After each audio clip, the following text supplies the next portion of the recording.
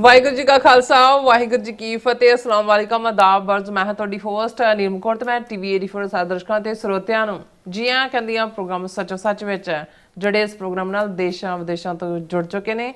Khalsa affair centre ਦੇ ਸੰਚਾਲਕ doctor Amanjit Singh ji studio 'ਚ ਮੇਰੇ ਨਾਲ ਸ਼ਾਮਿਲ ਨੇ। ਉਹਨਾਂ ਨਾਲ ਗੱਲਬਾਤ ਕਰਕੇ ਅੱਜ ਦਾ ਮਿਸ਼ਨ ਉਹਨਾਂ ਤੋਂ ਉਹਨਾਂ ਦਾ ਤਬਸਰਾ ਜਾਣਦੇ ਹਾਂ।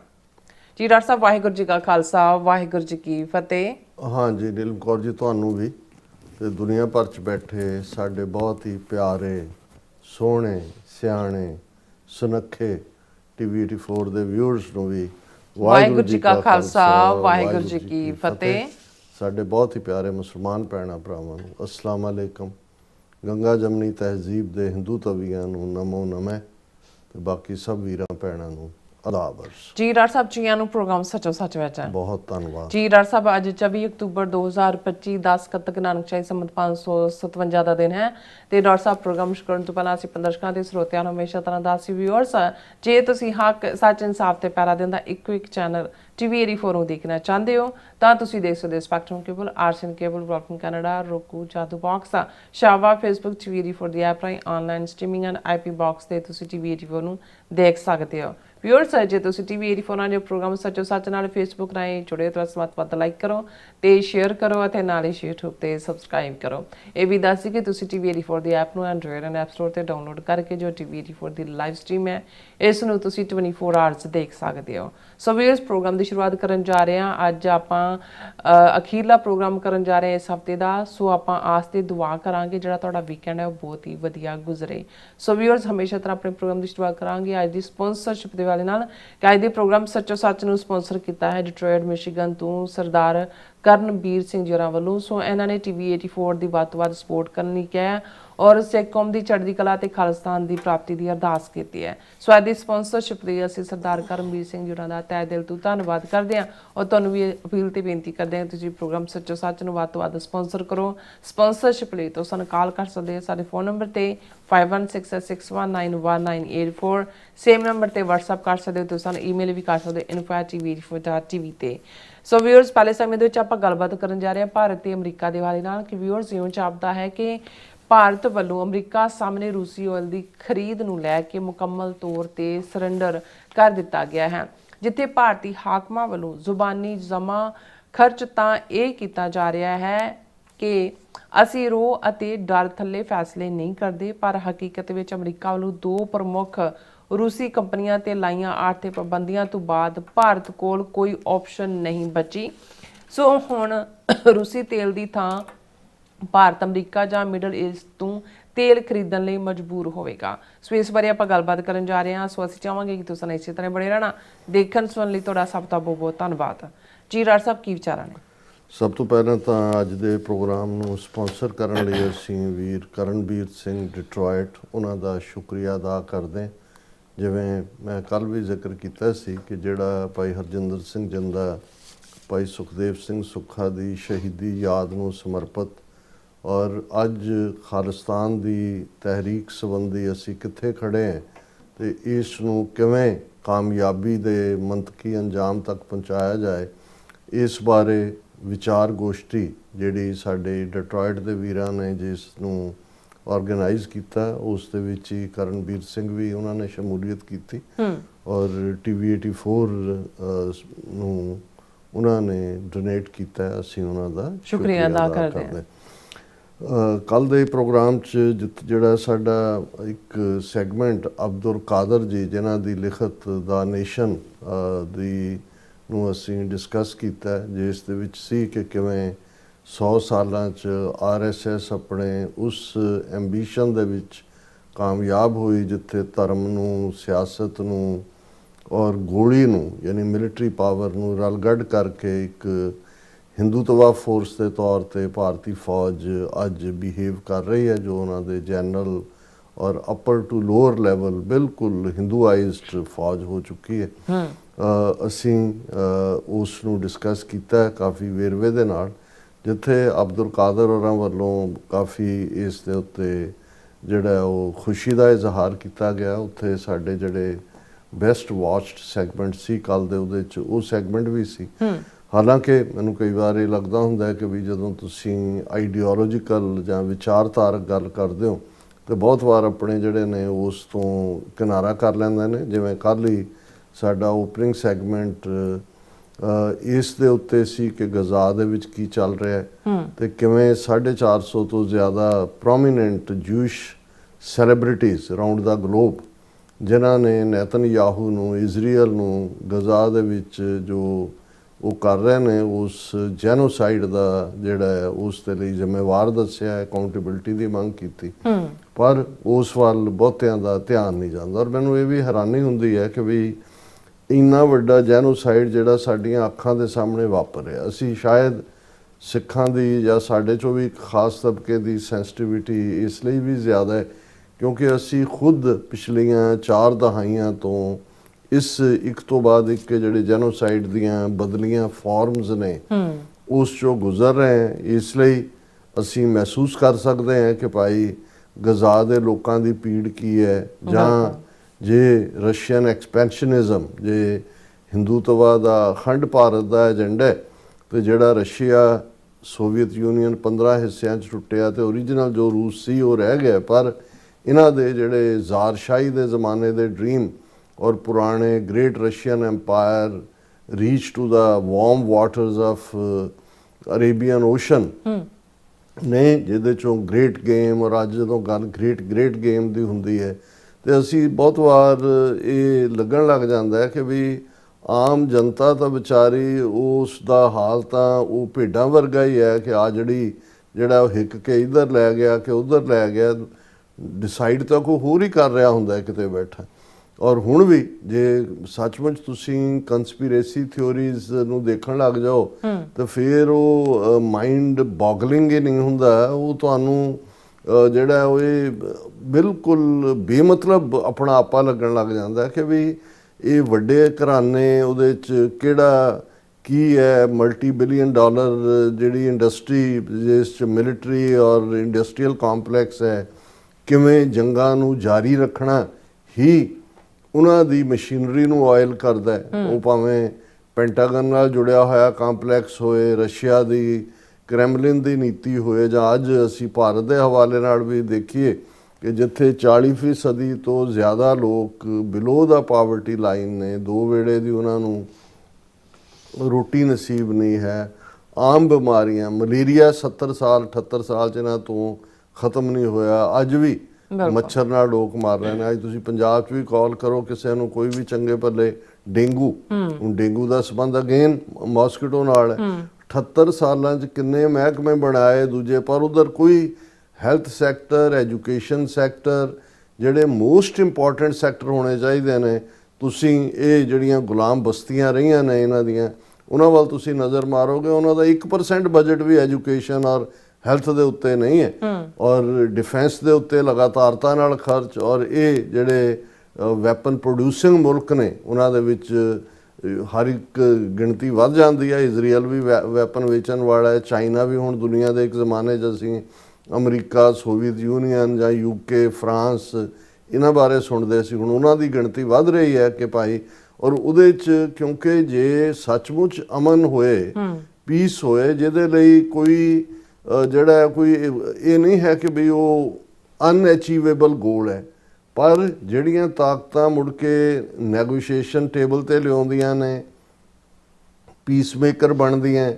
ਇਨਫੈਕਟ ਉਹਨਾਂ ਦੀ ਲਾਈ ਹੋਈ ਅੱਗ ਹੈ। ਉਹ ਚਾਹੁੰਦੇ ਹੀ ਨਹੀਂ ਹੈ ਕਿ ਪੀਸ ਹੋਏ, ਅਦਰਵਾਈਜ਼ ਤਾਂ ਉਹਨਾਂ ਦੀ ਇਕੋਨਮੀ ਗ੍ਰਾਈਂਡਿੰਗ ਹਾਲਟ ਤੇ ਆ ਜਾਏ। ਉਹ ਤਾਂ ਇਕੋਨਮੀ ਹੁਣ ਕੋਈ ਅਮਰੀਕਾ ਗੋਭੀ ਜਾਂ ਜਿਹੜਾ ਕੋਈ ਬੈਂਗਣ ਤੇ ਨਹੀਂ ਵੇਚਦਾ, ਜਿਹੜਾ ਸਾਰੀ ਵਾਰ ਮਸ਼ੀਨਰੀ ਔਰ ਦੂਜੀ ਤੀਜੀ। ਔਰ ਇਹ ਵੀ ਜਦੋਂ ਤੁਸੀਂ ਜਿਹੜੇ ਕੁਝ ਲੋਕ ਇਨਸਾਈਡਰ ਸੀ ਜਦੋਂ ਛੱਡ ਕੇ ਜਾਂਦੇ ਨੇ, ਉਹਨਾਂ 'ਚ ਕੋਈ ਨਾ ਕੋਈ ਜ਼ਮੀਰ ਵਾਲਾ ਬੰਦਾ ਜਦੋਂ ਉਸ ਸਾਰੇ ਦੀ ਨੂੰ ਐਕਸਪਲੇਨ ਕਰ ਰਿਹਾ ਹੁੰਦਾ ਹੈ ਕਿ ਵੀ ਕਿਵੇਂ ਜੇ ਈਵਨ ਅਮਰੀਕਨ ਸਿਸਟਮ ਦੇ ਵਿੱਚ ਕੋਈ ਇਸ ਕਿਸਮ ਦਾ ਪ੍ਰੈਜ਼ੀਡੈਂਟ ਵੀ ਪਾਸ ਦੇ ਵਿੱਚ ਆਇਆ ਜਿਹਨੇ ਕੋਈ ਚੀਜ਼ ਬਦਲਣੀ ਚਾਹੀ ਤੇ ਉਸ ਦਾ ਐਂਡ ਕਿਵੇਂ ਹੋਇਆ। ਪ੍ਰੈਜ਼ੀਡੈਂਟ ਕੈਨੇਡੀ ਜਿਨ੍ਹਾਂ ਦੀ ਅਸੈਸੀਨੇਸ਼ਨ ਹਮੇਸ਼ਾ, ਜਿੱਥੇ ਕਿੰਨੀਆਂ ਫਿਲਮਾਂ, ਕਿੰਨੀਆਂ ਜਿਹੜੀਆਂ ਨੇ ਉਹ ਡਾਕੂਮੈਂਟਰੀਜ਼ ਔਰ ਕਿੰਨੇ ਨਾਵਲ ਲਿਖੇ ਗਏ, ਕਿੰਨੀਆਂ ਇਨਵੈਸਟੀਗੇਸ਼ਨਸ ਹੋਈਆਂ ਕਿ ਭਾਈ ਕੀ ਹੈ। ਔਰ ਜਿਹੜੀ ਇਨਸਾਈਡਰ ਸਟੋਰੀ ਹੈ, ਜਿਹੜੇ 1-2 ਜਿਨ੍ਹਾਂ ਦੇ ਰਾਹੀਂ ਇਹ ਬਾਹਰ ਆਉਂਦਾ ਹੈ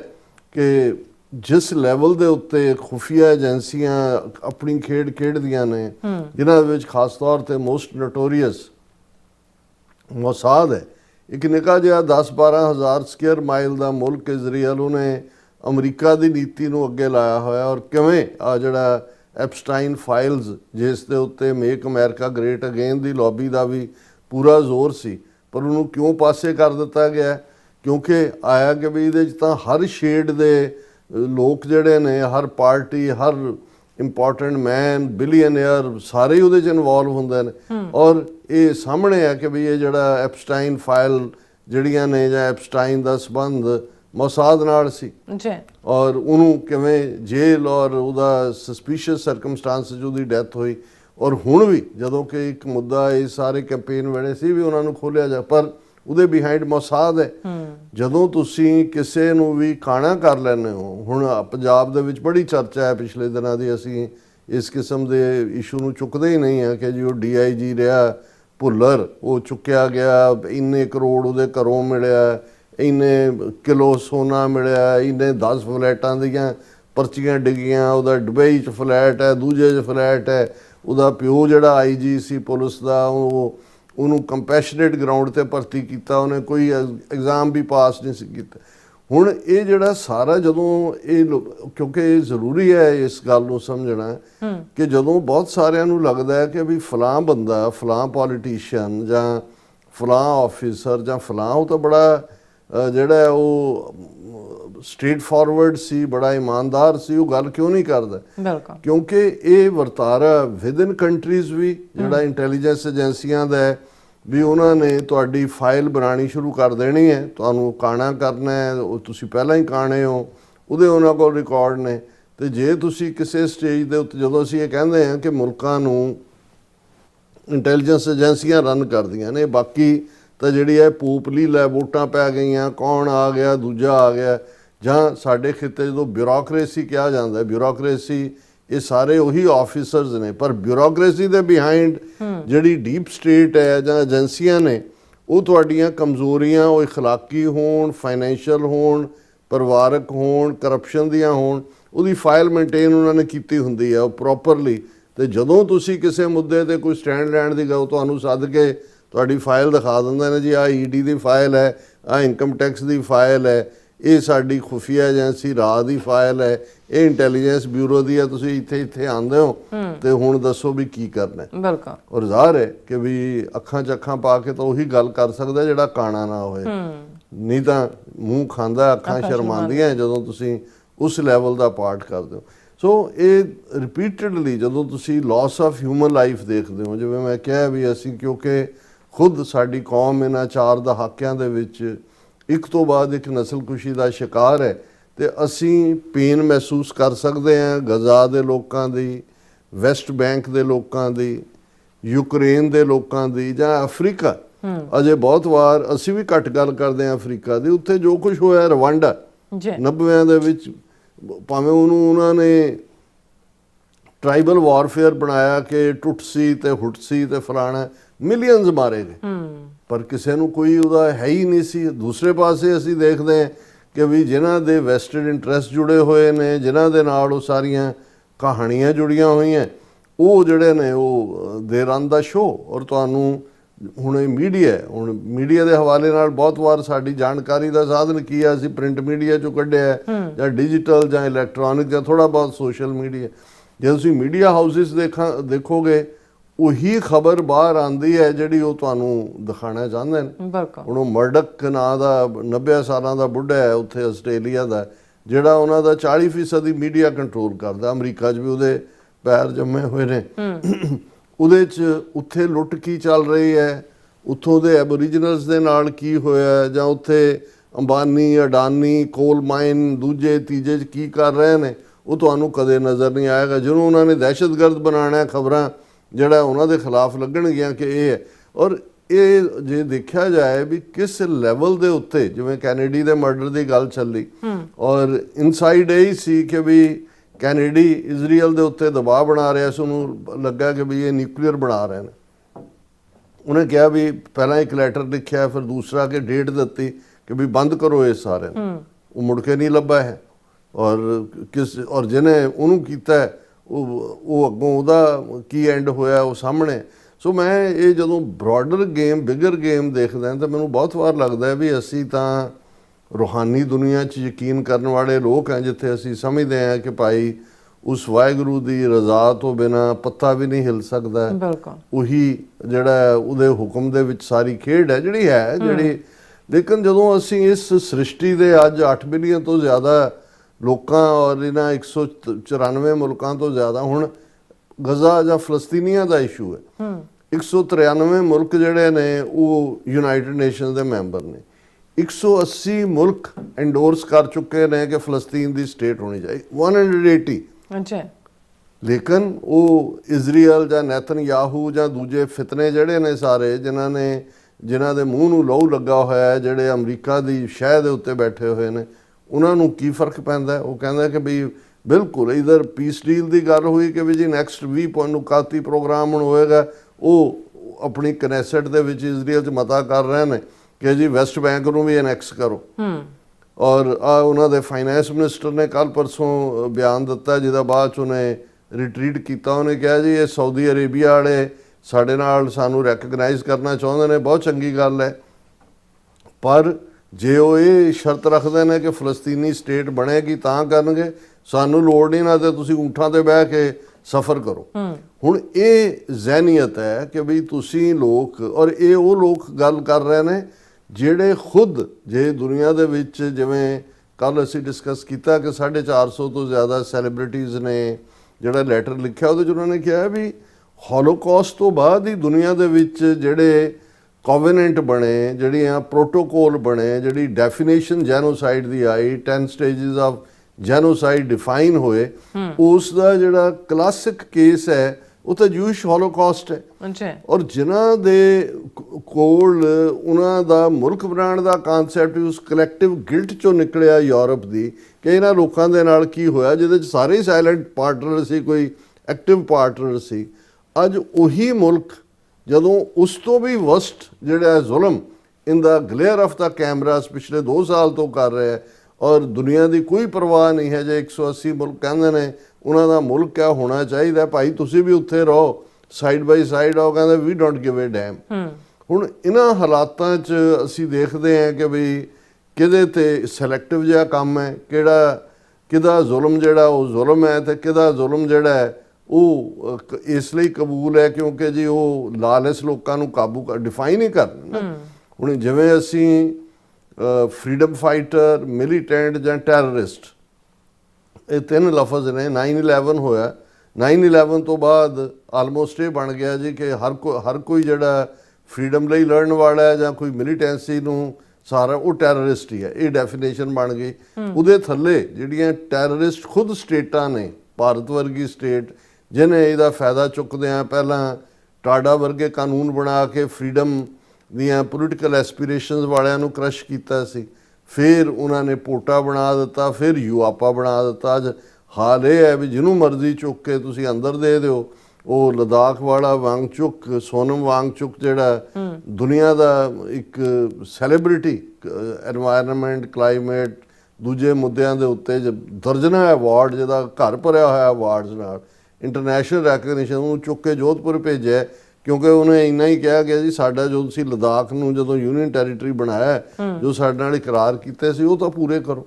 ਸੋ ਅਸੀਂ ਇਸ ਸਾਰੇ ਕੌਨਟੈਕਸਟ 'ਚ ਲੈ ਦੇ ਕੇ ਜਿਹੜੀ ਸਾਡੀ ਚਰਚਾ ਫਿਰ ਆ ਜਾਂਦੀ ਆ ਉੱਥੇ ਹੀ ਕਿ ਜੀ ਰੂਸ ਨੇ ਕੀ ਕਿਹਾ, ਉੱਥੇ ਯੂਕਰੇਨ ਦੀ ਮੀਟਿੰਗ ਕੈਂਸਲ ਹੋ ਗਈ ਜਿਹੜੀ ਯੂਕਰੇਨ ਸੰਬੰਧੀ ਪੁਤਿਨ ਔਰ ਟਰੰਪ ਦੀ ਹੋਣੀ ਸੀ।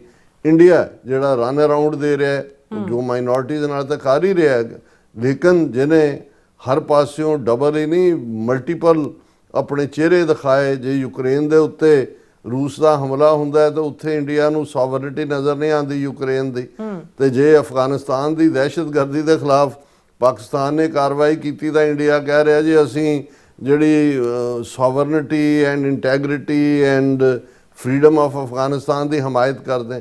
ਹੁਣ ਉਹੀ ਇੰਡੀਆ ਜਿਹੜਾ ਵਿਦਨ ਮਾਈਨੋਰਿਟੀਜ਼ ਦੇ ਨਾਲ 20 ਕਰੋੜ ਮੁਸਲਮਾਨਾਂ ਦਾ ਕੀ ਹਾਲ ਕੀਤਾ।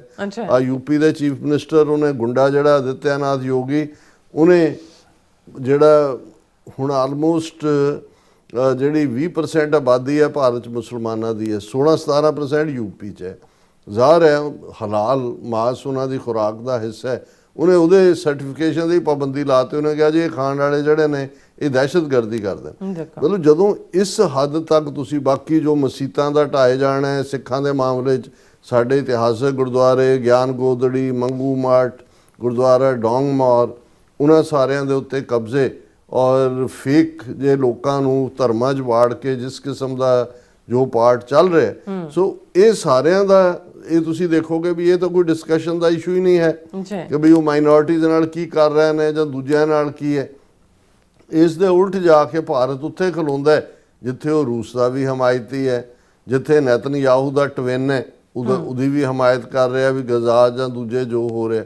ਔਰ ਇਸ ਸਾਰੇ 'ਚ ਬੇਸ਼ੱਕ ਅਮਰੀਕਾ ਜਾਂ ਪ੍ਰੈਜ਼ੀਡੈਂਟ ਟਰੰਪ ਦੀਆਂ ਜਿਹੜੀਆਂ ਕੁਝ ਵਿਦਨ ਕੰਟਰੀ ਨੀਤੀਆਂ ਨੇ ਉਹਨਾਂ ਬਾਰੇ ਜ਼ਾਹਰ ਹੈ ਜਿਵੇਂ ਸਿੱਖ ਅਮਰੀਕਨ ਬਾਕੀ ਅਮਰੀਕਨਾਂ ਵਾਂਗ ਫ੍ਰੀਲੀ ਸੋਚਦੇ ਨੇ, ਕੁਝ ਫॉर ਨੇ ਕੁਝ ਅਗੇਂਸਟ ਨੇ, ਪਰ ਸਾਨੂੰ ਇਸ ਗੱਲ ਦੇ ਉੱਤੇ ਜ਼ਰੂਰ ਤਸੱਲੀ ਹੈ ਕਿ ਵੀ ਘੱਟੋ ਘੱਟ ਇਹ ਜਿਹੜਾ ਭਾਰਤ ਦਾ ਹਿਪੋਕਰਾਈਟ ਐਟੀਟਿਊਡ ਸੀ, ਰੋਲ ਸੀ ਵੀਜ਼ਾ ਵੀ ਯੂਕਰੇਨ ਵਾਰ ਦੇ, ਰਸ਼ੀਆ ਦੇ ਤੋਂ 40% ਆਇਲ ਜਿਹੜਾ 1% ਖਰੀਦਦਾ ਸੀ 3 ਸਾਲ ਪਹਿਲਾਂ ਜਦੋਂ ਯੂਕਰੇਨ ਵਾਰ ਸ਼ੁਰੂ ਹੋਈ ਹੈ ਔਰ ਉਹ 40% ਤੇ ਚਲਾ ਗਿਆ। ਇਸ ਦੇ ਉੱਤੇ ਅਮਰੀਕਾ ਨੇ ਫਰਮ ਸਟੈਂਡ ਲਿਆ, ਟਰੰਪ ਨੇ, ਉਹਨਾਂ ਦੇ ਐਡਵਾਈਜ਼ਰਸ ਨੇ, ਉਹਨਾਂ ਨੇ ਤਾਂ ਇਸ ਨੂੰ ਮੋਦੀਜ਼ ਵਾਰ ਕਿਹਾ ਕਿ ਭਾਈ ਚੀਨ ਤੋਂ ਬਾਅਦ ਸਭ ਤੋਂ ਜ਼ਿਆਦਾ ਉਹਨਾਂ ਦੇ ਉਹ ਬਾਏ ਕਰਦਾ ਔਰ ਉਹਦੇ 'ਚ ਵੀ ਕੋਈ ਇਹ ਨਹੀਂ ਹੈ ਵੀ ਭਾਰਤ ਦੇ ਲੋਕਾਂ ਨੂੰ ਕੋਈ ਸਹੂਲਤ ਹੋ ਗਈ ਕਿ ਜੀ ਤੇਲ ਸਸਤਾ ਹੋ ਗਿਆ ਜਾਂ ਦੂਜਾ ਹੋ ਗਿਆ। ਉਹੀ ਉਹਨਾਂ ਦੀ ਨਿਆਰਾ ਕੰਪਨੀ, ਉਹੀ ਰਿਲਾਇੰਸ, ਉਹੀ ਜਿਹੜੇ ਅੰਬਾਨੀ ਅਡਾਨੀ ਜਿਹੜੇ ਨੇ ਆਪਣੇ ਯਾਰ ਪਾਸ਼ੇ ਤੁਸੀਂ ਰਜਾ ਰਹੇ ਹੋ। ਔਰ ਇਸ ਮੁੱਦੇ ਦੇ ਉੱਤੇ ਇੱਕ ਫੋਕਸ ਬਿਲਕੁਲ ਕਲੀਅਰ ਹੈ ਪ੍ਰੈਜ਼ੀਡੈਂਟ ਟਰੰਪ ਦੀ ਨੀਤੀ ਦਾ ਕਿ ਵੀ ਇਹ ਜਦੋਂ ਤੱਕ, ਔਰ ਇਹੀ ਕਾਰਨ ਸੀ ਕਿ 25% ਟੈਰਿਫ ਵੈਸੇ ਲਾਇਆ, 25% ਪੈਨਲਟੀ ਲਾਈ ਵੀ ਇੰਡੀਆ ਜਿਹੜਾ ਉਹ ਰਸ਼ੀਅਨ ਆਇਲ ਖਰੀਦਣਾ ਬੰਦ ਕਰੇ।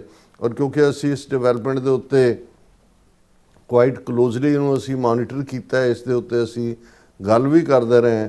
ਹੁਣ ਇਹ ਨਜ਼ਰ ਆਉਂਦਾ ਵੀ ਇਹਦੇ ਬਾਵਜੂਦ ਕਿ ਭਾਰਤ ਦਾ ਕਮਰਸ ਮਿਨਿਸਟਰ ਹੋਏ ਪੀਯੂਸ਼ ਗੋਇਲ, ਉਹਨਾਂ ਦਾ ਸ਼ਸ਼ੀ ਥਰੂਰ ਜਿਹੜਾ ਨਵਾਂ ਕਾਂਗਰਸ ਚੋਂ ਪੱਟ ਕੇ ਜਿਹਨੂੰ ਹਿੰਦੂਤਵਾ ਦਾ ਸਪੋਕਸਮੈਨ ਬਣਾਉਣ ਵੱਲ ਤੁਰੇ ਹੋਏ ਨੇ, ਬਾਹਰੋਂ ਤਾਂ ਇਹ ਇਸ ਕਿਸਮ ਦੇ ਕਲੇਮ ਕਰ ਰਹੇ ਨੇ ਜਿਵੇਂ ਸ਼ਸ਼ੀ ਥਰੂਰ ਨੇ ਕਿਹਾ Trump shouldn't tell what India will do.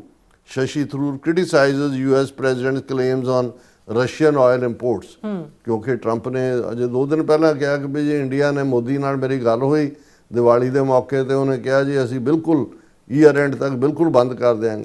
ਹੁਣ ਇਸੇ ਤਰ੍ਹਾਂ ਜਿਹੜਾ ਇਹ ਉਹਨਾਂ ਦਾ ਗੋਇਲ ਉਹ ਜਰਮਨ ਦੇ ਦੌਰੇ ਤੇ ਉੱਥੇ ਕਹਿ ਰਿਹਾ India doesn't do trade deals in a hurry or with gun to our head. Goyal ਉਹਨੇ ਕਿਹਾ ਕਿ ਵੀ I do not think India has ever decided who its friends will be based on any other considerations other than national interest, ਕਿ ਜੀ ਅਸੀਂ ਫੈਸਲੇ ਨਹੀਂ ਕਰਦੇ ਦਬਾਅ ਦੇ ਥੱਲੇ ਜਾਂ ਰੋਬ ਦੇ ਥੱਲੇ ਜਾਂ ਕੋਈ ਸਾਡੇ ਸਿਰ ਦੇ ਉੱਤੇ ਗਨ ਰੱਖ ਕੇ ਸਾਨੂੰ ਕਹਿ ਕੇ ਵੀ ਇਵੇਂ ਕਰ, ਅਸੀਂ ਨਹੀਂ ਕਰਦੇ। ਪਰ ਇਹ ਤੁਸੀਂ ਜਦੋਂ ਦੇਖੋ ਕਿ ਵੀ ਇਹ ਬ੍ਰਾਹਮਣਵਾਦੀਆਂ ਦਾ ਕਹਿਣਾ ਕਿ ਜਿਹੜੀ ਫੋਕ ਵਿਜ਼ਡਮ ਨੇ ਬਣਾਇਆ ਕਿ ਮੂੰਹ ਮੇ ਰਾਮ ਰਾਮ ਬਗਲ ਮੇ ਛੁਰੀ ਕਹਿ ਕੀ ਰਹੇ ਨੇ, ਪਰ ਇਹਨਾਂ ਦਾ 2 ਖਬਰਾਂ ਜਿਹੜੀਆਂ, ਇੱਕ ਇਹਨਾਂ ਦੀ PTI, ਦੋਨੋਂ ਹੀ PTI ਦੀਆਂ ਨੇ, ਉਸ ਤੋਂ ਤੁਸੀਂ ਅੰਦਾਜ਼ਾ ਲਾ ਸਕਦੇ ਹੋ ਕਿ ਹਕੀਕਤ ਦੇ ਵਿੱਚ ਮੀਕਿਸ਼ ਸਰੈਂਡਰ ਹੁੰਦਾ ਵੀ ਜਿਹੜਾ ਕਮਜ਼ੋਰ ਬੰਦਾ ਹੁੰਦਾ ਉਹ ਦਾਅਵੇ ਬੜੇ ਕਰ ਰਿਹਾ ਹੁੰਦਾ ਉਹ ਚੀਜ਼ ਮੈਂ ਤਾਂ ਨਹੀਂ ਡਰਦਾ, ਮੈਂ ਤਾਂ, ਪਰ ਉਹਨੇ ਆਪਣਾ ਸਭ ਕੁਝ ਸਰੈਂਡਰ ਕੀਤਾ ਹੁੰਦਾ। ਔਰ ਇਹ ਇਹਨਾਂ ਦੀ ਆਪਣੀ PTI ਦੀ ਨਿਊਜ਼ ਹੈ, Indian refiners to buy more crude from Middle East US to replace Russian oil.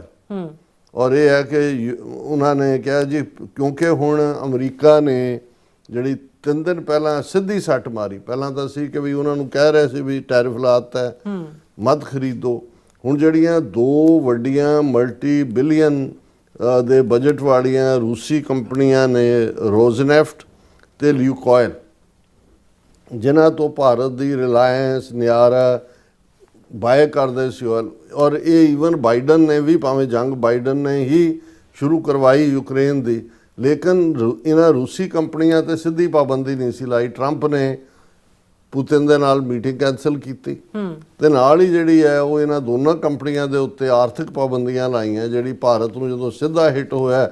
ਤੇ ਹੁਣ ਜਿਹੜਾ ਭਾਰਤ ਨੇ ਇੰਨੇ ਜੋਗੇ ਨਹੀਂ ਨੇ ਕਿ ਜੀ ਅਮਰੀਕਾ ਨੂੰ ਡਿਫਾਈ ਕਰਕੇ ਜੇ ਉਹਨਾਂ ਦੇ ਆਰਥਿਕ ਪਾਬੰਦੀਆਂ ਲਾਈਆਂ ਨੇ ਤਾਂ ਉਹਨਾਂ ਨਾਲ ਡੀਲ ਕਰਨ। ਨਤੀਜੇ ਦੇ ਤੌਰ ਤੇ ਉਹਨਾਂ ਨੇ ਜਿਹੜਾ ਇਹ ਆਲਰੇਡੀ ਫੈਸਲਾ ਕਰਕੇ ਇਹਨਾਂ ਨੂੰ ਅਮਰੀਕਾ ਨੂੰ ਕਨਵੇ ਕਰਤਾ ਹੈ ਕਿ ਜੀ ਅਸੀਂ ਇਹਨੂੰ ਸਮੇਟ ਦਿਆਂਗੇ ਦਸੰਬਰ ਤੱਕ। ਔਰ ਆਲਰੇਡੀ ਜਿਹੜਾ ਇੱਕ ਜ਼ਮਾਨਾ ਸੀ ਵੀ ਅਮਰੀਕਾ ਨੂੰ ਸਾਊਦੀ ਆਇਲ ਦੀ ਲੋੜ ਹੁੰਦਾ, ਅਮਰੀਕਾ ਫਲੋਟ ਕਰ ਰਿਹਾ ਆਇਲ ਦੇ ਉੱਤੇ, ਔਰ ਅਮਰੀਕਾ ਜਿਹੜਾ ਉਹ ਐਕਸਪੋਰਟ ਕਰਦਾ ਆਇਲ।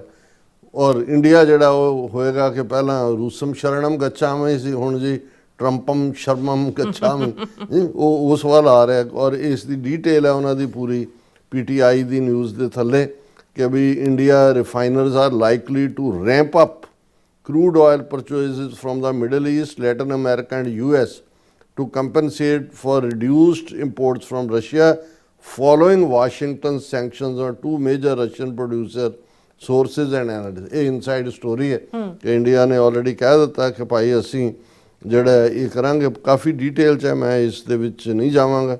ਔਰ ਹਾਲਾਂਕਿ ਰਿਲਾਇੰਸ ਦਾ 25 ਸਾਲਾ ਜਿਹੜਾ ਕੰਟਰੈਕਟ ਹੈ ਰੋਜ਼ਨੈਫਟ ਦੇ ਨਾਲ ਕਿ ਉਹ 5 ਲੱਖ ਬੈਰਲ ਪਰ ਡੇ ਕਰੂਡ ਆਇਲ ਦੀਆਂ ਬਾਏ ਕਰੇਗਾ। ਔਰ ਹੁਣ ਉਹ ਉਹਨੂੰ ਕਿਵੇਂ ਹੈਂਡਲ ਕਰਨਗੇ ਇਹ ਵੱਖਰੀ ਗੱਲ ਹੈ, ਕਿਉਂਕਿ ਇਹ ਸਾਰੇ ਦੇ ਨਾਲ ਆਲਮੋਸਟ ਜਿਹੜਾ 5% ਆਇਲ ਸਪਲਾਈ ਗਲੋਬਲ ਹੈ ਜੀ, ਉਹ ਇਹਨਾਂ ਦੋ ਕੰਪਨੀਆਂ ਦੀਆਂ। ਇਹੀ ਕਾਰਨ ਹੈ ਵੀ ਅੱਜ ਜਿਹੜੀ ਕਰੂਡ ਆਇਲ ਦੀ ਬੈਰਲ ਹੈ ਉਹਦੀ ਕੀਮਤ ਜਿਹੜੀ ਹੈ ਉਹ $5-6 ਅਪ ਗਈ ਹੈ। ਔਰ ਇਸੇ ਤਰ੍ਹਾਂ ਇੰਡੀਆ ਦੀ ਜਿਹੜੀ ਨਿਆਰਾ ਹੈ ਵਿਚ is currently dependent solely on Russian oil after supplies from elsewhere dried up due to sanctions by European Union। क्योंकि यूरोपियन इकला अमरीका ਦੀਆਂ ਸੈਂਕਸ਼ਨਸ ਨਹੀਂ, ਯੂਰਪੀਅਨ ਯੂਨੀਅਨ ਦੀਆਂ ਵੀ ਨੇ। ਔਰ ਉਹਨਾਂ ਨੇ ਵੈਲਕਮ ਕੀਤਾ ਵੀ ਰਸ਼ੀਆ ਦੀਆਂ ਇਹਨਾਂ ਦੋ ਕੰਪਨੀਆਂ ਤੇ ਲਾਇਆ। ਔਰ ਇਹ ਜਿਹੜਾ ਇਸ ਦੇ ਥੱਲੇ ਹੁਣ ਇੰਡੀਆ ਦੇ ਕੋਲ ਕੋਈ ਚੋਇਸ ਨਹੀਂ ਅਦਰ ਦੈਨ ਜ਼ਬਾਨੀ ਕਲਾਮੀ ਤੁਸੀਂ ਜੋ ਮਰਜ਼ੀ ਕਹੀ ਜਾਓ। ਈਵਨ ਵਾਈਟ ਹਾਊਸ ਨੇ ਇਸ ਦੇ ਉੱਤੇ ਤਸੱਲੀ ਦਾ ਇਜ਼ਹਾਰ ਕੀਤਾ ਹੈ। ਅੱਜ ਵਾਈਟ ਹਾਊਸ ਦੀ ਸਪੋਕਸਪਰਸਨ ਨੇ ਕਿਹਾ, ਉਹ ਵੀ ਇਹਨਾਂ ਦੀ PTI ਦੀ ਨਿਊਜ਼ ਹੈ, India scaling back Russian oil purchases at Trump's request claims White House. ਉਹਨਾਂ ਨੇ ਇਹ ਕਿਹਾ ਕਿ ਵੀ White House has claimed India has begun scaling back its oil purchases from Russia at the request of US President Donald Trump during a press briefing on Thursday। बीते कल White House press secretary Caroline Leavitt said, if you see and read the sanctions on Russia, they are pretty hefty। कि भाई जड़ियाँ असी लाइयाँ वो काफ़ी भारी भरकम sanctions ने और ये दोनों कंपनियां ते असी लाइयाँ ने। और असी ये देखा कि we know that India has done the same at the request of President। Even ਉਹਨਾਂ ਦਾ ਦਾਅਵਾ ਕਿ ਸ਼ਾਇਦ ਚਾਈਨਾ ਵੀ ਸਕੇਲ ਬੈਕ ਕਰੇ। ਔਰ ਅਸੀਂ ਇਸ ਨੂੰ ਇੱਕ ਪੋਜ਼ਿਟਿਵ ਕਦਮ ਦੇਖਦੇ ਹਾਂ ਕਿ ਵੀ ਅਲਟੀਮੇਟਲੀ ਇੰਡੀਆ ਨੂੰ ਜਵਾਬਦੇਹ ਬਣਾਇਆ ਗਿਆ ਹੈ। ਇਹ ਨਹੀਂ ਹੈ ਕਿ ਭਾਈ ਤੁਸੀਂ ਇੱਧਰ ਵੀ ਅੰਬ ਚੂਪੋ ਤੇ ਉੱਧਰ ਵੀ ਆਲੂ ਬੁਖਾਰੇ ਖਾਓ ਔਰ ਨਾਲੇ ਵੀ ਕਹੋ ਜੀ ਅਸੀਂ ਤਾਂ ਨਿਊਟਰਲ ਹੁੰਦੇ ਆ। ਇਹ ਗੱਲ ਹੁਣ ਚੱਲੇਗੀ ਨਹੀਂ ਜੀ। ਰਾਜਾ ਤੁਹਾਡਾ ਬਹੁਤ ਬਹੁਤ ਸ਼ੁਕਰੀਆ। ਸੋਥਲੇ ਨੇ ਬ੍ਰੇਕ ਤੇ ਜਾਣ ਤੋਂ ਪਹਿਲਾਂ ਅਸੀਂ ਦਰਸ਼ਕਾਂ ਤੇ ਸਰੋਤਿਆਂ ਨੂੰ ਅਪੀਲ ਤੇ ਬੇਨਤੀ ਕਰਦੀ ਵਿਊਅਰਸ ਜਿਸ ਤਰ੍ਹਾਂ ਤੁਸੀਂ ਜਾਣਦੇ ਹੋ ਕਿ TV 84 ਹੱਕ ਸੱਚ ਇਨਸਾਫ ਦੀ ਆਵਾਜ਼ ਬੁਲੰਦ ਕਰ ਰਿਹਾ ਹੈ। ਆਵਾਜ਼ ਤੁਹਾਡੀ ਪਿਆਰ ਸਦਕਾ ਤੁਹਾਡੇ ਡੋਨੇਸ਼ਨ ਸਦਕਾ ਹੀ ਹੋ ਸਕਦੀ ਹੈ। ਸੋ ਅਸੀਂ ਚਾਹਾਂਗੇ ਕਿ ਤੁਸੀਂ TV 84 ਦੀ ਚੜ੍ਹਦੀ ਕਲਾ ਲਈ ਵੱਧ ਤੋਂ ਵੱਧ ਡੋਨੇਟ ਕਰੋ। ਡੋਨੇਟ ਕਰਨ ਲਈ ਸਾਡੀ ਵੈਬਸਾਈਟ tv84.tv ਤੇ ਜਾ ਕੇ ਪੇਪਲ ਦੀ ਵਰਤੋਂ ਕਰਕੇ ਵਨ ਟਾਈਮ ਡੋਨੇਟ ਕਰ ਸਕਦੇ ਹੋ, ਮੰਥਲੀ ਡੋਨੇਟ ਵੀ ਕਰ ਸਕਦੇ ਹੋ। ਤੁਸੀਂ TV 84 ਦੇ ਨਾਮ ਤੇ ਚੈੱਕ ਬਣਾ ਕੇ ਸਾਨੂੰ ਮੇਲ ਵੀ ਕਰ ਸਕਦੇ ਹੋ ਸਾਡੇ ਇਸ ਪਤੇ ਤੇ 36-01 37th Avenue, Long Island City, New York 11101 USA। ਜਾਂ ਫਿਰ ਤੁਸੀਂ ਸਾਨੂੰ ਫੋਨ ਰਾਹੀਂ ਵੀ ਸੰਪਰਕ ਕਰ ਸਕਦੇ ਹੋ 5166191984। ਤੁਸੀਂ ਸਾਨੂੰ ਈਮੇਲ ਵੀ ਕਰ ਸਕਦੇ ਹੋ info@tv84.tv ਤੇ। ਅਸੀਂ ਤੁਹਾਡੇ ਤਹਿ ਦਿਲ ਤੋਂ ਸ਼ੁਕਰਗੁਜ਼ਾਰ ਹੋਵਾਂਗੇ। ਸੋ ਥੱਲੇ ਨੇ ਬ੍ਰੇਕ ਵਿਊਅਰਸ ਤੁਸੀਂ ਇਸੇ ਤਰ੍ਹਾਂ ਬਣੇ ਰਹਿਣਾ। ਮਿਲਦੇ ਹਾਂ after this short break.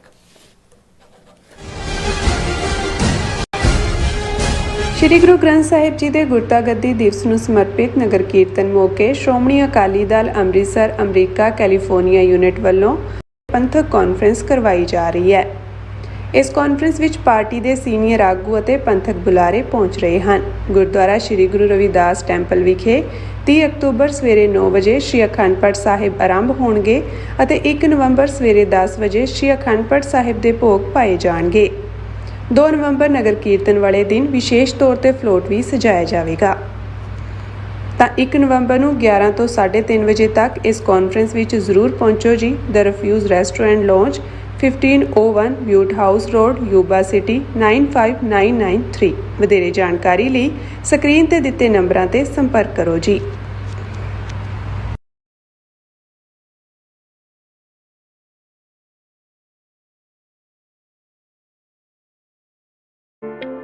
Signature truck service route 81 ਉੱਤੇ ਐਗਜ਼ਿਟ 235 ਤੇ ਟਰੱਕਰ ਵੀਰਾਂ ਲਈ 24 ਘੰਟੇ ਰੋਡ ਸਰਵਿਸ ਦੀ ਸੁਵਿਧਾ ਮੌਜੂਦ।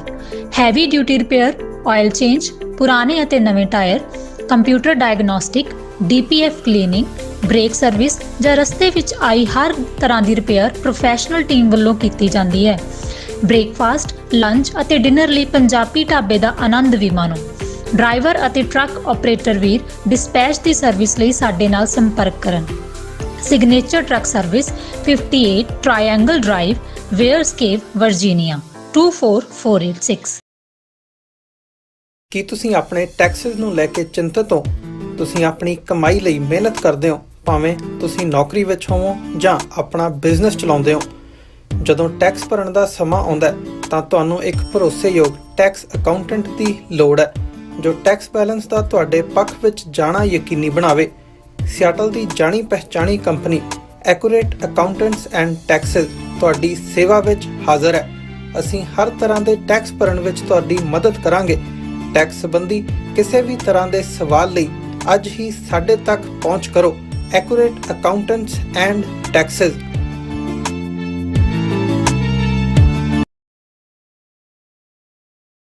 ਕੀ ਤੁਸੀਂ ਰੋਜ਼ਾਨਾ ਕੰਮ ਤੇ ਆਪਣਾ ਵਧੇਰੇ ਸਮਾਂ ਬਿਤਾਉਣ ਤੋਂ ਪਰੇਸ਼ਾਨ ਹੋ?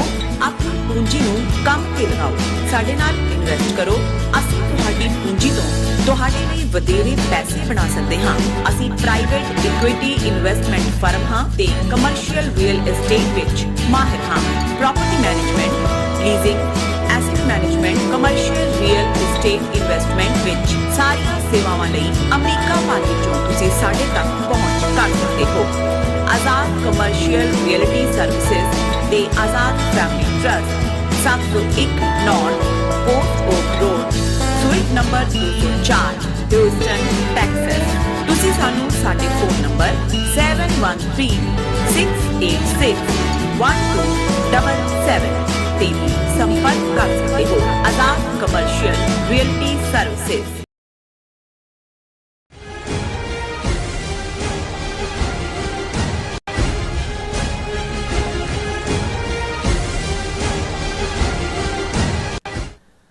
Viewers welcome back to program. So viewers ਗੱਲਬਾਤ ਕਰਨ ਜਾ ਰਹੇ ਹਾਂ ਕਿ ਭਾਰਤੀ ਹਾਕਮਾਂ ਵੱਲੋਂ ਬਾਰ-ਬਾਰ ਦਾਅਵਾ ਕੀਤਾ ਜਾ ਰਿਹਾ ਹੈ ਕਿ ਪਾਕਿਸਤਾਨ ਦੇ ਖਿਲਾਫ ਆਪਰੇਸ਼ਨ ਸਿੰਦੂਰ ਵਿੱਚ ਅਸੀਂ ਜਿੱਤ ਹਾਸਲ ਕੀਤੀ ਹੈ। ਮੋਦੀ, ਰਾਜਨਾਥ ਸਿੰਘ ਅਤੇ ਫੌਜੀ ਕਮਾਂਡਰਾਂ ਵੱਲੋਂ ਬਾਰ-ਬਾਰ ਕੀਤੇ ਜਾ ਰਹੇ ਇਹ ਦਾਅਵੇ ਭਾਰਤ ਦੇ ਖੋਖਲੇਪਨ ਨੂੰ ਜਿਹੜੇ ਨੇ ਉਹ ਦਰਸਾਉਂਦੇ ਨੇ। ਸੋ ਇਸ ਬਾਰੇ ਆਪਾਂ ਗੱਲਬਾਤ ਕਰਨ ਜਾ ਰਹੇ ਹਾਂ। ਸੋ ਅਸੀਂ ਚਾਹਾਂਗੇ ਕਿ ਤੁਸੀਂ ਇਸੇ ਤਰ੍ਹਾਂ ਬਣੇ ਰਹਿਣਾ। ਦੇਖਣ, ਸੁਣ ਲਈ ਜਾਂ ਲਿਖਣ ਲਈ ਤੁਹਾਡਾ ਸਭ ਦਾ ਬਹੁਤ ਬਹੁਤ ਧੰਨਵਾਦ। ਜੀ ਡਾਕਟਰ ਸਾਹਿਬ, ਕੀ ਕਹਿਣਾ ਚਾਹੋਗੇ? ਦੇਖੋ, ਜਦੋਂ ਵੀ ਦੋ ਬੰਦੇ ਆਪਸ 'ਚ ਘੁਲਦੇ ਨੇ, ਭਾਵੇਂ ਉਹ ਭਲਵਾਨ ਹੋਣ ਜਾਂ ਮੁਲਕਾਂ ਦੀ ਜੰਗ 'ਚ ਅਸੀਂ ਗੱਲ ਕਰ ਸਕਦੇ ਹਾਂ, ਜ਼ਾਹਰ ਹੈ ਵੀ ਕੁਛ ਮਾਮਲਿਆਂ ਦੇ ਵਿੱਚ ਇੱਕ ਬਰਾਬਰੀ ਹੁੰਦੀ ਹੈ ਕਿ ਵੀ ਉਹਦੀ ਵੀ ਪਿੱਠ ਲੱਗੀ, ਇੱਕ ਰਾਊਂਡ 'ਚ ਉਹਦੀ ਲੱਗੀ, ਇੱਕ 'ਚ ਉਹਦੀ ਲੱਗੀ, ਉਹਨਾਂ ਨੂੰ ਬਰਾਬਰ ਜਿਹੜਾ ਉਹ ਮੰਨ ਲਿਆ ਜਾਂਦਾ ਹੈ। ਇੱਕ ਦੇ ਵਿੱਚ ਹੁੰਦਾ ਹੈ ਵੀ ਇੱਕ ਭਲਵਾਨ ਨੇ ਚੰਗੀ ਤਰ੍ਹਾਂ ਚਿੱਤ ਕੀਤਾ ਦੂਜੇ ਨੂੰ, ਉਹ ਜਿਹੜਾ ਚਿੱਤ ਕੀਤਾ ਉਹ ਹਾਰ ਤਾਂ ਜਾਂਦਾ ਹੈ, ਪਰ ਉਹ ਇਹ ਰਿਜ਼ੋਲਵ ਕਰਦਾ ਹੈ ਜਾਂ ਉਹ ਇਹ ਡਿਜ਼ਾਇਰ ਕਰਦਾ ਹੈ ਜਾਂ ਮਨ ਦੇ ਵਿੱਚ ਉਹ ਮਤਾ ਪਕਾਉਂਦਾ ਕਿ ਵੀ ਮੈਂ ਹੁਣ ਫਲਾਂ ਥਾਂ ਜਿਹੜੀ ਛਿੰਝ ਹੋਣੀ ਹੈ ਉਹਦੇ 'ਚ ਇਹਨੂੰ ਜਿਹੜਾ ਉਹ ਢਾਵਾਂਗਾ, ਔਰ ਉਹਦੇ ਲਈ ਉਹ ਤਿਆਰੀ ਕਰਦਾ ਹੈ। ਇਹ ਦੂਸਰਾ ਪਾਰਟ ਹੁੰਦਾ। ਇੱਕ ਉਹ ਕਲਾਸ ਹੈ ਜਿਹੜੀ ਕਿ ਬਾਰ-ਬਾਰ ਜਿਹਨਾਂ ਦੀ ਪਿੱਠ ਰਗੜੀ ਜਾਂਦੀ ਹੈ, ਉਸ ਦਾ ਜਿਹੜਾ ਉਹ ਪੂਰਾ ਉਸ ਨੂੰ ਹਾਰ ਹੁੰਦੀ ਹੈ। ਜੱਗ ਨੇ ਦੇਖਿਆ ਹੁੰਦਾ ਹੈ, ਦੁਨੀਆ ਜਿਹੜੀ ਹੈ ਉਹ ਜਿੱਤਣ ਵਾਲੇ ਨੂੰ ਰੁਮਾਲੀ ਦੇ ਰਹੀ ਹੁੰਦੀ ਹੈ, ਉਸ ਨੂੰ ਘਿਓ ਦੇ ਪੀਪੇ ਦੇ ਰਹੀ ਹੁੰਦੀ ਹੈ, ਜੋ ਛਿੰਝ ਜਾਂ ਘੋਲਾਂ ਤੋਂ ਬਾਅਦ ਜਿਹੜਾ ਅਵਾਰਡ ਜਾਂ ਪ੍ਰਾਈਜ਼ ਹੁੰਦਾ ਸੀ। ਲੇਕਿਨ ਜਿਹੜਾ ਹਾਰਿਆ ਹੋਇਆ ਉਹ ਆਪਣੇ ਘਰ ਜਾ ਕੇ ਵੀ ਕਹਿੰਦਾ ਨਹੀਂ ਉਹ ਤਾਂ ਰੈਫਰੀ ਦੀ ਗਲਤੀ ਨਿਕਲੀ ਜਾਂ ਦੂਜੀ ਹੋਈ, ਐਵੇਂ ਲੋਕਾਂ ਨੂੰ ਭੁਲੇਖਾ ਜਿੱਤਿਆ ਮੈਂ ਹੀ ਹੈ। ਹੁਣ ਉਸ ਕੈਟਾਗਰੀ ਦਾ ਤੁਸੀਂ ਕੁਛ ਨਹੀਂ ਕਰ ਸਕਦੇ। ਹੁਣ ਜਿਹੜੀਆਂ ਭਾਰਤ ਤੇ ਜੇ 47 ਤੋਂ ਬਾਅਦ ਦੇ ਦੌਰ ਦੀ ਗੱਲ ਕਰੀਏ, ਭਾਰਤ ਦੇ ਵਿੱਚ ਪਹਿਲਾ ਹਾਲਾਂ ਜਿਹੜਾ ਆਰਮਸ ਜਿਹਨੂੰ ਆਈ ਬਾਰ ਟੂ ਆਈ ਬਾਰ, ਉਹ ਤਾਂ ਵਾਟਰ ਇਸ਼ੂ ਸੀ ਜਿਹਦੀ ਬਹੁਤ ਵਾਰ ਗੱਲ ਨਹੀਂ ਹੁੰਦੀ। ਜਦੋਂ ਇੰਡੀਆ ਨੇ ਫਿਰੋਜ਼ਪੁਰ ਹੈਡਵਰਕਸ ਔਰ ਮਾਧੋਪੁਰ ਇਹਨਾਂ ਨੂੰ ਬੰਦ ਕਰ ਦਿੱਤਾ ਸੀ, ਉਦੋਂ ਹੀ ਜਿਹੜਾ ਉਹ ਇੰਟਰਨੈਸ਼ਨਲ ਖਾਸ ਤੌਰ ਤੇ ਅਮਰੀਕਾ, ਵਰਲਡ ਬੈਂਕ ਨੇ ਇੰਟਰਵੀਨ ਕੀਤਾ ਔਰ ਪਾਣੀ ਇੰਡੀਆ ਨੂੰ ਖੋਲ੍ਹਣਾ ਪਿਆ। ਔਰ ਉਹੀ ਫਿਰ ਕਈ ਸਾਲਾਂ ਦੀ ਨੈਗੋਸ਼ੀਏਸ਼ਨ ਤੋਂ ਬਾਅਦ 1960 ਦੇ ਵਿੱਚ ਇੰਡਸ ਵਾਟਰ ਟਰੀਟੀ ਹੋਈ। ਹੁਣ ਤੁਸੀਂ ਉਸ ਤੋਂ ਬਾਅਦ ਚਾਈਨਾ ਦੇ ਨਾਲ ਟੱਕਰ 1962 'ਚ, ਜਿਹਦੇ 'ਚ ਇਹ ਖੁਦ ਇਹਨਾਂ ਦਾ ਪਾਰਲੀਮੈਂਟ ਦਾ ਮਤਾ ਹੈ ਕਿ 38,000 ਸਕੁਅਰ ਕਿਲੋਮੀਟਰ ਟੈਰੀਟਰੀ ਅਕਸਾਈ ਚਿੰਨ ਦੀ ਇਹਨਾਂ ਦੇ ਕਬਜ਼ੇ 'ਚੋਂ ਚੀਨ ਨੇ ਖੋਈ, ਪੂਰੀ ਤਰ੍ਹਾਂ ਜੁੱਤੀਆਂ ਮਾਰੀਆਂ ਇਹਨਾਂ ਦੇ ਵੱਜੀਆਂ। ਉਸ ਲਈ ਜਿਹੜੀ ਈਵਨ ਇਨਵੈਸਟੀਗੇਟਿਵ ਟੀਮ ਜਿਹੜੀ ਹੈ ਉਹਦੀ ਰਿਪੋਰਟ ਅੱਜ ਤੱਕ ਵੀ ਜਗਜ਼ਾਰ ਨਹੀਂ ਕੀਤੀ ਗਈ। ਇੰਨੀਆਂ ਹਕੂਮਤਾਂ ਉਸ ਤੋਂ ਬਾਅਦ ਆਈਆਂ ਕਿਉਂਕਿ ਉਹ ਇਹ ਦੱਸਦਾ ਸੀ ਕਿ ਵੀ ਇਹਨਾਂ ਦੀ ਕਿੰਨੀ ਬੁਰੀ ਤਰ੍ਹਾਂ ਸ਼ਿਕਸਤ ਹੋਈ ਹੈ। ਔਰ ਉਹੀ ਅਸੀਂ 2020 'ਚ ਆਪਣੀਆਂ ਅੱਖਾਂ ਸਾਹਮਣੇ ਗਲਵਾਨ ਵੈਲੀ ਔਰ ਇਸ ਦੇ ਬਾਵਜੂਦ ਕਿ ਚੀਨ ਨੇ ਜਿਹੜੇ ਇਹਨਾਂ ਦੇ ਹਿੰਦੂਤਵੀ ਆਈਡੀਆਲੋਗ ਸੁਬਰਾਮਨੀਅਮ ਸਵਾਮੀ ਦੀ ਗੱਲ ਕਰੀਏ ਜਾਂ ਪ੍ਰਵੀਨ ਸਾਨੀ ਜਿਹੜਾ ਇੱਕ ਸਾਬਕਾ ਫੌਜੀ ਅਫਸਰ ਹੈ, ਉਹ ਤਾਂ ਅੱਜ ਕੱਲ੍ਹ ਤਾਬੜਤੋੜ ਇਹਨਾਂ ਦੀ ਸਾਰੀ ਹਕੀਕਤ ਦੱਸ ਰਿਹਾ, ਫੋਰਬਸ ਮੈਗਜ਼ੀਨ ਦਾ ਐਡੀਟਰ ਵੀ ਹੈ। ਸੋ 4000 ਸਕੁਅਰ ਕਿਲੋਮੀਟਰ ਤੋਂ ਜ਼ਿਆਦਾ ਟੈਰੀਟਰੀ ਜਿਹੜੀ ਹੈ ਚੀਨ ਨੇ 2020 ਤੋਂ ਅਗਲੇ 6 ਮਹੀਨੇ 'ਚ ਖੋਈ। ਔਰ ਇਹਨਾਂ 'ਚ ਇੰਨੀ ਹਿੰਮਤ ਵੀ ਨਹੀਂ ਕਿ ਇਹਨੂੰ ਐਕਨੋਲੇਜ ਕਰਨ ਨੂੰ ਕਹਿਣਗੇ, ਨਾ ਕੋਈ ਆਇਆ, ਨਾ ਕੋਈ ਗਿਆ, ਨਾ ਕੋਈ ਘੁਸਾ, ਨਾ ਕੋਈ ਲਿਆ, ਨਾ ਕੋਈ ਦਿਆ। ਇਸ ਕਿਸਮ ਦੇ ਬਿਆਨ ਤੁਸੀਂ ਮੋਦੀ ਤੋਂ ਲੈ ਕੇ ਥੱਲੇ ਤੱਕ ਦੇਖ ਸਕਦੇ ਹੋ। ਪਾਕਿਸਤਾਨ ਜਿਹੜਾ ਭਾਰਤ ਤੋਂ 6 ਗੁਣਾ ਛੋਟਾ ਹੈ, ਇਲਾਕਾ ਵਾਈਜ਼ ਵੀ, ਆਬਾਦੀ ਵਾਈਜ਼ ਵੀ, ਇਕੋਨਮੀ ਵਾਈਜ਼ ਵੀ, ਔਰ ਇਸ ਸਭ ਦੇ ਬਾਵਜੂਦ ਕਿ ਪਾਕਿਸਤਾਨ ਨੂੰ ਬਿਲਕੁਲ ਜੋ ਇਹਨਾਂ ਨੇ ਪ੍ਰੋਮਿਸ ਕੀਤਾ ਜਦੋਂ ਅਸੈਟ ਵੰਡੇ ਗਏ 47 ਤੋਂ ਬਾਅਦ, ਜੋ ਪਾਕਿਸਤਾਨ ਦਾ ਜੈਨੂਇਨ ਹੱਕ ਬਣਦਾ ਸੀ ਉਹ ਵੀ ਦੇਣ ਤੋਂ ਨਾ ਕਰ ਦਿੱਤੀ ਨਹਿਰੂ ਨੇ। ਇਹ ਕਹਿ ਕੇ ਜੀ ਨਹੀਂ ਕਸ਼ਮੀਰ ਦੇ ਵਿੱਚ ਪੀਸ ਨਹੀਂ ਹੈ, ਗੜਬੜ। ਹਾਲਾਂ ਗਾਂਧੀ ਦਾ ਮਰਡਰ ਤਾਂ ਉਹਨਾਂ ਨੇ RSS ਨੇ ਜਾਂ ਹਿੰਦੂ ਮਹਾਸਭਾ ਦੇ ਨਥੂਰਾਮ ਗੋਡਸੇ ਔਰ ਉਹ ਜਿਹੜਾ ਸਾਵਰਕਰ ਔਰ ਇਹਨਾਂ ਸਾਰਿਆਂ ਦੀ ਨੀਤੀ ਦਾ ਹੀ ਹਿੱਸਾ ਸੀ। ਲੇਕਿਨ ਇਹ ਇੱਕ ਉਹਦੇ ਕ੍ਰੈਡਿਟ 'ਚ ਜਾਂਦਾ ਕਿ ਉਹਦਾ ਇੱਕ ਇਸ਼ੂ ਸੀ ਗਾਂਧੀ ਦਾ ਵੀ, ਜਿਹੜਾ ਤੁਸੀਂ ਇੰਨੇ ਕਰੋੜ ਪ੍ਰੋਮਿਸ ਕੀਤਾ ਪਾਕਿਸਤਾਨ ਨੂੰ ਦੇਣਾ ਉਹ ਦਿਓ, ਜਿਸ ਤੋਂ ਇਹ ਮੁਨਕਰ ਹੋ ਰਹੇ ਸੀ। ਔਰ ਉਸ ਤੋਂ ਬਾਅਦ ਕਿਵੇਂ ਇਹਨਾਂ ਨੇ ਤਾਕਤ ਦੇ ਬਲਬੂਤੇ ਜਿਹੜਾ ਜੂਨਾਗੜ੍ਹ ਜਿਹਨੇ ਪਾਕਿਸਤਾਨ ਨੂੰ ਐਕਸੀਡ ਕੀਤਾ ਸੀ, ਜਿਹੜਾ ਫਾਰਮੂਲਾ ਸੀ ਕਿ ਜਿਹੜੀਆਂ ਰਿਆਸਤਾਂ ਨੇ ਉਹ ਆਪਣੀ ਮਰਜ਼ੀ ਨਾਲ ਇੰਡੀਆ ਜਾਂ ਪਾਕਿਸਤਾਨ ਕਿਸੇ ਨੂੰ ਜੁਆਇਨ ਕਰਨ, ਉਸ ਦੇ ਉੱਤੇ ਇਹਨਾਂ ਨੇ ਕਿਵੇਂ ਜਿਹੜਾ ਉਸ ਨੂੰ ਆਪਣਾ ਹਿੱਸਾ ਬਣਾਇਆ ਆਰਟੀਫਿਸ਼ੀਅਲ ਰੈਫਰੈਂਡਮ ਦੇ ਨਾਂ ਥੱਲੇ। ਅੱਜ ਜੇ ਇਹਨਾਂ ਨੂੰ ਕਹੋ ਖਾਲਿਸਤਾਨ ਰੈਫਰੈਂਡਮ ਕਰਵਾਓ, ਕਸ਼ਮੀਰ ਦੇ ਵਿੱਚ ਕਰਵਾਓ, ਤੇ ਇਹਨਾਂ ਨੂੰ ਜਿਹੜੀ ਆ 7 ਕੱਪੜੀ ਅੱਗ ਲੱਗ ਜਾਂਦੀ ਹੈ। ਪਰ ਉਦੋਂ ਇਹਨਾਂ ਨੇ ਫੇਕ ਰੈਫਰੈਂਡਮ ਜੂਨਾਗੜ੍ਹ 'ਚ ਵੀ ਔਰ ਹੈਦਰਾਬਾਦ ਦੇ ਹਵਾਲੇ ਨਾਲ ਇਹੀ ਹਾਲ।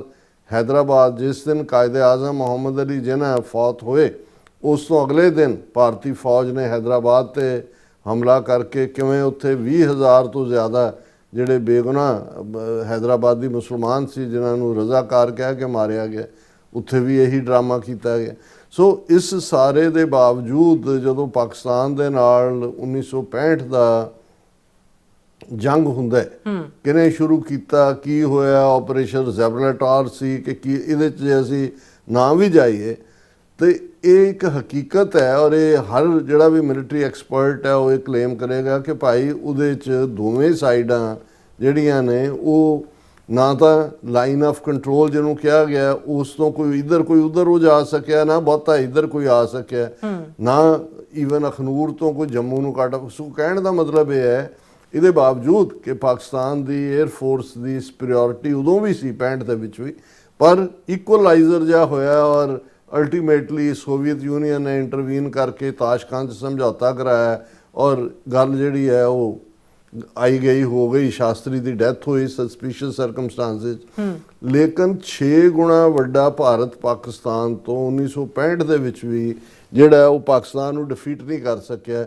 ਜਾਂ ਪਾਕਿਸਤਾਨ ਦਾ ਇਲਾਕਾ ਕਿੰਨੀ ਕੁ ਦੂਰ ਲਾਹੌਰ ਹੈ ਬਾਰਡਰ ਤੋਂ, ਕਿੰਨੀ ਕੁ ਦੂਰ ਅਦਰਵਾਈਜ਼ ਬਾਕੀ ਥਾਵਾਂ ਨੇ, ਸਿਆਲਕੋਟ ਹੈ ਜੇ ਇੱਧਰੋਂ ਹੁਸੈਨੀਵਾਲਾ ਵੱਲੋਂ ਦੇਖੋ, ਲੇਕਿਨ ਉਹ ਨਹੀਂ ਲੈ ਸਕੇ। ਔਰ ਇਹ ਆਪਣੇ ਦਾਅਵੇ ਜੋ ਅੱਜ ਵੀ ਕਰਨਗੇ ਜੀ ਫਲਾਣਾ ਦਿਵਸ ਤੇ ਢਮਕਾ ਦਿਵਸ, 71 ਇੱਕ ਐਕਸੈਪਸ਼ਨ ਹੈ, ਉਹਦੇ 'ਚ ਕੋਈ ਸ਼ੱਕ ਨਹੀਂ ਹੈ। ਉਹ ਵੀ ਕੋਈ ਪਾਕਿਸਤਾਨ ਤੋਂ 1000 ਮੀਲ ਦੂਰ ਬੰਗਲਾਦੇਸ਼ ਜਿਸ ਲੈਵਲ ਦੇ ਉੱਤੇ ਜਾ ਕੇ ਕੀਤਾ, ਔਰ ਵਿਲ ਟੂ ਫਾਈਟ ਵੀ ਨਹੀਂ ਸੀ ਉਹਨਾਂ ਦੀ ਜਿੰਨੇ ਕੁੱਤੇ ਸੀ, ਲੋਕਲ ਪੋਪੂਲੇਸ਼ਨ ਵੀ ਹੌਸਟਾइल ਸੀ, पर उन्होंने जे 1000 साल की हार का बदला ले लिया तो ये वो दावे इंदिरा गांधी ने किए, और वाजपेयी और दूजिया ने इंदिरा गांधी को दुर्गा का अवतार बनाता है कि जी रीइनकारनेशन ऑफ गॉडेस दुर्गा। हुण तुसी 71 तो बाद 1998-99 ਦੇ ਪੀਰੀਅਡ ਚ ਆ ਜਾਓ, 1999 ਜੀ ਜਿਹੜਾ ਕਾਰਗਿਲ, ਹੁਣ ਕਾਰਗਿਲ ਦੇ ਵਿੱਚ ਕਿੰਨੇ ਦਿਨ ਕਿੰਨੀਆਂ ਕੈਜੂਅਲਟੀਜ਼ ਇਹਨਾਂ ਨੇ ਲਈਆਂ। ਪਾਕਿਸਤਾਨ ਦੀ ਇੱਕ ਸਕਸੈਸ ਸੀ ਕਿ ਉਹਨਾਂ ਨੇ ਇੰਡੀਅਨ ਇੰਟੈਲੀਜੈਂਸ ਨੂੰ ਬਰੀਚ ਕਰਕੇ ਉਹ ਕਾਰਗਿਲ ਦੀਆਂ ਪਹਾੜੀਆਂ ਤੇ ਆਏ, ਇਹਨਾਂ ਤੋਂ ਬਾਅਦ 'ਚ ਪਤਾ ਲੱਗਾ, ਔਰ ਨਤੀਜੇ ਦੇ ਤੌਰ ਦੇ ਉੱਤੇ ਕਿੰਨੀ ਦੇਰ ਜਿਹੜਾ ਉੱਥੇ ਇੱਕ ਇੰਨੀਆਂ ਕੈਜੂਅਲਟੀਜ਼ ਇਹਨਾਂ ਦੀਆਂ ਹੋਈਆਂ, ਪਰ ਇਹਨਾਂ ਨੇ ਵੈਸਟਰਨ ਫਰੰਟ ਨਹੀਂ ਖੋਲ੍ਹਿਆ ਕਿਉਂਕਿ ਉਹਨਾਂ ਨੂੰ ਨਜ਼ਰ ਆ ਰਿਹਾ ਸੀ ਕਿ ਹੁਣ ਪਾਕਿਸਤਾਨ ਨਿਊਕਲੀਅਰ ਹੋ ਚੁੱਕਾ ਹੈ। 1998 ਦੇ ਵਿੱਚ ਭਾਰਤ ਨੇ 5 ਧਮਾਕੇ ਕੀਤੇ, ਪਾਕਿਸਤਾਨ ਨੇ 6 ਕੀਤੇ। 1999 ਚ ਇਹੀ ਕਾਰਨ ਹੈ, ਭਾਵੇਂ ਉਹਨੂੰ ਕਈ ਫੇਲਿਅਰ ਕਹਿਣ, ਮੁਸ਼ਰਫ ਦੀ ਸ਼ਰਾਰਤ ਕਹਿਣ, ਜੋ ਉਹ ਇੱਕ ਵੱਖਰੀ ਕਹਾਣੀ ਹੈ, ਲੇਕਿਨ ਫੈਕਟ ਇਹ ਹੈ ਕਿ ਇੰਡੀਆ ਉਸ ਥਾਂ ਦੇ ਇੰਟੈਲੀਜੈਂਸ ਵੀ ਫੇਲ ਹੋਇਆ, ਔਰ ਉਸ ਆਪਰੇਸ਼ਨ 'ਚ ਵੀ ਇਵੈਂਚੁਅਲੀ ਕਲਿੰਟਨ ਨੇ ਇੰਟਰਵੀਨ ਕੀਤਾ, ਪਾਕਿਸਤਾਨ ਦੇ ਜਿਹੜੇ ਜੋ ਵੀ ਸੀ ਉਹਨੇ ਰਿਟਰੀਟ ਕੀਤਾ। ਦੈਨ ਅਸੀਂ ਹੁਣ ਦੇ ਪੀਰੀਅਡ ਦੇ ਵਿੱਚ ਇਨ ਦਾ ਮੀਨ ਟਾਈਮ 2001 ਜਿਸ ਦੇ ਵਿੱਚ ਪਾਰਲੀਮੈਂਟ ਤੇ ਹਮਲੇ ਦੀ ਸਾਜ਼ਿਸ਼ ਔਰ ਡਰਾਮਾ ਜੋ ਵੀ ਸੀ ਉਹ ਹੋਇਆ, ਸਾਰੀ ਮਿਲਟਰੀ ਮੋਬਿਲਾਈਜ਼ ਕਰਕੇ ਵਾਜਪਾਈ ਦੀ ਸਰਕਾਰ ਸੀ ਬਾਰਡਰ ਤੇ ਲੈ ਆਂਦੀ। 10 ਮਹੀਨੇ ਆਈ ਬਾਲ ਟੂ ਆਈ ਬਾਲ ਪਾਕਿਸਤਾਨ ਦੀ ਫੌਜ ਔਰ ਜਿਹੜੀ ਹੈ ਇੰਡੀਆ ਦੀ ਹਿੰਮਤ ਨਹੀਂ ਪਈ ਕਿ ਭਾਈ ਉਹਨਾਂ ਦੇ ਉੱਤੇ ਅਟੈਕ ਕਰਨ। 10 ਮਹੀਨੇ ਬਾਅਦ ਜਿਹੜੀ ਜਿਹਨੂੰ ਆਪਰੇਸ਼ਨ ਪਰਾਕਰਮ ਦਾ ਨਾਂ ਦਿੱਤਾ ਗਿਆ ਔਰ ਵਾਪਸ ਆਈ ਫੌਜ, ਔਰ ਇਹਨਾਂ ਦਾ ਆਪਣੀ ਇਹ ਅਸੈਸਮੈਂਟ ਸੀ ਕਿ 800 ਦੇ ਕਰੀਬ ਇੰਡੀਅਨ ਫੌਜੀ ਮਾਰੇ ਗਏ, ਕੋਈ ਮਾਈਨ ਵਿਛਾਉਂਦਿਆਂ ਮਰ ਗਿਆ, ਕੋਈ ਦੂਜੇ ਹੋ ਗਿਆ, ਕਿੰਨਾ ਵੀਅਰ ਐਂਡ ਟੀਅਰ ਹੋਇਆ, ਕਿੰਨੇ 1000 ਕਰੋੜ ਦਾ ਨੁਕਸਾਨ ਹੋਇਆ। ਨਤੀਜਾ ਹੋਈ ਕਿਉਂਕਿ ਇਹ ਡੇਅਰ ਹੀ ਨਹੀਂ ਕਰ ਸਕੇ ਕਿ ਵੀ ਇਹ ਪਾਕਿਸਤਾਨ ਧਮਕੀਆਂ ਦਿੰਦੇ ਰਹੇ, ਆਈ ਬਾਲ ਟੂ ਆਈ ਬਾਲ ਫੌਜ ਰਹੀ। ਫਿਰ ਅਸੀਂ ਜਿਹੜਾ ਉਹ ਬਾਲਾਕੋਟ ਵਾਲੇ ਜਿਹੜੀ ਘਟਨਾ, ਇਹਨਾਂ ਜਦੋਂ ਇਹ ਫੇਲ ਹੋ ਰਿਹਾ ਸੀ 2019 ਦੀਆਂ ਇਲੈਕਸ਼ਨਾਂ ਦੇ ਵਿੱਚ, ਇਹਨਾਂ ਨੂੰ ਕੋਈ ਨਜ਼ਰ ਨਹੀਂ ਆਇਆ ਤੇ ਇਹਨਾਂ ਨੇ ਉਹੀ ਜਿਵੇਂ ਹੁਣ 22 ਅਪ੍ਰੈਲ ਨੂੰ ਇਹਨਾਂ ਨੇ ਪਹਿਲਗਾਮ ਫਾਲਸ ਫਲੈਗ ਆਪਰੇਸ਼ਨ ਕੀਤਾ, ਉਦੋਂ ਇਹਨਾਂ ਨੇ ਪੁਲਵਾਮਾ ਕੀਤਾ ਔਰ 38-40 ਮਰ ਗਏ CRPF ਔਰ ਦੂਜਿਆਂ ਦੇ, ਔਰ ਇਹ ਦੱਸਣ ਲਈ ਕਿ ਜੀ ਅਸੀਂ ਖੁਸ ਕੇ ਮਾਰਾ, ਸਰਜੀਕਲ ਸਟ੍ਰਾਈਕ ਫਲਾਣਾ, ਔਰ ਉਹ ਜਿਹੜੀ ਡੌਗ ਫਾਈਟ ਜਹਾਜ਼ ਜਿਹੜੀ ਹੋਈ ਹਵਾ ਦੇ ਵਿੱਚ, ਅਭਿਨੰਦਨ ਨੂੰ ਥੱਲੇ ਲਾ ਲਿਆ ਉਹਨਾਂ ਨੇ, ਤਰਲੇ ਕਰਕੇ ਉਹਨੂੰ ਵਾਪਸ ਲਿਆ। ਔਰ ਜਦੋਂ ਪਾਕਿਸਤਾਨ ਨੇ ਸਟ੍ਰਾਈਕ ਕੀਤਾ, ਜ਼ਾਹਰ ਹੈ ਵੀ ਕੀ ਇਹਨਾਂ ਦਾ ਹੋਇਆ, ਪਰ ਤੁਸੀਂ ਪ੍ਰੋਪੇਗੈਂਡਾ ਕਰਨਾ ਕਰੀ ਜਾਓ ਵੀ ਅਸੀਂ ਜਿੱਤ ਗਏ। ਹੁਣ ਜਿਹੜਾ 22 ਅਪ੍ਰੈਲ ਦੇ ਫਾਲਸ ਫਲੈਗ ਆਪਰੇਸ਼ਨ ਤੋਂ ਬਾਅਦ 7, 8, 9, 10 ਮਈ ਨੂੰ ਡਰੋਨ ਔਰ ਮਿਸਾਈਲ ਵਾਰਫੇਅਰ, ਜਿਸ ਦੇ ਵਿੱਚ ਜ਼ਾਹਰ ਹੈ ਪ੍ਰੈਜ਼ੀਡੈਂਟ ਟਰੰਪ ਨੇ ਵੀ ਜਿਹੜਾ ਹੈ ਜਦੋਂ 6 ਜਾਂ 7 ਉਹਨਾਂ ਦੇ ਤਿਆਰੇ ਇੰਡੀਆ ਦੇ, ਜਿਨ੍ਹਾਂ 'ਚ ਰਾਫੇਲ ਵੀ ਹੈ, ਦੂਜੇ ਵੀ ਨੇ, ਉਹਨਾਂ ਦਾ ਜ਼ਿਕਰ ਹੁੰਦਾ ਹੈ।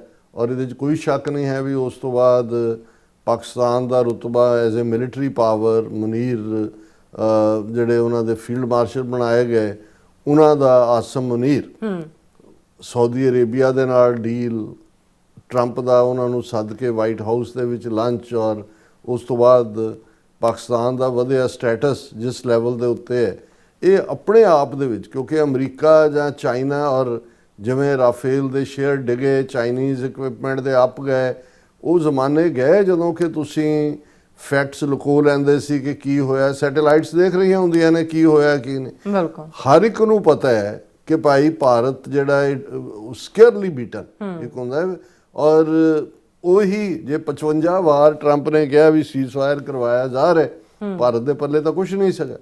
ਲੇਕਿਨ ਹੁਣ ਇਸ ਗੱਲ ਨੂੰ ਮਈ ਤੋਂ ਲੈ ਕੇ ਤੁਸੀਂ ਦੇਖਦੇ ਹੋ ਜੂਨ, ਜੁਲਾਈ, ਅਗਸਤ, ਸਤੰਬਰ, ਅਕਤੂਬਰ 5 ਮਹੀਨੇ ਹੋ ਗਏ ਨੇ, ਲੇਕਿਨ ਇਹਨਾਂ ਨੇ ਉਹੀ ਰੱਟ ਲਾਪੀ ਹੋਈ ਹੈ ਕਿ ਆਪਰੇਸ਼ਨ ਸੰਦੂਰ, ਸਾਡੀਆਂ ਫੌਜਾਂ ਦੀ ਕਾਮਯਾਬੀ, ਅਸੀਂ ਕਿਵੇਂ ਪਾਕਿਸਤਾਨ ਨੂੰ ਸਬਕ ਸਿਖਾਇਆ, ਪਾਕਿਸਤਾਨ ਦੇ ਅਸੀਂ ਇੰਨੇ ਸਟੇਸ਼ਨਾਂ ਦੇ ਹਮਲੇ, ਔਰ ਜੇ ਤੁਸੀਂ ਉਸ ਪੀਰੀਅਡ ਦੇ ਵਿੱਚ ਕਿਸ ਲੈਵਲ ਦਾ ਫਾਲਸਹੁਡ ਇਹਨਾਂ ਨੇ ਆਪਣੇ ਦਰਬਾਰੀ ਮੀਡੀਆ, ਜਿਹਨੂੰ ਗੋਦੀ ਮੀਡੀਆ ਕਹਿੰਦੇ ਨੇ, ਉਹਦੇ ਰਾਹੀਂ ਪ੍ਰਚਾਰਿਆ, ਕਿਤੇ ਲਾਹੌਰ 'ਚ ਪਹੁੰਚ ਗਈ ਭਾਰਤੀ ਫੌਜ, ਕਿਤੇ ਇਸਲਾਮਾਬਾਦ 'ਚ ਪਹੁੰਚ ਗਈ, ਕਰਾਚੀ ਤਾਂ ਜਿਹੜਾ ਉੱਥੇ ਚਾਹ ਪੀ ਰਹੇ ਸੀ ਬੈਠ ਕੇ। ਹੁਣ ਇਸ ਸਭ ਦੇ ਬਾਵਜੂਦ ਝੂਠ ਤਾਂ ਵਿਕਿਆ ਨਹੀਂ ਹੈ। ਫਿਰ ਉਹਨਾਂ ਨੂੰ ਦੇਖਿਆ ਕਿ ਵੀ ਦੁਨੀਆ ਤਾਂ ਸਾਡਾ ਇਹ ਝੂਠ ਬਾਏ ਨਹੀਂ ਕਰਦੀ। ਫਿਰ ਉਹ 60 ਦੇ ਕਰੀਬ ਮੈਂਬਰ ਪਾਰਲੀਮੈਂਟ ਤੇ ਦੂਜਿਆਂ ਦੇ ਕਿੰਨੇ ਡੈਲੀਗੇਸ਼ਨ 38 ਕਿ 39 ਮੁਲਕਾਂ ਦੇ ਵਿੱਚ ਭੇਜੇ, ਉਹਦੇ 'ਚੋਂ ਵੀ ਨਿਕਲਣਾ ਕੀ ਸੀ, ਕੁਛ ਨਹੀਂ। ਲੇਕਿਨ ਇਹ ਇਹਨਾਂ ਦੀ ਘਬਰਾਹਟ ਹੈ, ਇਹਨਾਂ ਦੀ ਨਰਵਸਨੈਸ ਹੈ, ਇਹਨਾਂ ਦੀ ਕੋਵਰਡਿਸ ਹੈ, ਇਹਨਾਂ ਦਾ ਅਹਿਸਾਸੇ ਕਮਤਰੀ ਹੈ, ਇਨਫੀਰੀਅਰਟੀ ਕੰਪਲੈਕਸ ਹੈ ਕਿ ਇਸ ਨੂੰ ਵੀ ਬੰਦ ਕਰੋ, ਇਸ ਸਾਰਿਆਂ ਨੂੰ ਮੂੰਹ ਬੰਦ ਰੱਖੋ। ਜੋ ਹੋ ਗਿਆ ਤੁਹਾਡੇ ਨਾਲ, ਅੱਗੋਂ ਨਹੀਂ ਦੇਖੋ ਕਿ ਭਾਈ ਅੱਗੇ ਤੋਂ ਜਿਵੇਂ ਹੋਇਆ ਕਿ ਆਗੇ ਸਮਝ ਚਲੋ ਨੰਦ ਲਾਲਾ, ਪਾਛੇ ਜੋ ਬੀਤੀ ਸੋ ਬੀਤੀ। ਜੋ ਤੁਹਾਡੇ ਨਾਲ ਹੋਇਆ ਉਹਨੂੰ ਦੱਬ ਘੁੱਟ ਕੇ ਹੁਣ ਅੰਦਰ ਲਗਾਓ। ਔਰ ਮੈਂ ਦੇਖਦਾ ਵੀ ਰਿਪੀਟਡਲੀ ਰਾਜਨਾਥ ਸਿੰਘ ਉਹਨੂੰ ਅਦਰਵਾਈਜ਼ ਪੋਲੀਟੀਕਲ ਪਾਵਰ ਗੇਮ ਚੋਂ ਪਾਸੇ ਕੀਤਾ ਹੋਇਆ, ਲੇਕਿਨ ਇਸ ਕਿਸਮ ਦੇ ਡਿਫੈਂਸ ਮਿਨਿਸਟਰੀ ਦਾ ਇਹਦਾ ਵੀ ਫਾਈਲ ਬਣਾਈ ਹੋਣੀ ਹੈ, ਇਹਨੂੰ ਇਸ ਕੰਮ ਦੇ ਉੱਤੇ ਲਾਇਆ ਹੋਇਆ ਕਿ ਵੀ ਉਹ ਕਲੇਮ ਕਰਦਾ ਕਿ ਦੇਖੋ operation ਸੰਦੂਰ finest example of self Reliance in defence sector, ਕਿ ਜੀ ਸਾਡੀਆਂ ਆਪਣੀਆਂ ਬਣੀਆਂ ਹੋਈਆਂ ਮਿਜ਼ਾਈਲਾਂ ਜਿਹੜੀਆਂ ਨੇ ਸੈਲਫ ਮੇਡ, ਔਰ ਜਿਹਨੂੰ ਇਹ ਸਵੈ ਨਿਰਭਰ ਭਾਰਤ ਕਹਿ ਰਹੇ ਨੇ, ਉਹਨਾਂ ਨੇ ਤਬਾਹੀ ਮਚਾ ਦਿੱਤੀ। ਉਹਨਾਂ ਨੇ ਪਾਕਿਸਤਾਨ ਦੇ ਵਿੱਚ ਜਿਹੜਾ ਉਹ ਛੱਡਿਆ ਕੱਖ ਨਹੀਂ, ਇੰਨੇ ਅਸੀਂ ਉਹਨਾਂ ਦੇ ਰਡਾਰ ਤਬਾਹ ਕਰਤੇ, ਇੰਨੇ ਉਹਨਾਂ ਦੇ ਫੌਜੀ ਮਾਰਤੇ, ਇੰਨੇ ਹਵਾਈ ਅੱਡੇ ਤਬਾਹ ਕਰਤੇ। ਉਹ ਕਹਿ ਰਿਹਾ ਕਿ ਵੀ ਅਸੀਂ ਮੈਨੂਫੈਕਚਰ ਕੀਤੇ ਨੇ ਵੈਪਨ ਆਪਣੇ, ਔਰ ਇਹ ਸੈਲਫ ਰਿਲਾਇੰਸ ਜਿਹੜੀ ਹੈ ਉਹ ਸਾਡੀ ਆਪਰੇਸ਼ਨ ਸੰਦੂਰ ਦੇ ਦੌਰਾਨ ਨਜ਼ਰ ਆਈ। ਫਿਰ ਗੱਲ ਇੱਥੇ ਨਹੀਂ ਹੈ, ਹੁਣ ਉਹ ਗਿਆ ਆਰਮੀ ਕਮਾਂਡਰਸ ਦੇ ਨਾਲ ਵੱਡੀ ਮੁਲਾਕਾਤ, ਰਾਜਨਾਥ ਮੀਟਸ ਆਰਮੀ ਕਮਾਂਡਰਸ, ਔਰ ਉੱਥੇ ਵੀ ਇਸ ਕਿਸਮ ਦਾ ਹੀ ਜਿਹੜਾ ਝੂਠ ਹੈ ਉਹਨੂੰ ਵਾਰ-ਵਾਰ ਉਹ ਪਰੋਸਣ ਦੀ ਕੋਸ਼ਿਸ਼ ਹੈ ਕਿ ਵੀ ਜੀ ਅਸੀਂ ਜਿਹੜੇ ਡਿਫੈਂਸ ਮਿਨਿਸਟਰ ਨੇ ਉਸ ਗੈਦਰਿੰਗ 'ਚ ਕਿਹਾ ਕਿ ਜੀ operation Sindoor an embodiment of India's military prowess and national character, ਇਹ ਸਾਡੀ ਮਿਲਟਰੀ ਤਾਕਤ ਦਾ ਮੁਜੱਸਮਾ ਔਰ ਸਾਡੀ ਤਾਕਤ, ਸਾਡੇ national character the. Operation ਸੰਦੂਰ will go down in history as not just a military operation but also a symbol of nation's courage and restraint। ਅਸੀਂ ਕਿੰਨਾ ਸੰਜਮ ਦਿਖਾਇਆ, ਕਿੰਨਾ ਹੌਸਲਾ ਦਿਖਾਇਆ, ਇਤਿਹਾਸ ਦੇ ਪੰਨਿਆਂ ਦੇ ਵਿੱਚ ਸੁਨਹਿਰੀ ਅੱਖਰਾਂ ਦੇ ਨਾਲ ਇਹ ਲਿਖਿਆ ਜਾਏਗਾ।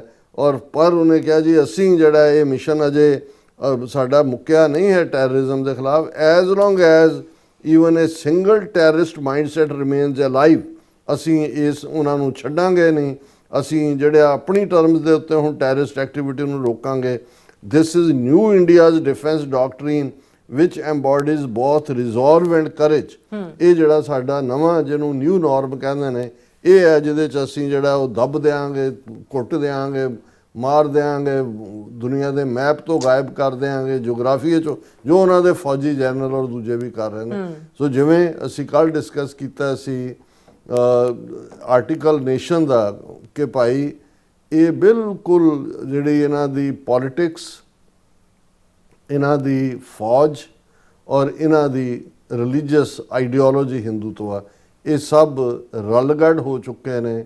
ਮਿਲਟਰੀ ਨੂੰ ਬਿਲਕੁਲ ਉਸ ਹਿੰਦੂਤਵਾ ਦੇ ਅਖੌਤੀ ਕੋਈ ਪਤਾ ਨਹੀਂ ਕਿਹੜਾ ਇਹਨਾਂ ਦਾ, ਜਦੋਂ ਇਹ ਪ੍ਰਾਚੀਨ ਭਾਰਤ ਜਾਂ ਐਂਸ਼ੀਅੰਟ ਇੰਡੀਆ ਕਹਿੰਦੇ ਨੇ ਜਾਂ ਯੁਗਾਂ ਦੀ ਕਹਾਣੀ ਸੁਣਾਉਂਦੇ ਨੇ, ਫਲਾਣੇ ਅਵਤਾਰ ਫਲਾਣੇ ਦੇ। ਮੈਂ ਹਮੇਸ਼ਾ ਔਰ ਹੁਣ ਵੀ ਅਸੀਂ ਇਸ ਪਲੇਟਫਾਰਮ ਤੋਂ ਵੀ ਜਿੱਥੇ ਇਹ ਵੀ ਸਾਡੇ ਨਵੇਂ ਵਾਲੇ ਭਾਈ ਵੀ ਸੁਣਦੇ ਨੇ ਇਸ ਪ੍ਰੋਗਰਾਮ ਨੂੰ, ਉਹਨਾਂ ਨੂੰ ਅਸੀਂ ਕਹਿੰਦੇ ਵੀ 6000 ਸਾਲ ਦੀ ਹਿਊਮਨ ਹਿਸਟਰੀ ਦੀ, ਸਿਵਲਾਈਜੇਸ਼ਨਲ ਹਿਸਟਰੀ, ਰਿਲੀਜੀਅਸ ਟੈਕਸਟ ਵੀ 3-4000 ਸਾਲ ਪਹਿਲਾਂ ਦੀ ਗੱਲ ਹੈ।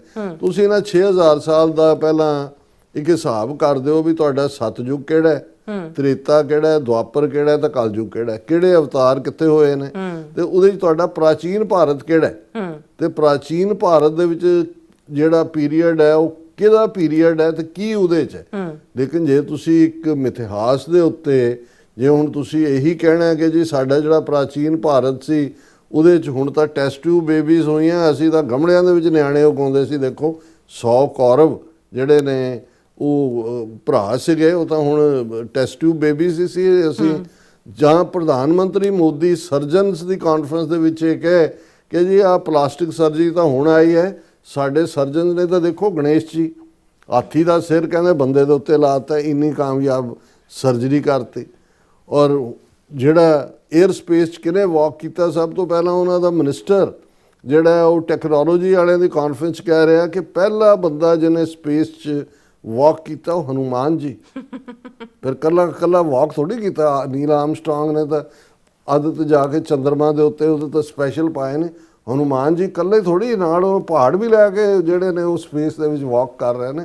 ਇਹ ਜਿਹੜਾ ਪਾਰਟ ਫਿਰ ਕਹਿਣਗੇ ਕਿ ਜੀ ਜੇ ਅਗਨੀ ਮਿਸਾਈਲ ਇਹ ਜਿਹੜੀਆਂ ਅੱਜ ਮਿਜ਼ਾਈਲ ਹਨ, ਇਹ ਤਾਂ ਕਹਿੰਦੇ ਸਾਡੇ ਮਹਾਭਾਰਤ 'ਚ ਜਿਹੜੇ ਨੇ ਉਹ ਇਹ ਉਦੋਂ ਹੀ ਚਲਾਈਆਂ ਸੀ ਉਹਨਾਂ ਨੇ, ਉਦੋਂ ਚੱਲ ਰਹੀਆਂ ਸੀ, ਉਦੋਂ ਬਣਾਈਆਂ ਹੋਈਆਂ ਸੀ ਮਿਜ਼ਾਈਲ। ਹੁਣ ਜੇ ਤੁਸੀਂ ਇਸ ਦੁਨੀਆ 'ਚ ਰਹਿਣਾ ਹੈ, ਦੂਸਰੇ ਪਾਸੇ ਗੁਰਬਤ ਦਾ ਮਾਰਿਆ ਹੋਇਆ ਮੁਲਕ, ਗਰੀਬੀ ਦਾ ਮਾਰਿਆ ਹੋਇਆ ਮੁਲਕ, ਜੇ ਕੋਵਿਡ-19 ਹੁੰਦਾ ਹੈ, ਬਜਾਏ ਕਿ ਪ੍ਰੀਵੈਂਸ਼ਨ ਪ੍ਰੀਕਾਸ਼ਨ ਜਾਂ ਟ੍ਰੀਟਮੈਂਟ ਦੀ ਲਾਈਨ ਹੋਏ, ਮੰਦਰ ਬਣਾਤਾ, ਕੋਵਿਡ-19 ਨੂੰ ਦੇਵੀ ਡਿਕਲੇਅਰ ਕਰਤਾ ਵੀ ਦੇਵੀ ਨਾਰਾਜ਼ ਹੈ, ਉਹਨੂੰ ਖੁਸ਼ ਕਰਨਾ।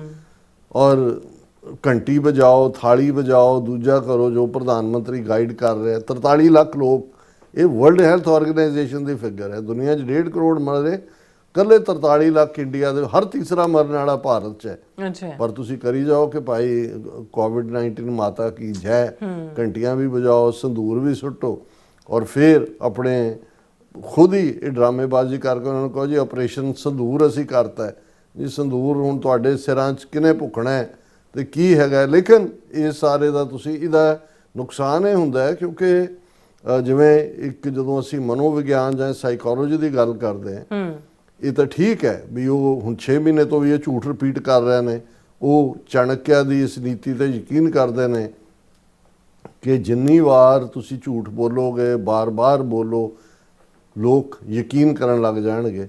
ਪਰ ਉਹਨੂੰ ਇਹਨਾਂ ਨੂੰ ਮਨੋਵਿਗਿਆਨ ਜਾਂ ਸਾਈਕੋਲੋਜੀ ਦੀ ਇਸ ਝੂਠ ਦੀ ਫਲਿਪ ਸਾਈਡ ਨਹੀਂ ਪਤਾ ਕਿ ਇਹੋ ਜਿਹਾ ਝੂਠ ਬੋਲਣ ਵਾਲਾ ਅਲਟੀਮੇਟਲੀ ਖੁਦ ਵੀ ਯਕੀਨ ਕਰਨ ਲੱਗ ਜਾਂਦਾ ਕਿ ਇਹ ਸੱਚ ਹੈ। ਬਿਲਕੁਲ। ਔਰ ਉਦੋਂ ਫਿਰ ਹਾਲ ਉਹੀ ਹੁੰਦਾ ਹੈ ਜਿਹਨੂੰ ਫਿਰ ਮੁੜ ਕੇ ਇਹਨਾਂ ਨੇ ਚੀਕਾਂ ਮਾਰ ਕੇ ਕਹਿਣਾ ਹੈ ਕਿ ਜੀ ਬੱਗੀ ਅੱਖੀ ਮਰਵਾਤਾ।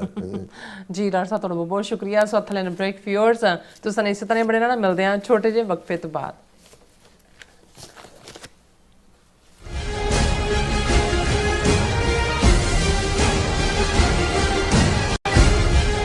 ਕੀ ਤੁਸੀਂ ਰੋਜ਼ਾਨਾ ਕੰਮ ਤੇ ਆਪਣਾ ਵਧੇਰੇ ਸਮਾਂ ਬਿਤਾਉਣ ਤੋਂ ਪਰੇਸ਼ਾਨ ਹੋ? ਆਪਣੀ ਪੂੰਜੀ ਨੂੰ ਕੰਮ ਤੇ ਲਗਾਓ, ਸਾਡੇ ਨਾਲ ਇਨਵੈਸਟ ਕਰੋ। ਅਸੀਂ ਤੁਹਾਡੀ ਪੂੰਜੀ ਤੋਂ ਤੁਹਾਡੇ ਲਈ ਵਧੇਰੇ ਪੈਸੇ ਬਣਾ ਸਕਦੇ ਹਾਂ।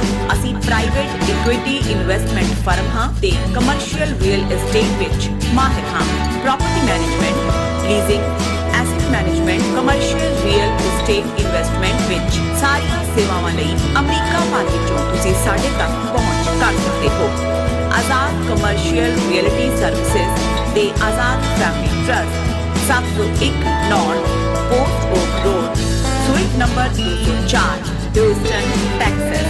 ਤੁਸੀਂ ਸਾਨੂੰ ਸਾਡੇ ਫੋਨ ਨੰਬਰ 7136861277 ਤੇ ਵੀ ਸੰਪਰਕ ਕਰ ਸਕਦੇ ਹੋ। Azad commercial realty services.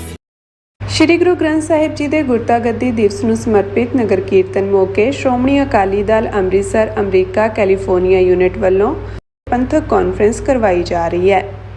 ਇਸ ਕਾਨਫਰੰਸ ਵਿੱਚ ਪਾਰਟੀ ਦੇ ਸੀਨੀਅਰ ਆਗੂ ਅਤੇ ਪੰਥਕ ਬੁਲਾਰੇ ਪਹੁੰਚ ਰਹੇ ਹਨ। ਗੁਰਦੁਆਰਾ ਸ਼੍ਰੀ ਗੁਰੂ ਰਵਿਦਾਸ ਟੈਂਪਲ ਵਿਖੇ 30 ਅਕਤੂਬਰ ਸਵੇਰੇ 9 ਵਜੇ ਸ਼੍ਰੀ ਅਖੰਡ ਪਾਠ ਸਾਹਿਬ ਆਰੰਭ ਹੋਣਗੇ ਅਤੇ 1 ਨਵੰਬਰ ਸਵੇਰੇ 10 ਵਜੇ ਸ਼੍ਰੀ ਅਖੰਡ ਪਾਠ ਸਾਹਿਬ ਦੇ ਭੋਗ ਪਾਏ ਜਾਣਗੇ। 2 ਨਵੰਬਰ ਨਗਰ ਕੀਰਤਨ ਵਾਲੇ ਦਿਨ ਵਿਸ਼ੇਸ਼ ਤੌਰ ਤੇ ਫਲੋਟ ਵੀ ਸਜਾਇਆ ਜਾਵੇਗਾ। ਤਾਂ 1 ਨਵੰਬਰ ਨੂੰ 11 ਤੋਂ 3:30 ਵਜੇ ਤੱਕ ਇਸ ਕਾਨਫਰੰਸ ਵਿੱਚ ਜ਼ਰੂਰ ਪਹੁੰਚੋ ਜੀ। The refuge restaurant lounge, 1501 Butte House Road, Yuba City 95993। ਵਧੇਰੇ ਜਾਣਕਾਰੀ ਲਈ ਸਕਰੀਨ ਤੇ ਦਿੱਤੇ ਨੰਬਰਾਂ ਤੇ ਸੰਪਰਕ ਕਰੋ ਜੀ।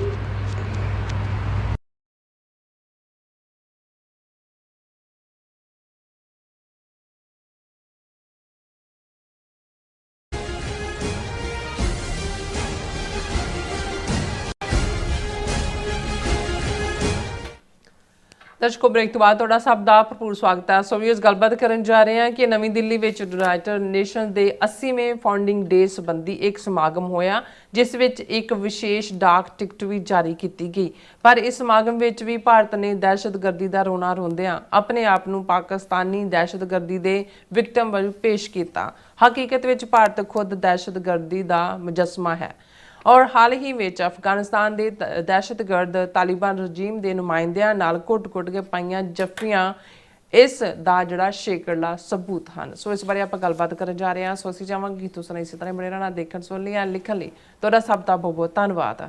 ਜੀ ਡਾਕਟਰ ਸਾਹਿਬ ਕੀ ਕਹਿਣਾ ਚਾਹੋਗੇ? ਦੇਖੋ, ਇੱਕ ਪਾਸੇ ਜਦੋਂ ਅਸੀਂ ਉਸ ਚੋਰ ਦੀ ਗੱਲ ਕਰਦੇ ਹਾਂ ਜਿਹੜੇ ਚੋਰ ਨੇ ਸਨ ਪਹਿਲਾਂ ਲਾਈ, ਫਿਰ ਚੋਰੀ ਕੀਤੀ, ਰਾਤ ਦੇ ਹਨੇਰੇ 'ਚ ਜਦੋਂ ਚੋਰ ਭੱਜਿਆ ਘਰ ਵਾਲੇ ਜਾਗ ਪਏ, ਰੌਲਾ ਪਾਇਆ, ਦੂਜੇ ਵੀ ਜਾਗ ਪਏ, ਹਨੇਰਾ ਸੀ, ਭੱਜ ਰਿਹਾ ਨੇ, ਤੇ ਚੋਰ ਜਿਹੜਾ ਹੈ ਉਹ ਖੁਦ ਵੀ ਉੱਚੀ ਉੱਚੀ ਰੌਲਾ ਪਾ ਰਿਹਾ, ਚੋਰ ਚੋਰ ਚੋਰ। ਉਸ ਭੀੜ ਦੇ ਵਿੱਚ ਹੀ ਉਹ ਗਵਾਚ ਜਾਂਦਾ ਔਰ ਇਵੇਂ ਉਹ ਆਪਣੀ ਜਾਨ ਬਚਾ ਲੈਂਦਾ।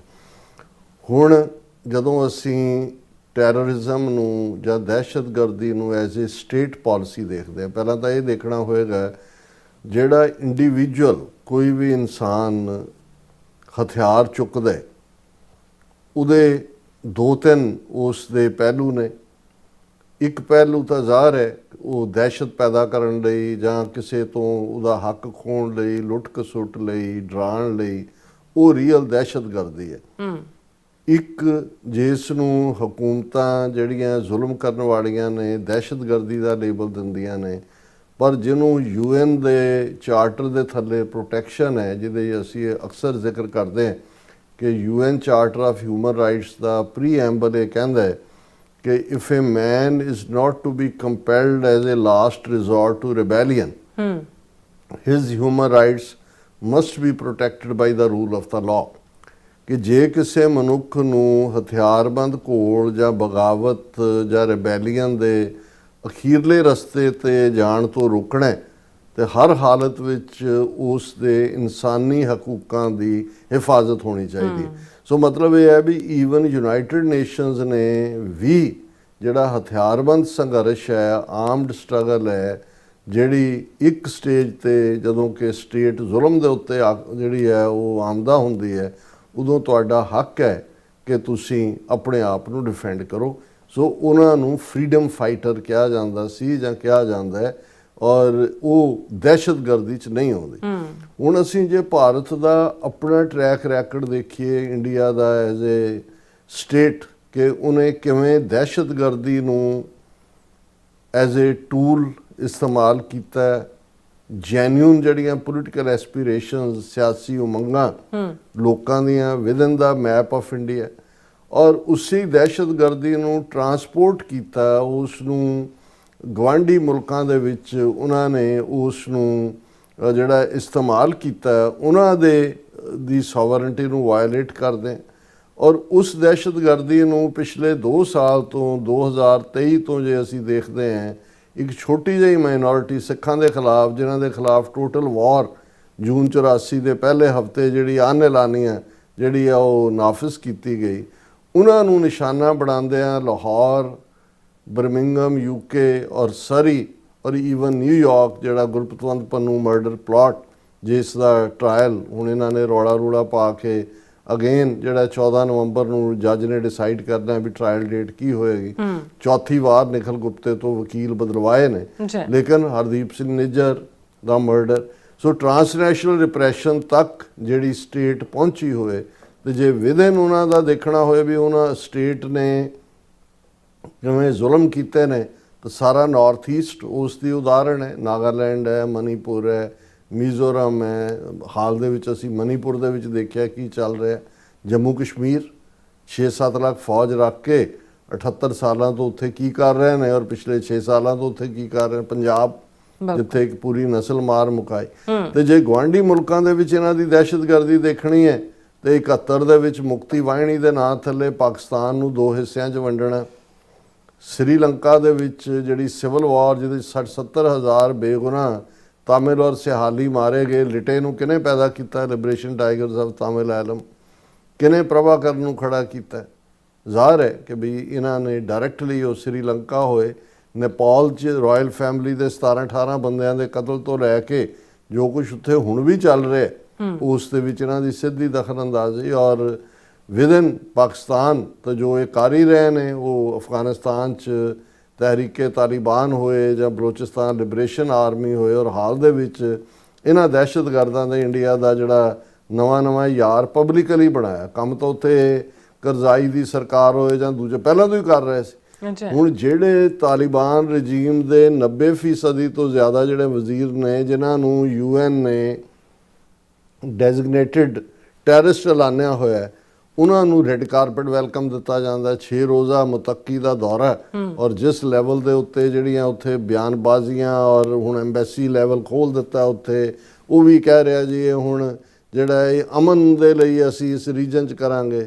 ਔਰ ਇਹ ਇਵੇਂ ਹੀ ਹੈ ਕਿ ਵੀ ਕਾਜ਼ੀਆਂ ਬਾਹਮਣਾ ਕੀ ਗੱਲ ਥੱਕੀ, ਅਗਦ ਪੜੇ ਸ਼ੈਤਾਨ ਵੇ ਲਾ ਲਓ ਕਿ ਸ਼ੈਤਾਨ ਜਿਹੜਾ ਹੈ ਉਹ ਸਕ੍ਰਿਪਚਰ ਕੋਟ ਕਰ ਰਿਹਾ, ਉਹ ਕੁਰਾਨ ਸ਼ਰੀਫ ਦੀਆਂ ਆਇਤਾਂ ਸੁਣਾ ਰਿਹਾ ਜਾਂ ਗੁਰਬਾਣੀ ਦੇ ਸ਼ਬਦ ਸੁਣਾ ਰਿਹਾ। ਜਦੋਂ ਇੰਡੀਆ ਦੇ ਹਾਕਮ ਦੁਨੀਆ ਨੂੰ ਇਹ ਕਹਿੰਦੇ ਨੇ ਜੀ ਇਹ ਦਹਿਸ਼ਤਗਰਦੀ ਮੁੱਕੇ, ਇਹ ਅਸੀਂ ਵਿਕਟਮ ਹੈ ਦਹਿਸ਼ਤਗਰਦੀ ਦੇ, ਅਸੀਂ ਉਹ ਮੈਨੂੰ ਇਵੇਂ ਹੀ ਲੱਗ ਰਿਹਾ ਹੁੰਦਾ ਕਿ ਅਗਦ ਪੜਾ ਸ਼ੈਤਾਨ ਵੇ ਲਾ ਲਓ ਕਿ ਸ਼ੈਤਾਨ ਜਿਹੜਾ ਹੈ ਉਹ ਰਿਲੀਜੀਅਸ ਸਕ੍ਰਿਪਚਰ ਨੂੰ ਜਿਹੜਾ ਹੈ ਉਹ ਰਿਸਾਈਟ ਕਰ ਰਿਹਾ। ਹੁਣ ਯੂਨਾਈਟਿਡ ਨੇਸ਼ਨਸ ਦੀ ਫਾਰਮੇਸ਼ਨ ਨੂੰ 80 ਸਾਲ ਹੋ ਗਏ ਨੇ, ਇੰਡੀਆ ਨੂੰ ਵੀ ਜਿਹੜਾ ਉਹ ਡ੍ਰੀਮ ਤਾਂ ਇਹਨਾਂ ਦਾ ਪੂਰਾ ਨਹੀਂ ਹੋਇਆ ਕਿ ਜੀ ਸਿਕਿਉਰਿਟੀ ਕੌਂਸਲ ਦੇ ਅਸੀਂ ਨੌਨ ਵੀਟੋ ਵੀਲਡਿੰਗ ਮੈਂਬਰ ਬਣੀਏ। ਇਸ ਲਈ ਜਦੋਂ ਕੋਈ ਇਹ ਸਮਾਗਮ ਹੁੰਦਾ ਉੱਥੇ ਐਸ ਜੈ ਸ਼ੰਕਰ ਪਹਿਲਾਂ ਤਾਂ UN ਨੂੰ ਭੰਡਦਾ ਕਿ ਜੀ ਕੁਛ ਨਹੀਂ ਨਿਕਲਿਆ, ਕੁਛ ਨਹੀਂ ਹੈ, ਰਿਫਾਰਮ ਨਹੀਂ ਹੋਇਆ, ਫਲਾਣਾ ਨਹੀਂ ਹੋਇਆ, ਔਰ ਫਿਰ ਜਿਹੜਾ ਉਹ ਆਪਣੀ ਜਿਹੜੀ ਹੈ ਉਹ ਰੋਣਾ ਰੋਂਦੇ ਨੇ ਜੀ ਅਸੀਂ ਵਿਕਟਮ ਹੈ, ਸਾਨੂੰ ਪਾਕਿਸਤਾਨ ਦੇ ਟੈਰਰਿਜ਼ਮ ਨੇ ਮਾਰ ਲਿਆ। UN ਜਿਹੜਾ ਉਹ ਵਿਕਟਮ ਔਰ ਪਰਪੀਟਰੇਟਰ ਦੋਨਾਂ ਨੂੰ ਇੱਕੋ ਸਫ ਦੇ ਵਿੱਚ ਖੜਾ ਕਰਦਾ। ਹੁਣ 80 ਸਾਲਾ UN ਦੀ ਬਰਥ ਨੂੰ ਸੈਲੀਬ੍ਰੇਟ ਕਰਦਿਆਂ ਇਹਨਾਂ ਨੇ ਦਿੱਲੀ ਦੇ ਵਿੱਚ ਇੱਕ ਫੰਕਸ਼ਨ ਕੀਤਾ ਜਿਸ 'ਚ ਇੰਡੀਆ ਦੇ ਪੋਸਟਲ ਡਿਪਾਰਟਮੈਂਟ ਵੱਲੋਂ ਜਿਹੜੀ ਹੈ ਇੱਕ ਡਾਕ ਟਿਕਟ ਵੀ ਜਾਰੀ ਕੀਤੀ ਗਈ, ਪਰ ਉਹਦੇ 'ਚ ਵੀ ਉਹੀ ਐਸ ਜੈ ਸ਼ੰਕਰ ਨੇ ਉਹੀ ਰੋਣਾ ਰੋਇਆ, victims and perpetrators of terrorism can not be equated. Jaishankar at event marking 80 years of UN ਕਿ UN ਦੇ 80 ਸਾਲਾ ਬਰਥ ਦੀ ਇਹ ਸੈਲੀਬ੍ਰੇਸ਼ਨ ਮੌਕੇ ਐਸ ਜੈ ਸ਼ੰਕਰ ਚੀਕਾਂ ਮਾਰ ਰਿਹਾ ਕਿ ਭਾਈ ਇਹ ਅਸੀਂ ਜਿਹੜੇ ਜਿਹਨੂੰ ਟੈਰਰਿਸਟ ਆਊਟਫਿਟ ਜਿਹਨੇ ਪਹਿਲਗਾਮ ਕੀਤਾ ਹੈ ਉਹਨੂੰ ਪਾਕਿਸਤਾਨ UN ਦੇ ਵਿੱਚ ਡਿਫੈਂਡ ਕਰ ਰਿਹਾ। ਹਾਲਾਂਕਿ ਪਾਕਿਸਤਾਨ ਦਾ ਨਾ ਕੋਈ ਲਾਗਾ ਨਾ ਦੇਗਾ, ਤੁਹਾਡਾ ਆਪਣਾ ਕੰਮ ਜੋ ਤੁਸੀਂ ਕੀਤਾ ਹੈ, ਔਰ ਜਿਹਨੂੰ ਮਰਜ਼ੀ ਤੁਸੀਂ ਇਹ ਲਸ਼ਕਰ ਤਾਇਬਾ ਬਣਾ ਦਿਓ, ਜਿਹਨੂੰ ਮਰਜ਼ੀ ਤੁਸੀਂ ਲਸ਼ਕਰ ਤਾਇਬਾ ਦਾ ਫਰੰਟ ਬਣਾ ਦਿਓ ਕਿ ਜੀ ਇਹ ਫਲਾਣੀ ਆਰਗੇਨਾਈਜੇਸ਼ਨ ਹੈ। ਔਰ ਇਸ ਦੇ ਵਿੱਚ ਵੀ ਐਸ ਜੈ ਸ਼ੰਕਰ ਨੇ ਇਸ ਫੰਕਸ਼ਨ 'ਚ ਪਾਕਿਸਤਾਨ ਦੇ ਖਿਲਾਫ ਖੂਬ ਜ਼ਹਿਰ ਉਗਲਿਆ ਔਰ ਉਹਨੇ ਕਿਹਾ ਕਿ ਜੀ ਦੇਖੋ ਇਹ ਜਿਹੜਾ UN 'ਚੋਂ ਕੀ ਨਿਕਲਣਾ ਹੈ ਕਿ UN ਜਿਹੜੀ when a sitting security council member openly protects the very organization that claims responsibility for the barbaric terror act such as Pahalgam, what does it do to the credibility of multilateralism? ਹੁਣ ਉਹ ਪਾਕਿਸਤਾਨ ਦੇ ਉੱਤੇ attack ਕਰ ਰਿਹਾ ਕਿ ਜੀ ਪਾਕਿਸਤਾਨ ਕਿਉਂਕਿ UN security council ਦਾ member ਹੈ, ਰੋਟੇਸ਼ਨਲ ਮੈਂਬਰ ਹੈ 2 ਸਾਲ ਲਈ। ਉਹਨੇ ਕਿਹਾ ਜੀ ਦੇਖੋ ਜਿਹੜਾ ਪਹਿਲਗਾਮ ਕਰਾਉਣ ਵਾਲੀ ਜਥੇਬੰਦੀ ਦੇ ਪੈਟਰਨ ਬੈਠੇ ਨੇ ਉਹ ਉਹਨੂੰ ਦਹਿਸ਼ਤਗਰਦ ਵੀ ਨਹੀਂ ਉਹਨਾਂ ਨੇ ਐਲਾਨ ਦਿੱਤਾ ਔਰ ਉਹਨਾਂ ਨੇ ਕਿਹਾ ਕਿ ਵੀ ਇਹ ਸਾਰੇ similarly if victims and perpetrators of terrorism are equated in the name of global strategy how much more cynical can the world get ਕਿ ਦੁਨੀਆ ਜਿਹੜਾ ਉਹ ਤਾਂ ਸ਼ਦਾਈਪੁਣਾ ਦੁਨੀਆ ਦਾ ਕਿ ਜਿਹੜਾ ਇੱਕ ਪੀੜਤ ਹੈ ਤੇ ਇੱਕ ਕਰਨ ਵਾਲਾ ਹੈ ਉਹਨੂੰ ਤੁਸੀਂ ਇੱਕੋ ਹੀ ਨਿਗਾਹ ਦੇ ਇੱਕੋ ਹੀ ਸ਼੍ਰੇਣੀ ਦੇ ਵਿੱਚ ਰੱਖਦੇ ਹੋ ਹਾਈਫਨੇਟਡ ਕਿ ਜੀ ਜਦੋਂ ਦਹਿਸ਼ਤਗਰਦੀ ਦੀ ਗੱਲ ਹੁੰਦੀ ਹੈ ਇੰਡੀਆ ਪਾਕਿਸਤਾਨ ਨੂੰ ਹਾਈਫਨੇਟ ਕੀਤਾ ਜਾਂਦਾ ਹੈ ਔਰ ਇਹ ਸਾਰੇ ਦੇ ਚੱਲਦੇ ਆ ਇਹ ਤਾਂ ਜਿਹੜੀ ਹੈ ਇੰਟਰਨੈਸ਼ਨਲ ਪੀਸ ਐਂਡ ਸਿਕਿਉਰਿਟੀ ਦੇ ਲਈ ਸਿਰਫ ਲਿਪ ਸਰਵਿਸ ਹੈ ਬਾਕੀ ਤਾਂ ਜਿਹੜਾ ਉਹਦੇ 'ਚੋਂ ਕੁਛ ਨਹੀਂ ਨੇ। ਇਹ ਇਹਨਾਂ ਦੀ ਫਰਸਟ੍ਰੇਸ਼ਨ ਵੀ ਸ਼ੋਅ ਕਰਦਾ ਕਿਉਂਕਿ ਇਹਨਾਂ ਨੇ 2014 ਤੋਂ ਲੈ ਕੇ ਗਲੋਬਲ ਲੌਬੀ ਕੀਤੀ ਮੋਦੀ ਔਰ ਐਸ ਜੈ ਸ਼ੰਕਰ ਪਹਿਲੇ ਦਿਨ ਤੋਂ ਇਹਨਾਂ ਦਾ ਸੀ ਕਿ ਜੀ Pakistan epicentre of terrorism, Pakistan mother of terrorism ਇਹ ਉਹ ਪਰ ਹੋਇਆ ਇਨ ਦਾ ਐਂਡ ਇਹ ਹੈ ਕਿ Pakistan came out smelling like ਏ ਰੋਜ਼। ਜੇ UN ਸਿਕਿਉਰਿਟੀ ਕਾਉਂਸਲ ਤੇ ਮੈਂਬਰਸ਼ਿਪ ਤਾਂ ਆਪਣੀ ਥਾਂ ਉਹ ਤਾਂ ਇੰਡੀਆ ਵੀ ਬਣ ਗਿਆ ਜਾਂ ਕੱਲ੍ਹ ਨੂੰ ਫਿਰ ਬਣ ਜਾਏਗਾ ਲੇਕਿਨ ਜਿਸ ਇੰਟਰਨੈਸ਼ਨਲ ਲੈਵਲ ਦੇ ਉੱਤੇ ਪਾਕਿਸਤਾਨ ਦੀ ਰੈਕਗਨੀਸ਼ਨ ਹੋਈ ਕਿਉਂਕਿ ਦੁਨੀਆ ਨੇ ਔਰ ਖ਼ਾਸ ਤੌਰ 'ਤੇ ਜਿਹੜੇ ਡਿਸੀਜਨ ਮੇਕਰ ਮੁਲਕ ਨੇ ਸਣੇ ਅਮਰੀਕਾ ਦੇ ਉਹਨਾਂ ਨੇ ਰਿਅਲਾਈਜ਼ ਕੀਤਾ ਕਿ ਇੰਡੀਆ ਬਹੁਤ ਕੁਝ ਫੇਕ ਕਰਦਾ ਔਰ ਇਹ ਪਹਿਲਗਾਮ ਵਾਲੇ ਵਾਕਿਆ ਤੋਂ ਬਾਅਦ ਤਾਂ ਇਹਨਾਂ ਦਾ ਬਿਲਕੁਲ ਹੀ ਜਲੂਸ ਨਿਕਲ ਗਿਆ। ਹੁਣ ਇਹ ਵੀ ਸਾਹਮਣੇ ਆਉਣਾ ਸ਼ੁਰੂ ਹੋ ਗਿਆ ਵੀ ਪੁਲਵਾਮਾ ਵਾਲਾ ਵੀ ਮਰ ਗਿਆ ਸਤਪਾਲ ਮਲਿਕ ਜੰਮੂ ਕਸ਼ਮੀਰ ਦਾ ਗਵਰਨਰ ਸੀ ਜਿਹੜਾ ਉਦੋਂ, ਉਹਨੇ ਕਿਹਾ ਵੀ ਇਹਨਾਂ ਨੇ ਹੀ ਕੀਤਾ। ਔਰ ਮੈਂ ਜਦੋਂ ਕਹਿੰਦਾ ਵੀ ਉਹ ਹੋਇਆ ਕਿ ਜੀ ਉਹਨਾਂ ਨੂੰ ਜਹਾਜ਼ ਨਹੀਂ ਦਿੱਤੇ ਗਏ CRPF ਨੂੰ, ਤੇ ਉਹ ਮੈਂ ਕਹਿੰਦਾ ਕਾਲ ਕੀਤਾ ਅਜੀਤ ਡੋਵਲ ਨੂੰ, ਮੇਰਾ ਕਲਾਸ ਫੈਲੋ ਸੀ, ਉਸਨੇ ਕਿਹਾ ਸਤਪਾਲ ਜ਼ਬਾਨ ਬੰਦ ਰੱਖੋ, ਕੁਛ ਨਹੀਂ ਕਹਿਣਾ ਹੈ, ਇਹਨਾਂ ਦਾ ਆਪਣਾ ਕੰਮ ਸੀ। ਸੋ ਅਸੀਂ ਕਿਹਾ ਕਿ ਵੀ ਇਹ ਉਦੋਂ ਤੋਂ ਲੈ ਕੇ ਇਹਨਾਂ ਨੇ ਟਿੱਲ ਲਾ ਕੇ ਹੁਣ ਇਹਨਾਂ ਦੇ ਮੂੰਹ ਚੋਂ ਝੱਗ ਨਿਕਲ ਰਹੀ ਹੈ, ਇਹਨਾਂ ਦੇ ਇਹ ਝੱਗ ਤੋਂ ਜ਼ਿਆਦਾ ਇਹਨੂੰ ਅਸੀਂ ਹੋਰ ਜ਼ਿਆਦਾ ਨਹੀਂ ਦੇਖਦੇ। ਜੀ ਰਾਣਾ ਸਾਹਿਬ ਤੁਹਾਡਾ ਬਹੁਤ ਬਹੁਤ ਸ਼ੁਕਰੀਆ। ਸੋ ਥਲੇ ਬ੍ਰੇਕ ਫਿਊਅਰਸ ਜਦੋਂ ਸੁਣਾਈ ਸੇ ਤਾਂ ਬੜੇ ਨਾਲ ਮਿਲਦੇ ਹਾਂ ਛੋਟੇ ਜਿਹੇ ਬ੍ਰੇਕ ਤੋਂ ਬਾਅਦ।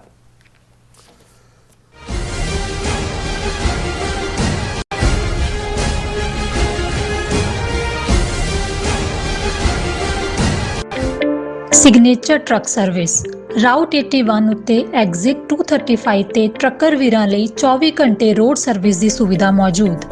Heavy duty repair, oil change, ਪੁਰਾਣੇ ਅਤੇ ਨਵੇਂ tyre, computer diagnostic, DPF cleaning, brake service ਜਾਂ ਰਸਤੇ ਵਿੱਚ ਆਈ ਹਰ ਤਰ੍ਹਾਂ ਦੀ ਰਿਪੇਅਰ ਪ੍ਰੋਫੈਸ਼ਨਲ ਟੀਮ ਵੱਲੋਂ ਕੀਤੀ ਜਾਂਦੀ ਹੈ। ਬ੍ਰੇਕਫਾਸਟ, ਲੰਚ ਅਤੇ ਡਿਨਰ ਲਈ ਪੰਜਾਬੀ ਢਾਬੇ ਦਾ ਆਨੰਦ ਵੀ ਮਾਣੋ। ਡਰਾਈਵਰ ਅਤੇ ਟਰੱਕ ਆਪਰੇਟਰ ਵੀਰ ਡਿਸਪੈਚ ਦੀ ਸਰਵਿਸ ਲਈ ਸਾਡੇ ਨਾਲ ਸੰਪਰਕ ਕਰਨ। Signature truck service 58 triangle drive, ਵੇਅਰਸਕੇਪ, ਵਰਜੀਨੀਆ 24486।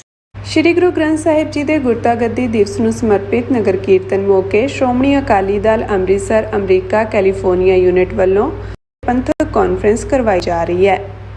ਇਸ ਕਾਨਫਰੰਸ ਵਿੱਚ ਪਾਰਟੀ ਦੇ ਸੀਨੀਅਰ ਆਗੂ ਅਤੇ ਪੰਥਕ ਬੁਲਾਰੇ ਪਹੁੰਚ ਰਹੇ ਹਨ। ਗੁਰਦੁਆਰਾ ਸ਼੍ਰੀ ਗੁਰੂ ਰਵਿਦਾਸ ਟੈਂਪਲ ਵਿਖੇ 30 ਅਕਤੂਬਰ ਸਵੇਰੇ 9 ਵਜੇ ਸ਼੍ਰੀ ਅਖੰਡ ਪਾਠ ਸਾਹਿਬ ਆਰੰਭ ਹੋਣਗੇ ਅਤੇ 1 ਨਵੰਬਰ ਸਵੇਰੇ 10 ਵਜੇ ਸ਼੍ਰੀ ਅਖੰਡ ਪਾਠ ਸਾਹਿਬ ਦੇ ਭੋਗ ਪਾਏ ਜਾਣਗੇ। 2 ਨਵੰਬਰ ਨਗਰ ਕੀਰਤਨ ਵਾਲੇ ਦਿਨ ਵਿਸ਼ੇਸ਼ ਤੌਰ ਤੇ ਫਲੋਟ ਵੀ ਸਜਾਇਆ ਜਾਵੇਗਾ। ਤਾਂ 1 ਨਵੰਬਰ ਨੂੰ 11 ਤੋਂ 3:30 ਵਜੇ ਤੱਕ ਇਸ ਕਾਨਫਰੰਸ ਵਿੱਚ ਜ਼ਰੂਰ ਪਹੁੰਚੋ ਜੀ। The refuge restaurant lounge 1501 Butte House Road, Yuba City 95993। ਵਧੇਰੇ ਜਾਣਕਾਰੀ ਲਈ ਸਕਰੀਨ ਤੇ ਦਿੱਤੇ ਨੰਬਰਾਂ ਤੇ ਸੰਪਰਕ ਕਰੋ ਜੀ।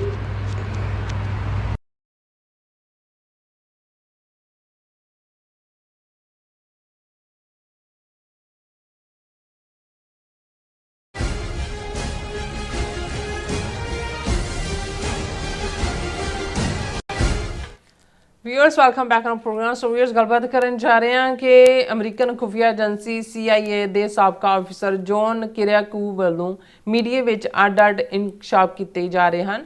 ਜੌਨ ਕਿਰਿਆਕੂ ਵੱਲੋਂ CIA ਦੇ ਖਿਲਾਫ ਸਟੈਂਡ ਲੈਣ ਕਰਕੇ ਉਸ ਨੂੰ ਨੌਕਰੀ ਡਿਸਮਿਸ ਕਰਕੇ ਜੇਲ੍ਹ ਵਿੱਚ ਵੀ ਸੁੱਟਿਆ ਗਿਆ ਔਰ ਜੌਨ ਪਾਕਿਸਤਾਨ ਵਿੱਚ 9/11 ਤੋਂ ਬਾਅਦ CIA ਦੇ ਖੁਫੀਆ ਆਪਰੇਟਰਾਂ ਦਾ ਮੁਖੀ ਵੀ ਸੀ।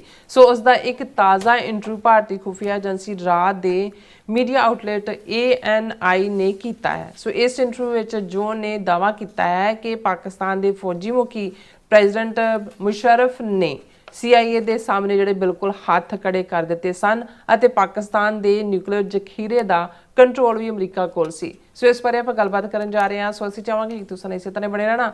ਦੇਖਣ ਸੁਣ ਲਿਆ ਲਿਖ ਲਈ ਤੁਹਾਡਾ ਸਭ ਦਾ ਬਹੁਤ ਧੰਨਵਾਦ ਜੀ। ਡਾਕਟਰ ਸਾਹਿਬ ਕੀ ਵਿਚਾਰਾਂ ਨੇ? ਦੇਖੋ ਵੈਸੇ ਤਾਂ ਇਹ ਇੱਕ ਰਿਵਾਜ ਵੀ ਹੈ ਔਰ ਪੈਸੇ ਬਣਾਉਣ ਦੀ ਥਾਂ ਵੀ ਹੈ ਕਿ ਬਹੁਤ ਵਾਰ ਜਿਹੜੇ ਇੱਥੇ ਵੱਡੇ ਅਹੁਦਿਆਂ 'ਤੇ ਰਹੇ ਲੋਕ ਹੁੰਦੇ ਨੇ, ਸੈਕਟਰੀ ਆਫ ਸਟੇਟ ਹੁੰਦਾ ਹੈ ਜਾਂ ਪ੍ਰੈਜ਼ੀਡੈਂਟ ਹੁੰਦਾ ਹੈ ਜਾਂ ਕੋਈ ਹੋਰ ਸਿਕਿਉਰਿਟੀ ਐਡਵਾਈਜ਼ਰ ਹੁੰਦੇ ਨੇ, ਉਹ ਰਿਟਾਇਰਮੈਂਟ ਤੋਂ ਬਾਅਦ ਜਾਂ ਜੇ ਉਹਨਾਂ ਦੀ ਟਰਮ ਖਤਮ ਹੁੰਦੀ ਹੈ ਉਸ ਤੋਂ ਬਾਅਦ ਉਹ ਕਿਤਾਬ ਕੋਈ ਨਾ ਕੋਈ ਲਿਖਦੇ ਨੇ। ਉਹਦੇ ਲਈ ਵੱਡੀ ਡੀਲ ਸਾਈਨ ਹੁੰਦੀ ਹੈ ਔਰ ਉਹਦੇ 'ਚ ਉਹਨਾਂ ਨੂੰ ਕਿਹਾ ਜਾਂਦਾ ਹੈ ਜਿਹੜੇ ਪਬਲਿਸ਼ਰ ਨੇ ਕਿ ਜੀ ਇਹਦੇ 'ਚ ਅਸੀਂ ਉਹ ਕੁਛ ਲਿਖਾਂਗੇ ਜਿਹੜਾ ਦੁਨੀਆ ਨੂੰ ਪਹਿਲਾਂ ਪਤਾ ਨਹੀਂ ਹੈ, ਜਿਹਨੂੰ ਇੰਕਸ਼ਾਫ ਕਹਿੰਦੇ ਨੇ।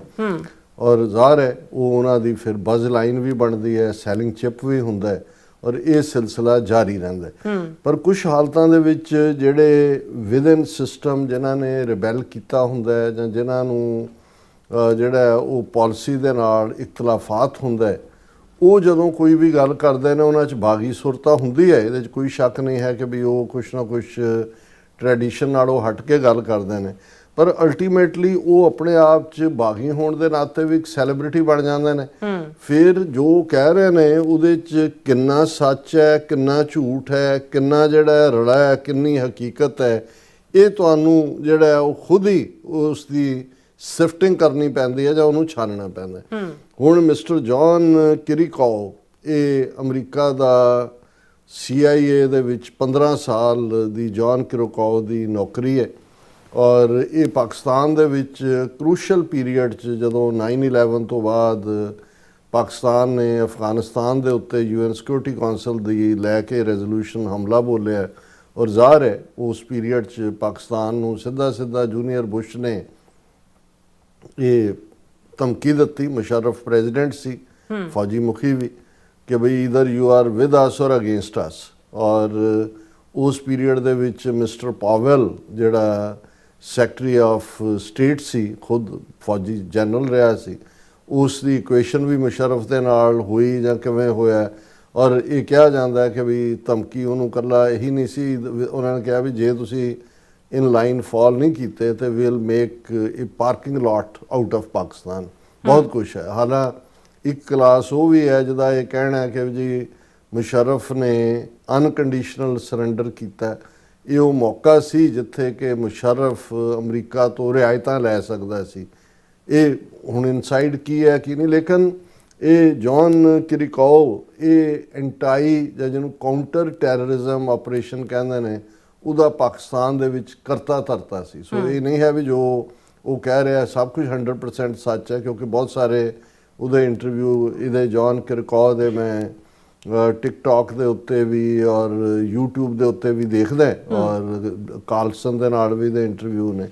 ਲੇਕਿਨ ਪਹਿਲੀ ਵਾਰ ਹੈ ਮੈਨੂੰ ਇਹ ਲੱਗਦਾ ਸੀ ਕਿ ਵੀ ਇਸ ਨੂੰ ਜੌਨ ਕਿਰਿਕਾਓ ਜਿਹਨੂੰ ਫਾਈਨਲੀ ਨੌਕਰੀ ਤੋਂ ਕੱਢ ਦਿੱਤਾ ਗਿਆ, ਇਹਦੀ ਅਰੈਸਟ ਵੀ ਹੋਈ, ਸ਼ਾਇਦ 5 ਸਾਲ ਜਾਂ 6 ਸਾਲ ਇਹਨੇ ਜੇਲ੍ਹ ਵੀ ਕੱਟੀ, ਪੈਨਸ਼ਨ ਵੀ ਦਿੱਤੀ ਗਈ। ਔਰ ਉਹਦਾ ਰੀਜ਼ਨ ਜਿਹੜਾ ਜੌਨ ਕਿਰਿਕਾਓ ਉਹਨੇ ਕਾਰਲਸਨ ਨਾਲ ਜਾਂ ਆਪਣੇ ਇੰਟਰਵਿਊਜ਼ 'ਚ ਉਹਨੇ ਦਿੱਤਾ ਹੈ, ਉਹਨੇ ਇਹ ਕਿਹਾ ਕਿ ਜੀ ਮੈਂ ਜਿਹੜਾ ਟਾਰਚਰਿੰਗ ਹੈ, ਜਿਵੇਂ ਵਾਟਰ ਬੋਰਡਿੰਗ ਹੈ ਇੱਕ ਟਾਰਚਰ ਦਾ ਤਰੀਕਾ ਜਾਂ ਦੂਜਾ, ਕਿ ਵੀ ਕਿਉਂਕਿ ਜੌਨ ਕਿਰਿਕਾਓ ਨੇ ਆਪਣਾ ਪੂਰੀ ਕਹਾਣੀ ਦੱਸੀ ਵੀ ਕਾਲਜ ਪੜ੍ਹਦਿਆਂ ਹੀ ਉਹਨੂੰ ਕਿਵੇਂ ਜਿਹੜਾ ਉਹ ਯੂਨੀਵਰਸਿਟੀ 'ਚ ਉਹਨੂੰ ਰਿਕਰੂਟ ਕੀਤਾ ਗਿਆ ਔਰ ਉਹ ਕਿਹਨਾਂ ਪ੍ਰਿੰਸੀਪਲਸ ਦੇ ਥੱਲੇ ਆਇਆ।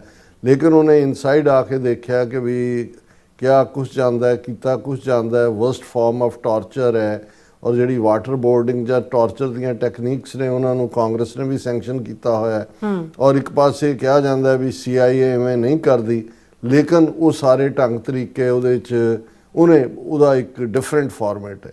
ਮੈਂ ਇਹ ਸੋਚਦਾ ਸੀ ਵੀ ਕਿਉਂਕਿ ਪਾਕਿਸਤਾਨ ਦੇ ਹਵਾਲੇ ਨਾਲ ਜਿਹੜੇ ਮੈਂ ਪਹਿਲਾਂ ਵੀ ਇੰਟਰਵਿਊ ਦੇਖੇ ਉਹਨਾਂ ਦੇ ਵਿੱਚ ਉਹ ਤਾਂ ਇਹ ਕਹਿ ਰਿਹਾ ਸੀ ਕਿ ਵੀ ਉੱਥੇ ਉਹਨੇ ਆਪਣੀ ਬਰੇਵਰੀ ਦੀ ਗੱਲ ਵੀ ਕੀਤੀ ਕਿ ਅਲ-ਕਾਇਦਾ ਦਾ 2 ਨੰਬਰ ਬੰਦਾ ਜਿਹੜਾ ਨੰਬਰ 2 ਰੁਤਬੇ ਵਾਲਾ ਜਿਹੜਾ ਇਹਨੂੰ ਮਾਰਨ ਆਇਆ, ਉਹਨੂੰ ਇਹਨੇ ਕਿਵੇਂ ਦਬੋਚਿਆ, ਕਿਵੇਂ ਉਹਦੇ ਤੋਂ ਇਨਕਸ਼ਾਫ ਕਰਵਾਇਆ। ਹੋਰ ਵੀ ਬਹੁਤ ਸਾਰੀ ਜਿਹੜੀ ਆ ਉਹਨੇ ਆਪਰੇਸ਼ਨਸ ਦੀ ਗੱਲ ਕੀਤੀ ਵੀ ਇਨਸਾਈਡ ਹੈ, ਪਰ ਵੀਜ਼ਾ ਵੀ ਇੰਡੀਆ ਇਹਦਾ ਕੁਛ ਨਹੀਂ ਸੀ। ਤਾਂ ਮੈਂ ਸੋਚਦਾ ਸੀ ਕਿ ਵੀ ਕੋਈ ਨਾ ਕੋਈ ਜਿਹੜਾ ਪਾਕਿਸਤਾਨੀ ਜਰਨਲਿਸਟ ਹੈ ਜਾਂ ਦੂਸਰਾ ਹੈ ਉਹ ਜੌਨ ਕਿਰਿਕਾਓ ਨੂੰ ਲਿਆਏਗਾ, ਇੰਟਰਵਿਊ ਕਰੇਗਾ। ਔਰ ਜਿਹੜੇ ਆਸਪੈਕਟ ਦੇਖੋ ਬਹੁਤ ਵਾਰੀ ਇਹ ਹੁੰਦਾ ਕਿ ਹੂ ਗ੍ਰੈਬਸ ਫਸਟ, ਔਰ ਜਿਹਨੂੰ ਇੱਕ ਵਾਰੀ ਪਬਲਿਸਿਟੀ 'ਚ ਜਿਹੜਾ ਬੰਦਾ ਚਲਾ ਜਾਂਦਾ ਹੈ ਉਹਨੂੰ ਫਿਰ ਬਹੁਤ ਵਾਰੀ ਜਿਹੜਾ ਉਸ ਨੂੰ ਇੰਟਰਵਿਊ ਕਰ ਰਿਹਾ ਹੁੰਦਾ ਹੈ ਉਹਨੂੰ ਵੀ ਉਹ ਪਲੀਜ਼ ਕਰ ਰਿਹਾ ਹੁੰਦਾ।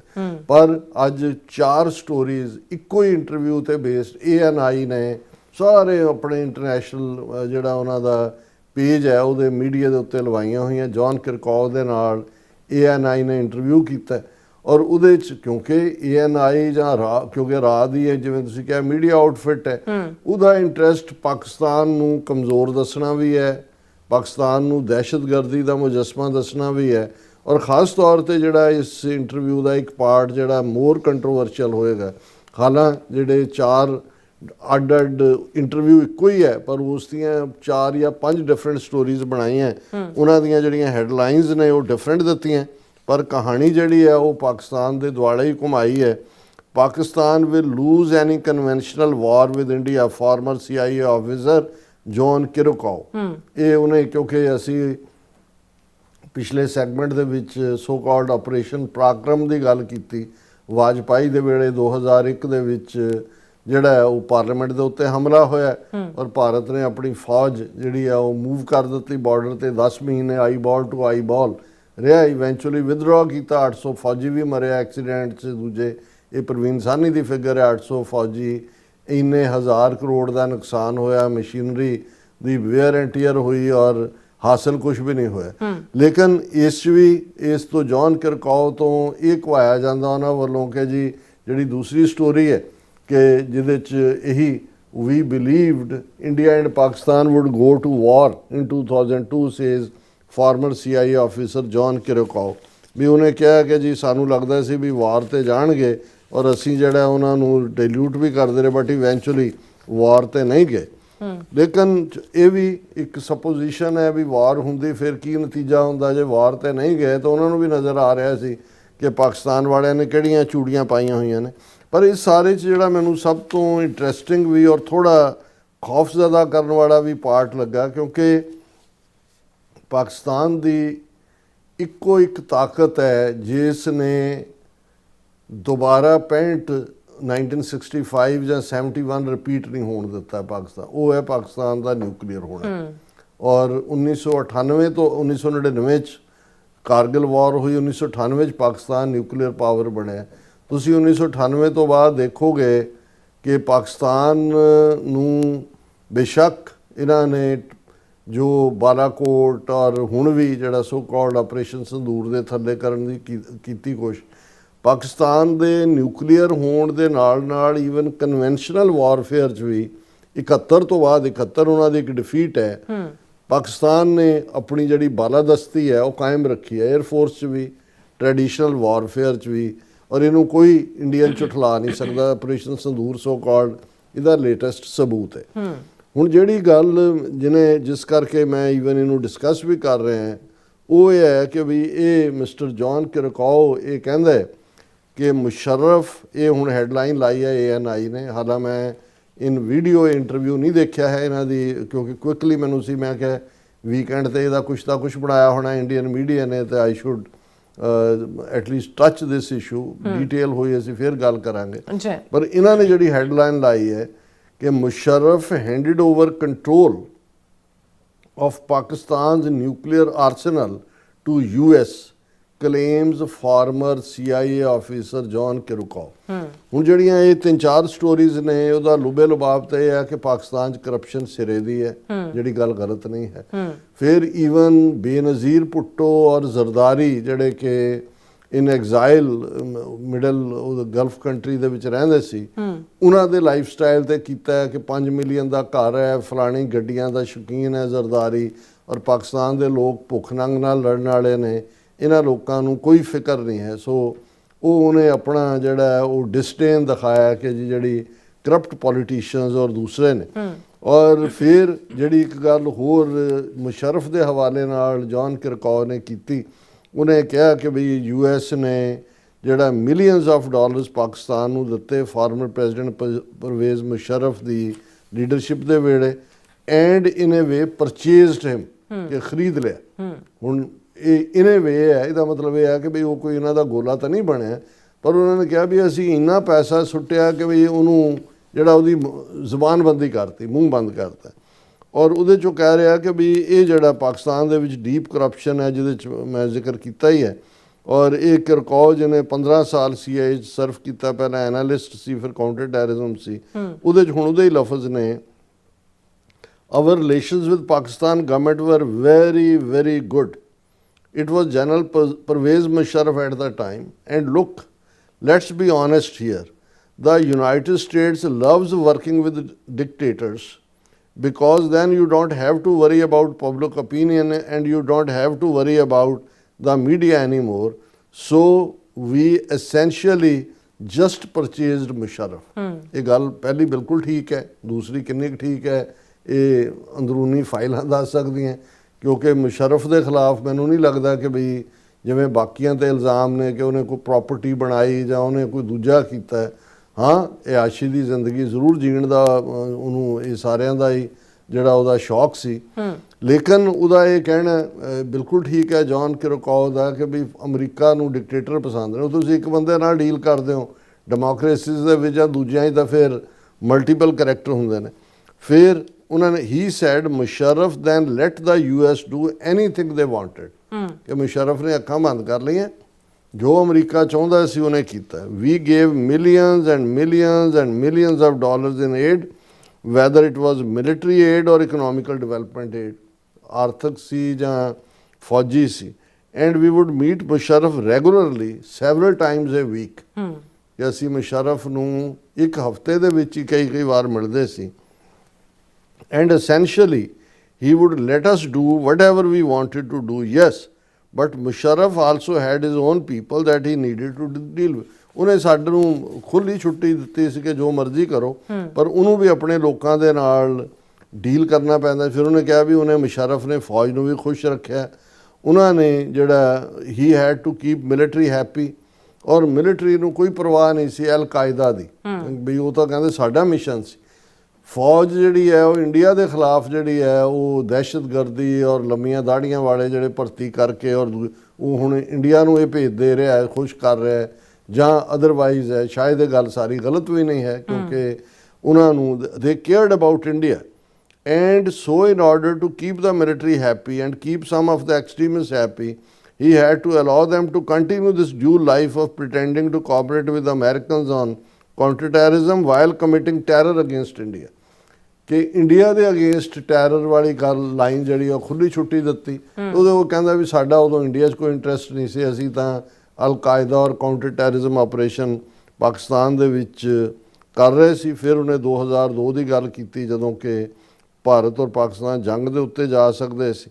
ਔਰ ਇਹ ਜਿਹੜਾ ਇਹ ਸਾਰੇ ਦਾ ਜ਼ਿਕਰ ਕਰਦੇ ਆ।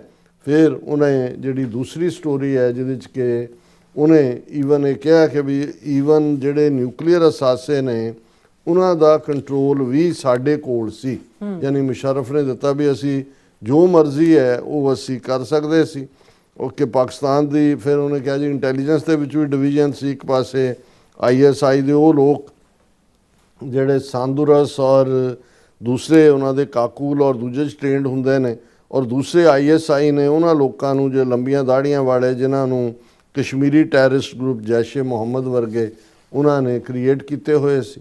ਔਰ ਇਹ ਸਾਰੇ ਦੇ ਚਲਦਿਆਂ ਫਿਰ ਉਹਨੇ ਅਲ ਕਾਇਦਾ ਦੇ ਆਬੂ ਜੁਬੇਦਾ ਉਸ ਦਾ ਜ਼ਿਕਰ ਕੀਤਾ ਵੀ ਉਹਨੂੰ ਮੈਂ ਕਿਵੇਂ ਫੜਿਆ ਔਰ ਇਸ ਦੇ ਨਾਲ ਮੈਂ ਕਿਵੇਂ ਡੀਲ ਕੀਤਾ। ਔਰ ਇਹ ਸਾਰੇ ਦੇ ਪਾਰਟ 'ਚੋਂ ਇੱਕ ਗੱਲ ਜਿਹੜੀ ਬੜੀ ਕਲੀਅਰਲੀ ਜਿਹਦੇ 'ਚੋਂ ਕਹਿੰਦਾ ਕਿ ਜੇ ਕਨਵੈਨਸ਼ਨਲ ਵਾਰ ਪਾਕਿਸਤਾਨ ਇੰਡੀਆ ਦੀ ਹੋਏ ਤੇ ਪਾਕਿਸਤਾਨ ਲੂਜ਼ਰ ਹੋਏਗਾ। ਇਹ ਮੇਰਾ ਖਿਆਲ ਹੈ ਉਹਦਾ ਆਪਣਾ ਇਹ ਕੱਢਿਆ ਹੋਇਆ ਕਨਕਲੂਜਨ ਹੈ। ਹਾਲਾਂ ਉਸ ਤੋਂ ਬਾਅਦ ਅਸੀਂ ਦੇਖਿਆ ਕਿ ਇਕੁਅਲ ਆ ਜਿਹੜਾ 4 ਰੋਜ਼ਾ ਕਨਵੈਨਸ਼ਨਲ ਵਾਰ ਹੀ ਸੀ, ਉਹਦੇ ਠੀਕ ਹੈ ਡਰੋਨ ਔਰ ਮਿਸਲ ਹੋਏ, ਉਹਦੇ 'ਚ ਇੰਡੀਆ ਨੂੰ ਪਤਾ ਲੱਗ ਗਿਆ ਵੀ ਕਿਹੜੇ ਭਾਅ ਵਿਕਦੀ ਹੈ। ਪਰ ਉਹਦਾ ਜਿਹੜਾ ਇਹ ਕਹਿਣਾ ਸੀ ਕਿ ਵੀ ਜਦੋਂ ਮੈਂ ਪਾਕਿਸਤਾਨ ਸਟੇਸ਼ਨ ਸੀ 2002 'ਚ ਹੀ ਵਾਜ਼ ਟੋਲਡ ਅਨਆਫੀਸ਼ੀਅਲੀ, ਹੁਣ ਇੱਥੇ ਉਹਨੇ ਆਪਣਾ ਬਚਾਅ ਕਰ ਲਿਆ ਵੀ ਆਫੀਸ਼ੀਅਲੀ ਨਹੀਂ unofficially, he was told unofficially that Pentagon controlled the Pakistani nuclear arsenal, ਕਿ ਪਾਕਿਸਤਾਨ ਦਾ ਇਹ ਜਿਹੜਾ ਨਿਊਕਲੀਅਰ ਅਸਾਸੇ ਨੇ ਨਿਊਕਲੀਅਰ ਜ਼ਖੀਰਾ ਹੈ ਉਹਦਾ ਕੰਟਰੋਲ ਪੈਂਟਾਗਨ ਜ਼ਾਹਰ ਹੈ ਅਮਰੀਕਨ ਫੌਜ ਕਰਦੀ ਹੈ। ਔਰ ਕਿ ਵੀ ਮੁਸ਼ਰਫ ਨੇ has turned control over to United States but the Pakistanis in the intervening years and remember I was there 23 years ago over the last 23 years or Pakistanis have come to say that it is absolutely not true. ਉਹਨੇ denial ਵੀ ਕਰਦੇ ਵੀ ਪਾਕਿਸਤਾਨੀ ਕਹਿੰਦੇ ਨੇ, ਪਰ ਉਹ ਕਹਿੰਦਾ ਵੀ ਅਨਆਫੀਸ਼ੀਅਲੀ ਮੈਨੂੰ ਇਹ ਦੱਸਿਆ ਗਿਆ ਸੀ ਕਿ ਉਹਨਾਂ ਦੇ ਨਿਊਕਲੀਅਰ ਜ਼ਖੀਰੇ ਦਾ ਕੰਟਰੋਲ ਸਾਡੇ ਕੋਲ ਹੈ। ਔਰ ਉਹਨਾਂ ਦਾ ਇਹ ਕਹਿਣਾ ਕਿ ਵੀ ਇਸ ਦੇ ਉੱਤੇ ਜਿਹੜਾ ਇਹ ਪੈਂਟਾਗਨ ਨੇ ਜਿਹੜਾ ਉਹ ਕੰਟਰੋਲ ਕੀਤਾ ਹੋਇਆ ਸੀ ਨਿਊਕਲੀਅਰ ਆਰਸੈਨਲ ਨੂੰ। ਵੈਦਰ ਉਹ ਇਹ ਕਹਿੰਦਾ ਹੈ ਜੌਨ ਕਿ ਜੀ ਮੈਨੂੰ ਨਹੀਂ ਪਤਾ ਵੀ ਇਹ ਇਨਫੋਰਮੇਸ਼ਨ ਅਮਰੀਕਾ ਨੇ ਇੰਡੀਆ ਨਾਲ ਸਾਂਝੀ ਕੀਤੀ ਸੀ ਕਿ ਨਹੀਂ। ਔਰ ਉਹਨਾਂ ਨੇ ਇਹ ਕਿਹਾ ਕਿ ਵੀ ਇਹ ਜਿਹੜਾ ਪਾਕਿਸਤਾਨੀ ਨਿਊਕਸ ਦਾ ਕੰਟਰੋਲ US ਕੋਲ ਹੋਣਾ ਇਹ ਆਪਣੇ ਆਪ ਦੇ ਵਿੱਚ ਇੰਡੀਆ ਦੇ ਲਈ ਵੀ ਇੱਕ ਸ਼ੋਰਟੀ ਸੀ ਕਿ ਇਹ ਵਾਰ ਜੇ ਹੋਏਗੀ ਤਾਂ ਨਿਊਕਲੀਅਰ ਨਹੀਂ ਹੋਏਗੀ। ਕਿ ਭਾਈ ਉਹਨੇ ਕਿਹਾ but I can tell you, ਇਹ ਹੁਣ ANI ਨੂੰ ਇੰਟਰਵਿਊ 'ਚ ਕਹਿ ਰਿਹਾ, tell you definitively that State Department was telling both sides, if you are gonna fight, keep it short and keep it non-nuclear. If nuclear weapons are introduced, the whole world is going to change. So I think there was restraint on both sides. ਉਹਨੇ ਕਿਹਾ ਵੀ America ਦੋਨਾਂ ਪਾਸਿਆਂ ਨੂੰ ਕਹਿ ਰਿਹਾ ਸੀ ਕਿ ਜੀ ਇਹਨੂੰ ਲੜ ਲਓ ਜੇ ਲੜਨਾ ਤੁਸੀਂ। ਇਹ 2002 ਦੀ ਗੱਲ ਹੀ ਕਰ ਰਿਹਾ ਕਿਉਂਕਿ ਉਸ ਕੰਟੈਕਟ 'ਚ ਹੀ ਹੈ। ਪਰ ਮੈਂ ਸਮਝਦਾ ਵੀ ਇਹ ਬੜਾ ਸੀਰੀਅਸ ਚਾਰਜ ਹੈ। ਹਾਲਾਂ ਮੇਰੀ ਆਪਣੀ ਜਿੰਨਾ ਕਿ ਇਸ ਦੇ ਉੱਤੇ ਅੰਡਰਸਟੈਂਡਿੰਗ ਜਾਂ ਸਮਝ ਹੈ, ਮੈਂ ਸਮਝਦਾ ਵੀ ਜੇ ਅਮਰੀਕਾ ਹੁਣ ਇਹ 2002 ਦੀ ਗੱਲ ਕਰ ਰਿਹਾ ਉਸਾਮਾ ਬਿਨ ਲੈਡਨ 9/11 ਤੋਂ ਬਾਅਦ 10 ਸਾਲ ਜਿਹੜਾ ਹੈ ਉਹਨੇ ਤੋਂ ਜ਼ਿਆਦਾ ਉਹਨੇ ਸਰਵਾਈਵ ਕੀਤਾ ਹੈ ਪਾਕਿਸਤਾਨ 'ਚ ਰਹਿ ਕੇ। ਤੇ ਜੇ ਏਡਾ ਹੀ ਇਹ ਕਾਊਂਟਰ ਟੈਰਰਿਜ਼ਮ ਔਰ ਫਲਾਣੇ ਦਾ ਐਕਸਪਰਟ ਤੇ ਦੂਜਾ ਤੀਜਾ ਰਿਹਾ ਹੈ, ਜੇ ਉਸਾਮਾ ਨੂੰ ਵਿਦਿਨ ਪਾਕਿਸਤਾਨ ਇਹ ਲੋਕੇਟ ਨਹੀਂ ਕਰ ਸਕੇ ਤੇ ਇਹ ਮੰਨਣਾ ਕਿ ਜੀ ਪਾਕਿਸਤਾਨ ਨੇ ਆਪਣਾ ਨਿਊਕਲੀਅਰ ਜ਼ਖੀਰਾ ਇਹਨਾਂ ਦੇ ਹਵਾਲੇ ਕਰ ਦਿੱਤਾ ਤੇ ਇਹਨਾਂ ਨੇ ਉਹਨੂੰ ਇੰਟੈਕਟ ਰਹਿਣ ਦਿੱਤਾ, ਫਿਰ ਤਾਂ ਉਹਨਾਂ ਦਾ ਹਾਲ ਉਹ ਕਰਦੇ ਜੋ ਉਹਨਾਂ ਨੇ ਗਦਾਫੀ ਦਾ ਕੀਤਾ। ਹੁਣ ਗਦਾਫੀ ਕੀ ਕਰ ਰਿਹਾ ਸੀ? ਉਹ ਵੀ ਉਸ ਪਾਸੇ ਵੱਧ ਰਿਹਾ ਸੀ। ਸਦਾਮ ਹੁਸੈਨ ਦਾ ਕੀ ਹਾਲ ਕੀਤਾ? ਜੇ ਇੱਥੇ ਬਣਿਆ ਬਣਾਇਆ ਜ਼ਖੀਰਾ, ਔਰ ਮੈਂ ਸਮਝਦਾ ਵੀ ਕਰਪਸ਼ਨ ਹੋਏਗੀ ਪਾਕਿਸਤਾਨ 'ਚ ਹੈ, ਉਹ ਉੱਪਰੋਂ ਥੱਲੇ ਤੱਕ ਹੋਏਗੀ, ਐਸ਼ੀ ਵੀ ਹੋਏਗੀ ਫੌਜੀ ਜਰਨੈਲਾਂ ਦੂਜਿਆਂ। ਪਰ ਇੱਕ ਗੱਲ ਬਿਲਕੁਲ ਕਲੀਅਰ ਹੈ ਕਿ ਇਸ ਸਾਰੇ ਪੀਰੀਅਡ 'ਚ ਨਿਊਕਲੀਅਰ ਅਸਾਸੇ ਬਣਾਉਣ 'ਚ ਵੀ ਉਹ ਜ਼ੁਲਫਿਕਾਰ ਅਲੀ ਭੁੱਟੋ ਤੋਂ ਲੈ ਕੇ ਜ਼ਿਆਉਲ ਹੱਕ ਤੱਕ ਉਹਨਾਂ ਦਾ ਯੂਨੀਕ ਰੋਲ ਹੈ। ਬੇਸ਼ੱਕ ਸਾਇੰਟਿਸਟ ਨਿਊਕਲੀਅਰ ਅਬਦੁਲ ਕੀ ਉਹਨਾਂ ਦਾ ਨਾਂ, ਕਾਦਰ ਕੀ ਨਾਂ ਹੈ, ਜਿਸ ਦਾ ਜ਼ਿਕਰ ਵੀ ਨੇ ਕੀਤਾ ਕਿ ਜੀ ਅਸੀਂ ਉਹਨੂੰ ਮਾਰਨਾ ਚਾਹੁੰਦੇ ਸੀ ਲੇਕਿਨ ਸਾਊਦੀ ਅਰੇਬੀਆ ਨੇ ਉਹਨੂੰ ਸੇਵ ਕੀਤਾ, ਜਿਹੜਾ ਉਹਨਾਂ ਦਾ ਨਿਊਕਲੀਅਰ ਸਾਇੰਟਿਸਟ ਅਬਦੁਲ ਕਲਾਮ ਸ਼ਾਇਦ। ਲੇਕਿਨ ਇਹਦੇ 'ਚ ਕੋਈ ਸ਼ੱਕ ਨਹੀਂ ਹੈ ਕਿ ਪਾਕਿਸਤਾਨ ਨੇ ਆਪਣੇ ਨਿਊਕਲੀਅਰ ਅਸਾਸਿਆਂ ਨੂੰ ਉਹਨਾਂ ਨੇ ਜਿੱਥੇ state of the art level ਦੇ ਉੱਤੇ ਮਿਸਾਈਲ ਡਿਵੈਲਪ ਕੀਤੀਆਂ ਜਾਂ ਬਣਾਉਣ ਵੇਲੇ ਵੀ ਨਾਰਥ ਕੋਰੀਆ ਦੀ ਕੀ ਮਦਦ ਲਈ, ਚਾਈਨਾ ਦੀ ਕੀ ਲਈ, ਉਹਨੇ ਜਿਹੜਾ ਅਬਦੁਲ ਸਲਾਮ ਨੇ ਕੀ ਕੀਤਾ, ਕਲਾਮ ਅਬਦੁਲ ਕਲਾਮ। ਲੇਕਿਨ ਮੈਨੂੰ ਨਹੀਂ ਲੱਗਦਾ ਕਿ ਵੀ ਜੇ ਅਮਰੀਕਾ ਨੂੰ ਉਹਨਾਂ ਨੇ ਕਿਤੇ ਭਿਣਕ ਵੀ ਪੈਣ ਦਿੱਤੀ ਹੋਏਗੀ। ਇਹ ਉਹਨਾਂ ਦੀ ਕਾਮਯਾਬੀ, in spite of their failures, in spite of ਜਿੰਨੇ ਵੀ ਨੁਕਤੇ ਤੁਸੀਂ ਹੋਰ ਕਹੋ, ਪਰ ਅਸੀਂ ਇਹ ਸਮਝਦੇ ਹਾਂ ਵੀ ਆਉਣ ਵਾਲੇ ਦਿਨਾਂ 'ਚ ਇਸ ਨੂੰ ਇੰਡੀਅਨ ਮੀਡੀਆ ਔਰ ਆਪਣੇ ਇੰਡੀਅਨ ਲੋਕਾਂ ਦੇ ਵਿੱਚ ਇਹਨਾਂ ਦਾ ਦਰਬਾਰੀ ਮੀਡੀਆ ਖੂਬ ਪ੍ਰਚਾਰੇਗਾ। ਬਿਲਕੁਲ ਡਾਕਟਰ ਸਾਹਿਬ, ਤੁਹਾਡਾ ਬਹੁਤ ਬਹੁਤ ਧੰਨਵਾਦ। ਸੋ ਥੈਲੇ ਨਾ ਬ੍ਰੇਕ ਵਿਊਅਰਸ, ਤੁਸੀਂ ਕਿਤੇ ਨਹੀਂ ਜਾਣਾ, ਮਿਲਦੇ after this short break.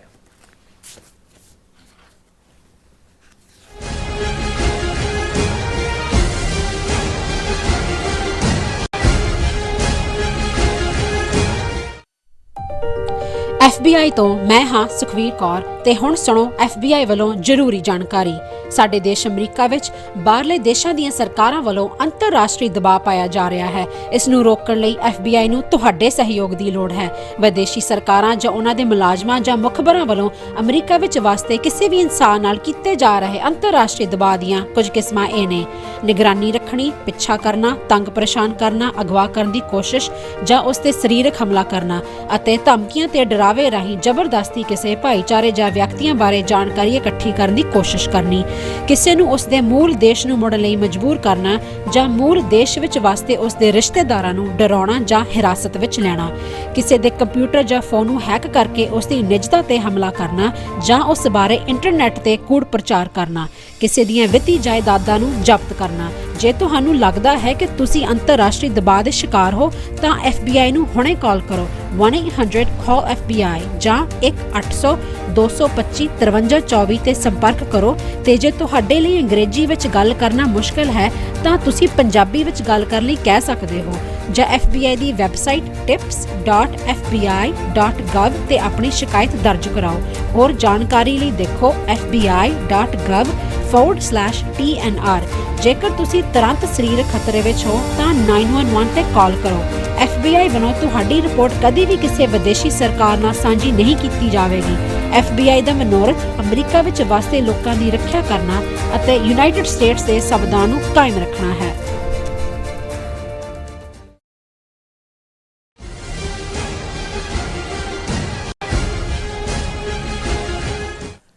Viewers, welcome back on programme. So viewers, ਅਖੀਰਲੇ ਸੈਗਮੈਂਟ ਦੇ ਵਿੱਚ ਜਿਸ ਤਰ੍ਹਾਂ ਕਿ ਅੱਜ ਫਰਾਈਡੇ ਹੈ ਤੇ ਆਪਾਂ ਨਜ਼ਮਾਂ ਜਿਹੜੀਆਂ ਸ਼ੇਅਰ ਕਰਨ ਜਾ ਰਹੇ ਹਾਂ ਸ਼ੇਰਬਾਜ਼ ਸਿੰਘ ਢਿੱਲੋਂ ਜੀ ਹੋਰਾਂ ਦੀਆਂ। ਉਹਨਾਂ ਦੀਆਂ ਦੋ ਨਜ਼ਮਾਂ ਨੇ, ਇੱਕ ਪੰਜਾਬੀ ਵਿੱਚ ਹੈ ਮਾਂ ਧੀ ਦੇ ਸਵਾਲ ਜਵਾਬ ਤੇ ਇੰਗਲਿਸ਼ ਵਿੱਚ ਹੈਗਾ ਸਟੈਂਡ ਵਿਦ ਫਰੀडम। ਇਸ ਬਾਰੇ ਆਪਾਂ ਵਿਚਾਰ ਚਰਚਾ ਕਰਨ ਜਾ ਰਹੇ ਹਾਂ ਔਰ ਨਾਲ ਜਿਹੜੇ ਤੁਹਾਡੇ ਲਾਈਵ ਮੈਸੇਜ ਨੇ ਉਹ ਵੀ ਆਪਾਂ ਸ਼ੇਅਰ ਕਰਾਂਗੇ। ਸੋ ਅਸੀਂ ਚਾਹਾਂਗੇ ਕਿ ਤੁਸੀਂ ਇਸੇ ਤਰ੍ਹਾਂ ਬਣੇ ਰਹਿਣਾ ਦੇਖਣ ਸੁਣਨ ਲਈ ਐਂਡ ਲਿਖਣ ਲਈ। ਤੁਹਾਡਾ ਸਭ ਦਾ ਬਹੁਤ ਬਹੁਤ ਧੰਨਵਾਦ ਜੀ। ਡਾਕਟਰ ਸਾਹਿਬ ਕੀ ਕਹਿਣਾ ਚਾਹੋਗੇ? ਦੇਖੋ, ਯੂਜਲੀ ਫਰਾਈਡੇ ਦੇ ਇਸ ਸੈਗਮੈਂਟ 'ਚ ਅਸੀਂ ਜਿੱਥੇ ਸ਼ੇਰਬਾਜ਼ ਸਿੰਘ ਢਿੱਲੋਂ ਹੋਰਾਂ ਦੀ ਅੰਗਰੇਜ਼ੀ ਨਜ਼ਮ ਸਾਂਝੀ ਕਰਦੇ ਹਾਂ ਉੱਥੇ ਸੰਤੋਖ ਸਿੰਘ ਭਾਊ ਜੀ ਦੀ ਪੰਜਾਬੀ ਨਜ਼ਮ। ਅੱਜ ਭਾਈ ਸੰਤੋਖ ਸਿੰਘ ਹੋਰਾਂ ਨਾਲ ਗੱਲ ਹੋਈ। ਉਹਨਾਂ ਦੀ ਟਾਈਪਿਸਟ ਕੁੜੀ ਬਿਮਾਰ ਹੈ, ਲਿਖੀ ਉਹਨਾਂ ਨੇ ਹੈਂਡ ਨਾਲ ਹੋਈ ਹੈ, ਸੋ ਉਹ ਹੁਣ ਅਸੀਂ ਅਗਲੀ ਕਿਸ਼ਤ ਦੇ ਉੱਤੇ ਛੱਡ ਦਿੰਦੇ। ਪਰ ਦਿਲਚਸਪ ਗੱਲ ਇਹ ਹੈ ਵੀ ਇਸ ਵਾਰ ਸ਼ੇਰਬਾਜ਼ ਸਿੰਘ ਢਿੱਲੋਂ ਨੇ 2 ਨਜ਼ਮਾਂ ਭੇਜੀਆਂ। ਪਹਿਲਾਂ ਉਹਨਾਂ ਨੇ ਇੱਕ ਪੰਜਾਬੀ 'ਚ ਵੀ ਭੇਜੀ, ਮਾਂ ਧੀ ਦੇ ਸਵਾਲ ਜਵਾਬ, ਤੇ ਮੈਂ ਕਿਹਾ ਹੁਣ ਉਹਦਾ ਗੈਪ ਇਹ ਪੂਰਾ ਕਰ ਦੇਗੀ ਨਜ਼ਮ, ਔਰ ਅੰਗਰੇਜ਼ੀ ਦੀ ਨਜ਼ਮ ਸਟੈਂਡ ਵਿਦ ਫਰੀडम। ਸੋ ਪਹਿਲਾਂ ਅਸੀਂ ਮਾਂ ਧੀ ਦੇ ਸਵਾਲ ਜਵਾਬ ਉਸ ਨੂੰ ਸਾਂਝਾ ਕਰਦੇ ਹਾਂ। ਜੀ। ਮੰਮੀ ਮੈਨੂੰ ਜਗਾ ਕੇ ਤੂੰ ਚੰਗਾ ਨਹੀਂ ਕੀਤਾ, ਦੇਖ ਰਹੀ ਸੀ ਸੁੰਦਰ ਸੁਪਨਾ ਜਿਸ ਨੂੰ ਤੂੰ ਤੋੜ ਦਿੱਤਾ। ਉੱਠ ਖੜ ਧੀਏ ਸਵੇਰ ਹੋ ਗਈ, ਸੌਣ ਦਾ ਇਹ ਨਹੀਂ ਵੇੜਾ, ਸੁਪਨੇ ਵਿੱਚੋਂ ਨਿਕਲ ਬਾਹਰ ਤੂੰ, ਇਹ ਬਰਕਤ ਦਾ ਵੇੜਾ, ਅੰਮ੍ਰਿਤ ਵੇਲਾ, ਬਰਕਤ ਦਾ ਵੇੜਾ।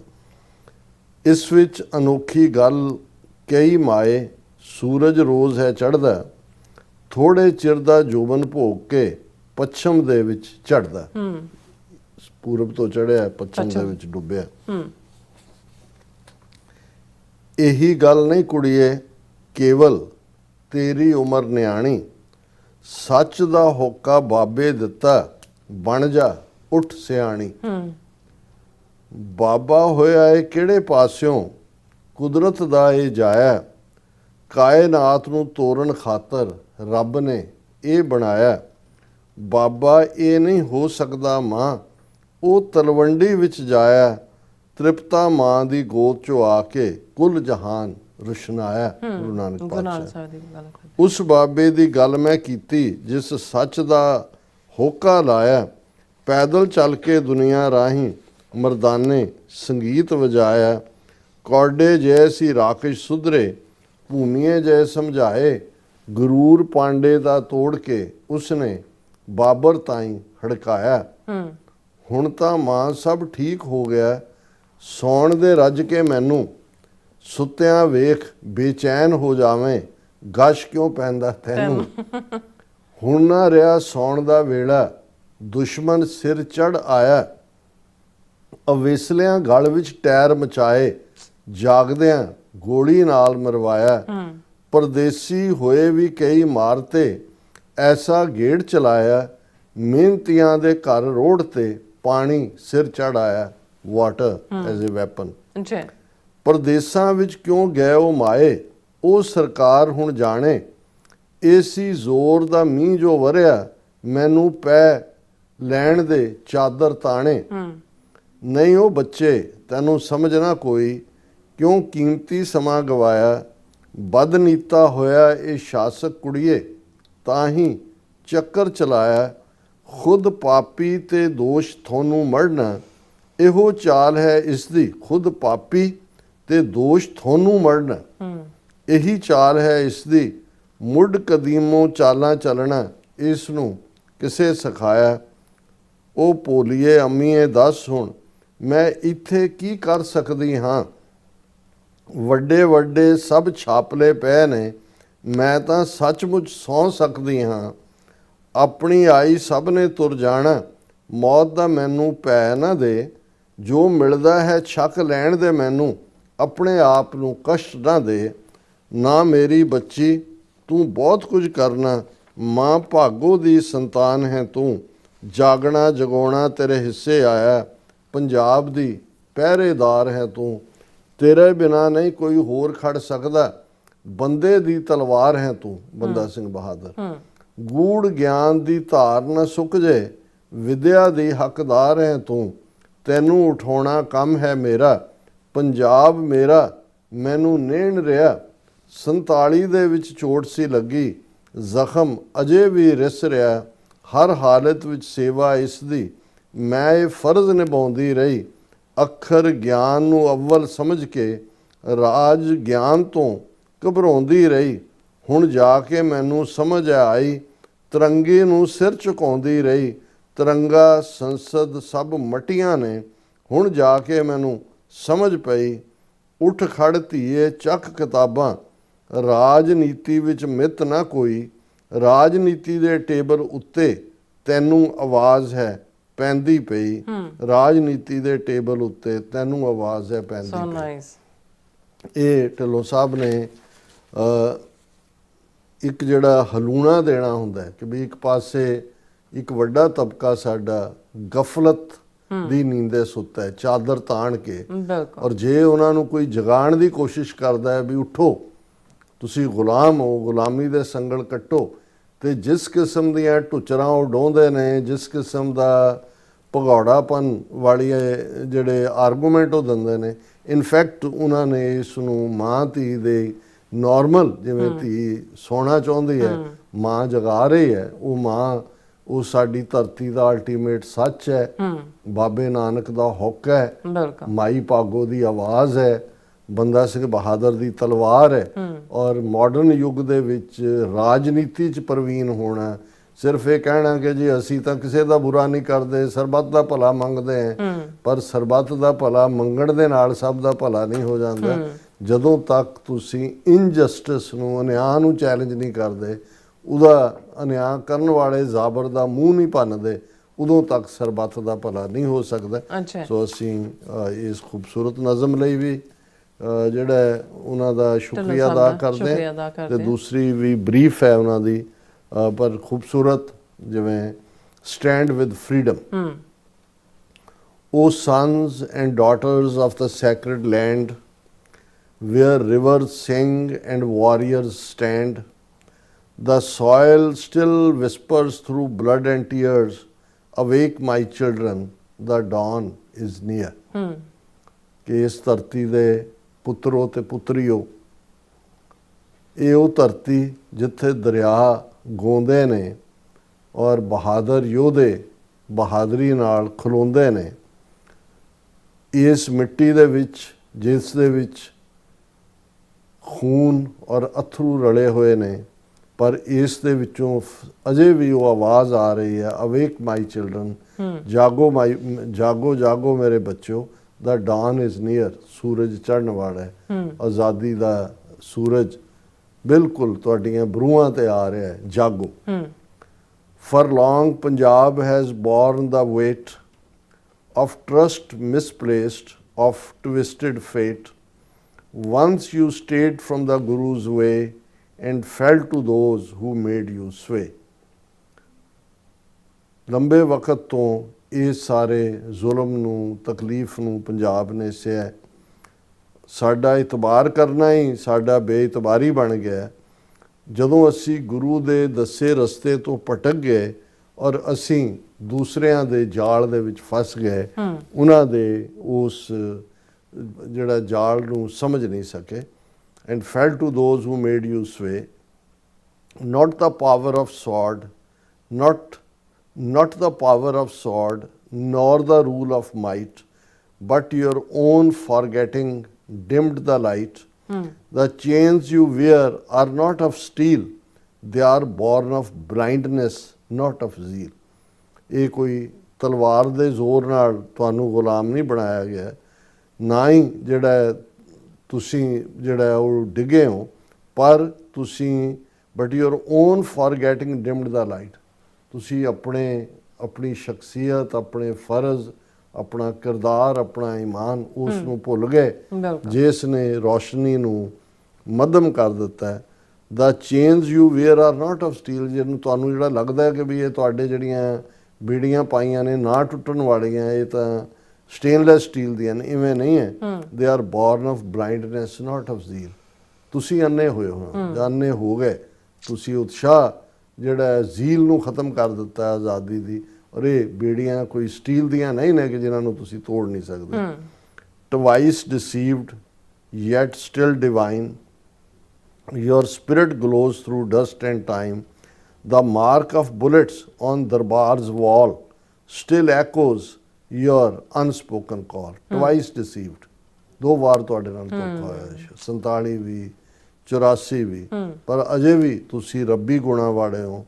ਤੁਹਾਡੀ ਜਿਹੜੀ ਸਪਿਰਿਟ ਹੈ ਅੱਜ ਵੀ ਇਸ ਸਾਰੇ ਗਰਦੇ ਦੇ ਵਿੱਚ, ਵਕਤ ਦੀ ਫਿਜ਼ਾ ਦੇ ਵਿੱਚ ਗੂੰਜਦੀ ਹੈ। ਅੱਜ ਵੀ ਜਿਹੜੀਆਂ ਦਰਬਾਰ ਸਾਹਿਬ ਦੇ ਉੱਤੇ ਲੱਗੀਆਂ ਗੋਲੀਆਂ ਨੇ, ਉਹਨਾਂ ਦੇ ਨਿਸ਼ਾਨ ਅੱਜ ਵੀ ਤੁਹਾਡੇ ਅੰਦਰ ਉਹ ਐਕੋ ਕਰਦੀਆਂ ਨੇ ਉਸ ਅਨਸਪੋਕਨ ਕਾਲ ਨੂੰ ਕਿ ਉੱਠੋ, ਇਸ ਧਰਤੀ ਦੇ ਉੱਤੇ ਗੁਲਾਮੀ ਦੇ ਸੰਗਲ ਕੱਟੋ। Remember the widows, their silent cries, the smoke that darkened Delhi's skies. Those wounds are not of past alone, they burn today in every home. ਉਹ ਹਜ਼ਾਰਾਂ ਵਿਧਵਾਵਾਂ ਦਿੱਲੀ, ਕਾਨਪੁਰ, ਬੋਕਾਰੋ ਤੋਂ ਲੈ ਕੇ ਭਾਰਤ ਦੇ 18 ਸੂਬਿਆਂ 'ਚ ਉਹਨਾਂ ਦੀਆਂ ਸਾਇਲੈਂਟ ਕਰਾਈਜ਼ ਅੱਜ ਵੀ ਤੁਹਾਨੂੰ ਸੌਣ ਨਹੀਂ ਦਿੰਦੀਆਂ। ਬਿਲਕੁਲ। ਉਹ ਧੂਆਂ ਜਿਹੜਾ ਬਲਦੇ ਘਰਾਂ ਦਾ, ਦੁਕਾਨਾਂ ਦਾ, ਤੁਹਾਡੇ ਗਲਾਂ 'ਚ ਪਾ ਕੇ ਟਾਇਰ ਜਿਹੜਾ ਉਹ ਦਿੱਲੀ ਦੇ ਅਸਮਾਨਾਂ ਨੂੰ ਉਸਨੇ ਧੁੰਦਲਾ ਕੀਤਾ। ਅਜੇ ਉਹ ਬੀਤੇ ਦੇ ਜ਼ਖਮ ਹੀ ਨਹੀਂ ਨੇ ਕਿ ਜਿਹੜੇ ਅਸੀਂ 40 ਸਾਲ ਪਹਿਲਾਂ ਦੇ ਜਿਨ੍ਹਾਂ ਨੂੰ ਯਾਦ ਕਰ ਰਹੇ ਹਾਂ। ਦੇ ਬਰਨ ਟੂਡੇ ਇਨ ਐਵਰੀ, ਅੱਜ ਵੀ ਹਰ ਘਰ ਦੀ ਕਹਾਣੀ ਕਿਤੇ ਨਾ ਕਿਤੇ। ਨਸ਼ੇ, ਕਿਹੜਾ ਪਿੰਡ ਹੈ ਜਿਹਦੇ 'ਚ ਮਹੀਨੇ 'ਚ 5-6 ਮੌਤਾਂ ਨਹੀਂ ਹੁੰਦੀਆਂ ਨਸ਼ਿਆਂ ਦੇ ਨਾਲ। Rise, O youth, the world awaits. Your courage can rewrite the fates. The Guru's grace is close once more. The storm will cleanse if hearts restore. ਉੱਠੋ ਗੱਭਰੂ, ਦੁਨੀਆ ਇੰਤਜ਼ਾਰ ਕਰ ਰਹੀ ਹੈ। ਤੁਹਾਡਾ ਹੌਸਲਾ ਸਾਰਿਆਂ ਦੀ ਕਿਸਮਤ ਨੂੰ ਮੁੜ ਕੇ ਲਿਖ ਸਕਦਾ ਹੈ। ਗੁਰੂ ਦੀ ਗ੍ਰੇਸ, ਗੁਰੂ ਦਾ ਰਹਿਮ ਤੁਹਾਡੇ ਉੱਤੇ ਫਿਰ ਬਰਸ ਰਿਹਾ ਹੈ, ਤੁਹਾਡੇ ਤੇ ਬਖਸ਼ਿਸ਼ ਦੀਆਂ ਕਿਰਨਾਂ ਪੈ ਰਹੀਆਂ ਨੇ। ਆਪਣੇ ਦਿਲਾਂ ਨੂੰ ਮਜ਼ਬੂਤ ਕਰੋ ਔਰ ਇਹ ਜ਼ੁਲਮ ਦਾ ਤੂਫਾਨ ਥੰਮਣ ਦੀ ਹਿੰਮਤ ਤੁਸੀਂ ਰੱਖਦੇ ਹੋ। B wise, see through the cunning game, the serpent smile, the saintly name. Your foes still dance within your veins till you reclaim your sacred chains. ਸਿਆਣੇ ਬਣੋ, ਕਨਿੰਗ ਗੇਮ, ਇਹ ਜਿਹੜੀ ਕਮੀਨਗੀ ਦੀ ਖੇਡ ਹੈ ਬ੍ਰਾਹਮਣਵਾਦੀਆਂ ਦੀ, ਇਹਨੂੰ ਸਮਝੋ। ਇਹ ਸੰਤਾਂ ਵਾਲੇ ਨਾਂ ਰੱਖ ਕੇ, ਪਰ ਇਹਨਾਂ ਦੇ ਚਿਹਰਿਆਂ ਦੀ ਮੁਸਕਰਾਹਟ ਸੰਤਾਈ ਵਾਲੀ ਨਹੀਂ ਹੈ, ਇਹ ਖੜਪੇ ਸੱਪ ਵਾਲੀ ਹੈ, ਇਹ ਦੁਸ਼ਮਣ ਦੀ। ਬੀ ਵਾਈਜ਼, ਸੀ ਥਰੂ ਦਾ ਕਨਿੰਗ ਗੇਮ, ਦਾ ਸਰਪੈਂਟ ਸਮਾਈਲ, ਦਾ ਸੇਂਟਲੀ ਨੇਮ। ਨਾਮ ਬੜਾ ਭਲਾ ਰੱਖਿਆ ਹੋਇਆ ਹੈ, ਬੜੇ ਨੋਬਲ ਤੁਹਾਡੇ ਨਾਲ ਜੈਸਚਰ ਕਰਨਗੇ, ਪਰ ਇਹ ਸੱਪ ਵਾਂਗ ਜਿਹੜਾ ਹੈ ਉਹ ਤੁਹਾਨੂੰ ਡਸਦੇ ਰਹਿੰਦੇ ਨੇ ਔਰ ਡਸਣਗੇ। ਔਰ ਇਸ ਤੋਂ ਖਬਰ, your four still dance within your veins. ਅੱਜ ਵੀ ਤੁਹਾਡੇ ਅੰਦਰ ਇਹ ਤੁਹਾਡਾ ਦੁਸ਼ਮਣ ਕਿਸ ਹੱਦ ਤੱਕ ਹੈ। Till you ਰੀਕਲੇਮ your sacred chain, ਜਦੋਂ ਤੱਕ ਤੁਸੀਂ ਇਹਨਾਂ ਗੁਲਾਮੀ ਦੇ ਸੰਗੜਾਂ ਨੂੰ ਕੱਟ ਕੇ ਆਪਣੇ ਉਸ ਪਵਿੱਤਰ ਧਰਤੀ ਨੂੰ ਇਹਨਾਂ ਤੋਂ ਮੁਕਤ ਨਹੀਂ ਕਰਵਾਉਂਦੇ, ਇਹ ਖੇਡਾਂ ਕਨਿੰਗ ਗੇਮਸ ਜਾਰੀ ਰਹਿਣਗੀਆਂ। Freedom is not a word to shout, it's truth to live, if faith devout. Be brave, be just, be one in soul, let Guru's light make broken whole. Freedom, freedom, freedom ਕਹਿਣ ਦੇ ਨਾਲ, ਜਿਵੇਂ ਭਾਈ ਗੁਰਦਾਸ ਜੀ ਨੇ ਕਿਹਾ ਕਿ ਬਈ ਖਾਂਡ ਖਾਂਡ ਕਹਿਤ ਹੋਤ ਨਾ ਸਵਾਦ ਮਿੱਠੋ। ਖੰਡ ਖੰਡ ਕਹੀ ਜਾਓ, ਮੂੰਹ ਮਿੱਠਾ ਨਹੀਂ ਹੁੰਦਾ। ਇਸੇ ਤਰ੍ਹਾਂ freedom is not a word to shout, it's truth to live, if faith devout. Devout faith ਦੇ ਨਾਲ ਇਸ ਸੱਚ ਨੂੰ ਫੇਸ ਕਰਨਾ, ਗੁਲਾਮੀ ਦੇ ਸੰਗਲ ਕੱਟਣਾ। be brave, be just, be one in soul. ਬਹਾਦਰੋ, ਉੱਠੋ, ਜਸਟ ਨਿਆਂਕਾਰੀ ਬਣੋ। ਉਸ let Guru's light make broken whole. ਇਹ ਗੁਰੂ ਦੇ ਉੱਤੇ ਭਰੋਸਾ ਰੱਖ ਕੇ ਹੀ ਇਸ ਨੂੰ ਹਾਸਲ ਕੀਤਾ ਜਾ ਸਕਦਾ ਹੈ। ਲਾਸਟ ਸੈਂਟੈਂਸ ਹੈ, the time is now, the call is clear, the dawn of justice draws so near. Break the trend and lift your flame, stand with freedom and live with name. ਕਿ ਹੁਣ ਵਕਤ ਆ ਗਿਆ, ਸੱਦ ਪੈ ਰਹੀ ਹੈ, call is clear, ਇਨਸਾਫ ਦਾ ਸੂਰਜ ਚੜ੍ਹਨ ਵਾਲਾ ਹੈ, ਬਹੁਤ ਕਰੀਬ ਹੈ। ਇਸ ਸਾਰੇ ਮੋੜ ਨੂੰ ਮੋੜੋ, ਬਦਲੋ, ਆਪਣੇ ਅੰਦਰ ਉਸ ਆਜ਼ਾਦੀ ਦੀ ਰੌਸ਼ਨੀ ਨੂੰ ਬੁਲੰਦ ਕਰੋ, ਉਸ ਦੀਵੇ ਨੂੰ, ਆਜ਼ਾਦੀ ਦੇ ਨੂੰ ਬਚਾਓ। ਆਜ਼ਾਦੀ ਦੇ ਨਾਲ ਆਜ਼ਾਦੀ ਲੈਣ ਦੇ ਲਈ ਖਲੋਵੋ ਔਰ ਉਹੀ ਲਿਵ ਵਿਦ ਦਾ ਨੇਮ ਜੋ ਤੁਹਾਡਾ ਖਾਲਸੇ ਦਾ ਬਿਰਦ ਹੈ ਕਿ ਵਾਹਿਗੁਰੂ ਜੀ ਕਾ ਖਾਲਸਾ, ਵਾਹਿਗੁਰੂ ਜੀ ਕੀ ਫਤਿਹ। ਕਿ ਜਿੱਤਣਾ ਖਾਲਸਾ ਅਜਿੱਤ ਹੈ ਔਰ ਹਰ ਮੈਦਾਨ ਫਤਿਹ, ਇਹ ਖਾਲਸੇ ਦਾ ਸਲੋਗਨ ਵੀ ਹੈ, ਸਾਡਾ ਮਿਸ਼ਨ ਵੀ ਹੈ। ਔਰ ਅਸੀਂ ਢਿੱਲੋਂ ਸਾਹਿਬ ਦਾ ਬਹੁਤ ਬਹੁਤ ਸ਼ੁਕਰੀਆ ਅਦਾ ਕਰਦੇ ਹਾਂ। ਰਾਜ ਸਾਹਿਬ ਤੁਹਾਡਾ ਵੀ ਬਹੁਤ ਬਹੁਤ ਸ਼ੁਕਰੀਆ। ਹੁਣ ਆਪਾਂ ਜਿਹੜੇ ਵਿਊਅਰਸ ਮੈਸੇਜ ਨੇ ਉਹ ਲੈਣ ਜਾ ਰਹੇ ਹਾਂ, ਸਭ ਦਾ ਸ਼ੁਕਰੀਆ ਅਦਾ ਕਰਦੇ ਹਾਂ ਲਿਖਣ ਲਈ। ਔਰ ਰਾਜਵਿੰਦਰ ਸਿੰਘ ਜੀ ਜਿਹੜੇ ਸਾਡੇ ਪਹਿਲੇ ਵਿਊਅਰ ਨੇ, ਸਾਨੂੰ ਫਤਿਹ ਬੁਲਾਉਂਦੇ ਨੇ। ਸੋਨਮਾਇਲ ਜੀ, ਔਰ ਇਸੇ ਤਰ੍ਹਾਂ ਘੁਸ ਕੇ ਔਰ ਪੰਜਾਬ ਜਿਹੜੇ ਪ੍ਰਭਜੋਤ ਸਿੰਘ ਜੀ ਵੀ ਔਰ ਖਾਲਸਾ ਦੇਸ਼ ਪੰਜਾਬ ਜੀ ਔਰ ਜਸਪਾਲ ਸਿੰਘ ਖੈਲੇ ਜੀ ਵੀ, ਫਿਰ ਇਸੇ ਤਰ੍ਹਾਂ ਜਸਵੀਰ ਬਰਾੜ ਜੀ ਵੀ ਔਰ ਸਤਨਾਮ ਸਿੰਘ ਜੀ ਵੀ ਔਰ ਫਿਰ ਇਸੇ ਤਰ੍ਹਾਂ ਗੁਰਮੀਤ ਸਿੰਘ ਬਾਜਵਾ ਜੀ ਵੀ, ਚਰਨਜੀਤ ਸਿੰਘ ਜੀ ਵੀ ਔਰ ਫਿਰ ਇਸੇ ਤਰ੍ਹਾਂ ਧਰਮ ਸਿੰਘ ਜੀ ਵੀ ਔਰ ਸਰਪੰਚ ਜਸ ਗਿੱਲ ਜੀ ਵੀ। ਔਰ ਇਹ ਕਹਿੰਦੇ ਨੇ ਕਿ ਰਾੜ ਸਾਹਿਬ ਭਾਈ ਅਮਰਜੀਤ ਸਿੰਘ ਸਾਹਿਬ ਤੇ ਭੈਣ ਨੀਲਮ ਕੌਰ ਜੀ ਗੁਰਫਤਿਹ ਹੈ। ਸਤਿ ਸ਼੍ਰੀ ਅਕਾਲ, ਖਾਲਸਾ ਜ਼ਿੰਦਾਬਾਦ। ਇੰਡੀਅਨ ਆਰਮੀ ਫਰੋਮ ਚੀਨ ਬਾਰਡਰ ਤੋਂ ਸਾਨੂੰ ਦੇਖ ਰਹੇ ਨੇ। ਔਰ ਗੁਰਵਿੰਦਰ ਮਾਨ ਜੀ ਵੀ, ਹਾਂਜੀ, ਰਾਜਨਪ੍ਰੀਤ ਸਿੰਘ ਜੀ ਵੀ, ਇੰਦਰਜੀਤ ਸਿੰਘ ਸੰਧੂ ਜੀ ਵੀ ਔਰ ਬਾਜਵਾ ਜੀ ਸਾਨੂੰ ਲੰਡਨ ਤੋਂ ਦੇਖ ਰਹੇ ਨੇ ਔਰ ਜਸਕੀਰਤ ਸਿੰਘ ਜੀ ਵੀ ਔਰ ਮੁਹੰਮਦ ਜਾਕੂਬ ਜੀ ਹੋਰਾਂ ਦੇ ਕਾਫੀ ਸਾਰੇ ਮੈਸੇਜ ਨੇ। ਤੁਹਾਡਾ ਬਹੁਤ ਬਹੁਤ ਸ਼ੁਕਰੀਆ। ਹਰੇਕ ਸੈਗਮੈਂਟ ਦੇ ਥੱਲੇ ਉਹਨਾਂ ਦਾ ਕਮੈਂਟ ਹੈ। ਬਹੁਤ ਬਹੁਤ ਸ਼ੁਕਰੀਆ ਜੀ। ਔਰ ਸਾਨੂੰ ਪੁੱਛਦੇ ਤੁਸੀਂ ਕਿੱਦਾਂ ਹੋ ਔਰ ਖਾਲਸਾ ਜ਼ਿੰਦਾਬਾਦ ਕਹਿੰਦੇ ਨੇ। ਔਰ ਅਮਰਜੀਤ ਸਿੰਘ ਸੈਣੀ ਜੀ ਵੀ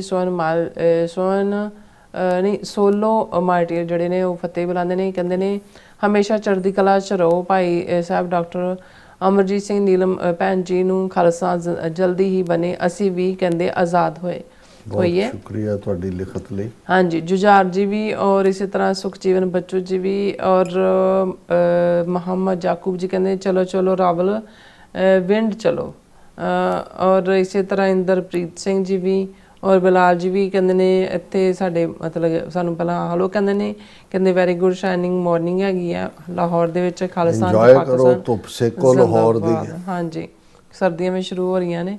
ਔਰ ਰਾਜਵਿੰਦਰ ਸਿੰਘ ਜੀ ਕਹਿੰਦੇ ਨੇ ਕਿ ਰਾੜ ਸਾਹਿਬ India actually won the war because Pakistan destroyed only 7 planes instead of 70, so India saved 63 planes and won। और फिर इसी तरह अखंड जी अहमद जी कहते heard your Punjabi accent after a long time। बहुत शुक्रिया। और राजविंदर कौर जी भी और मोहम्मद जाकूब जी भी कहते हैं ये बात पक्की है कि बगैर जंग किए खालिस्तान का बनना बहुत मुश्किल है और अपना हक जड़े कहते लेने के लिए लड़ना पड़ेगा। और इसी तरह शिंदा जी और फिर इस तरह जसपाल सिंह जी भी और जाकूब जी कहते हैं कि इंडिया की सारी ताकत सिख है और खालसा है, लेकिन अब नहीं सिख यानी कि खालसा अब अपना मुल्क खालिस्तान की खातर ही लड़ेगा, बिल्कुल ठीक, और भारत माता के लिए नहीं लड़ेगा। और बलविंदर सिंह जी भी और फिर इसी तरह अगेन ओके कमलजीत सिंह जी भी। In one Punjabi interview AS Daulat said he doesn't know which way is wrong or right way, but the next government in Punjab would be BJP. Sikhs must consider seriously sorry। और फिर इसी तरह हाँ जी जसविंदर सिंह जी भी और फिर इसी तरह सुखजीवन सिंह जी भी और ये कहते ने हाँ जी ये भी फतेह बुलाते ने। और मोहम्मद जी कहते जाकूब जी कहते हैं कि खालसा फ्रीडम फाइटर जिंदाबाद, कश्मीरी फ्रीडम फाइटर जिंदाबाद, फलस्तीनी फ्रीडम फाइटर कहते जिंदाबाद। और फिर इसी तरह घुस के कहते हैं कि किसी मंत्र नाल हुण सैटेलाइट ही काबू करनी पैणगे। हरमन पन्नू जी भी और इसी तरह पता नहीं की कहना चाहते हैं। जाकूब जी कहते हैं कि वाई युवा city why not in Richmond Hill queen's New York city, Richmond Hill queen's भी तो लिटिल खालिस्तान है, मतलब की कहना ना मतलब। और युवा सिटी तो गैदरिंग है जिहड़ी बहुत वड्डी गैदरिंग हुंदी है। हाँ जी, न्यूयॉर्क अपनी पैरेड हुंदी है अप्रैल, ये नवंबर दे फर्स्ट वीकेंड ते जिहड़ा है वो आलमोस्ट 2 हफ्ते बहुत वड्डी गैदरिंग होती है यूनिवर्सिटी। और कहते हैं कि अगर बंटवारा ना होता तो हालात ऐसे ना होते। और फिर इसी तरह हाँ जी घुस के भी अमेजिंग डॉक्टर साहब you are so talented and genius, your team is so talented, always great fantastic programme. बहुत तुहाडी नवाजिश। और खालसा जिंदाबाद कहते हैं। और सुखविंदर सिंह जी भी और मिश्रा सिंह जी भी, दलजीत सिंह जी भी और फिर इसी तरह नासर चौधरी कहते भविख दीयां खबरां इस तरह होणगियां कि तुर्की ने खालिस्तान नूं 100 ड्रोन भेजे ते पाकिस्तान ने खालिस्तान हवाई सेना नूं 50 JF ਜਿਹੜੇ ਕਹਿੰਦੇ 17 ਭੇਜੇ। ਬਿਲਕੁਲ ਠੀਕ। और ਤੁਹਾਡੇ ਮੂੰਹ 'ਚ ਕਿਉਂ ਸ਼ੱਕਰ। ਗੁਰਜੀਤ ਸਿੰਘ ਜੀ ਵੀ ਔਰ ਫਿਰ ਇਸੇ ਤਰ੍ਹਾਂ ਹਾਂਜੀ ਮੁਹੰਮਦ ਯਾਕੂਬ ਜੀ ਵਰੇ ਅਗੇਨ ਨੇ, ਔਰ ਫਿਰ ਇਸੇ ਤਰ੍ਹਾਂ ਬਿਕਰਮਜੀਤ ਸਿੰਘ ਜੀ ਵੀ, ਔਰ ਵਾਹਿਦ ਜਿਹੜੇ ਨੇ ਉਹ ਵੀ, ਔਰ ਫਿਰ ਇਸੇ ਤਰ੍ਹਾਂ ਘੁਸ ਕੇ ਜਿਹੜੇ ਢਿੱਲੋਂ ਸਾਹਿਬ ਜੀ ਜਿਹੜੀ ਨਜ਼ਮਾਂ ਨੇ ਉਹਦੀ ਤਾਰੀਫ ਕਰਦੇ ਨੇ। ਸਭ ਦਾ ਬਹੁਤ ਬਹੁਤ ਸ਼ੁਕਰੀਆ। ਸੋ ਇਸ ਤਰ੍ਹਾਂ ਆਪਣੇ ਵਿਊਅਰਸ ਕੋਲ ਨੇ ਇਜਾਜ਼ਤ। ਵਿਊਅਰਸ, ਸਾਡੇ ਪ੍ਰੋਗਰਾਮ ਦਾ ਸਮਾਂ ਇੱਥੇ ਮੁੱਕਦਾ। ਤੁਸੀਂ ਆਪਣੀ ਰਾਏ ਤੇ ਸੁਝਾਅ ਸਾਨੂੰ ਭੇਜਣਾ ਭੁੱਲਣਾ ਸਾਡੇ ਇਸ ਪਤੇ ਤੇ sos@tvrefor.tv ਤੇ ਅਸੀਂ ਆਪਣਾ ਪ੍ਰੋਗਰਾਮ ਲੈ ਕੇ ਫਿਰ ਦੁਬਾਰਾ ਤੁਹਾਡੇ ਸਾਹਮਣੇ ਹੋਵਾਂਗੇ। ਤਦ ਤੱਕ ਲਈ ਮੈਨੂੰ ਤੇ ਆਪਣਾ ਸਲਾਹ ਗਿਆ ਦੋ ਦੇਖਦੇ ਰਹੋ TV4 ਬੁਲਾ ਦਿਓ ਫਤਿਹ। ਵਾਹਿਗੁਰੂ ਜੀ ਕਾ ਖਾਲਸਾ, ਵਾਹਿਗੁਰੂ ਜੀ ਕੀ ਫਤਿਹ। ਰੱਬ ਰਾਖਾ।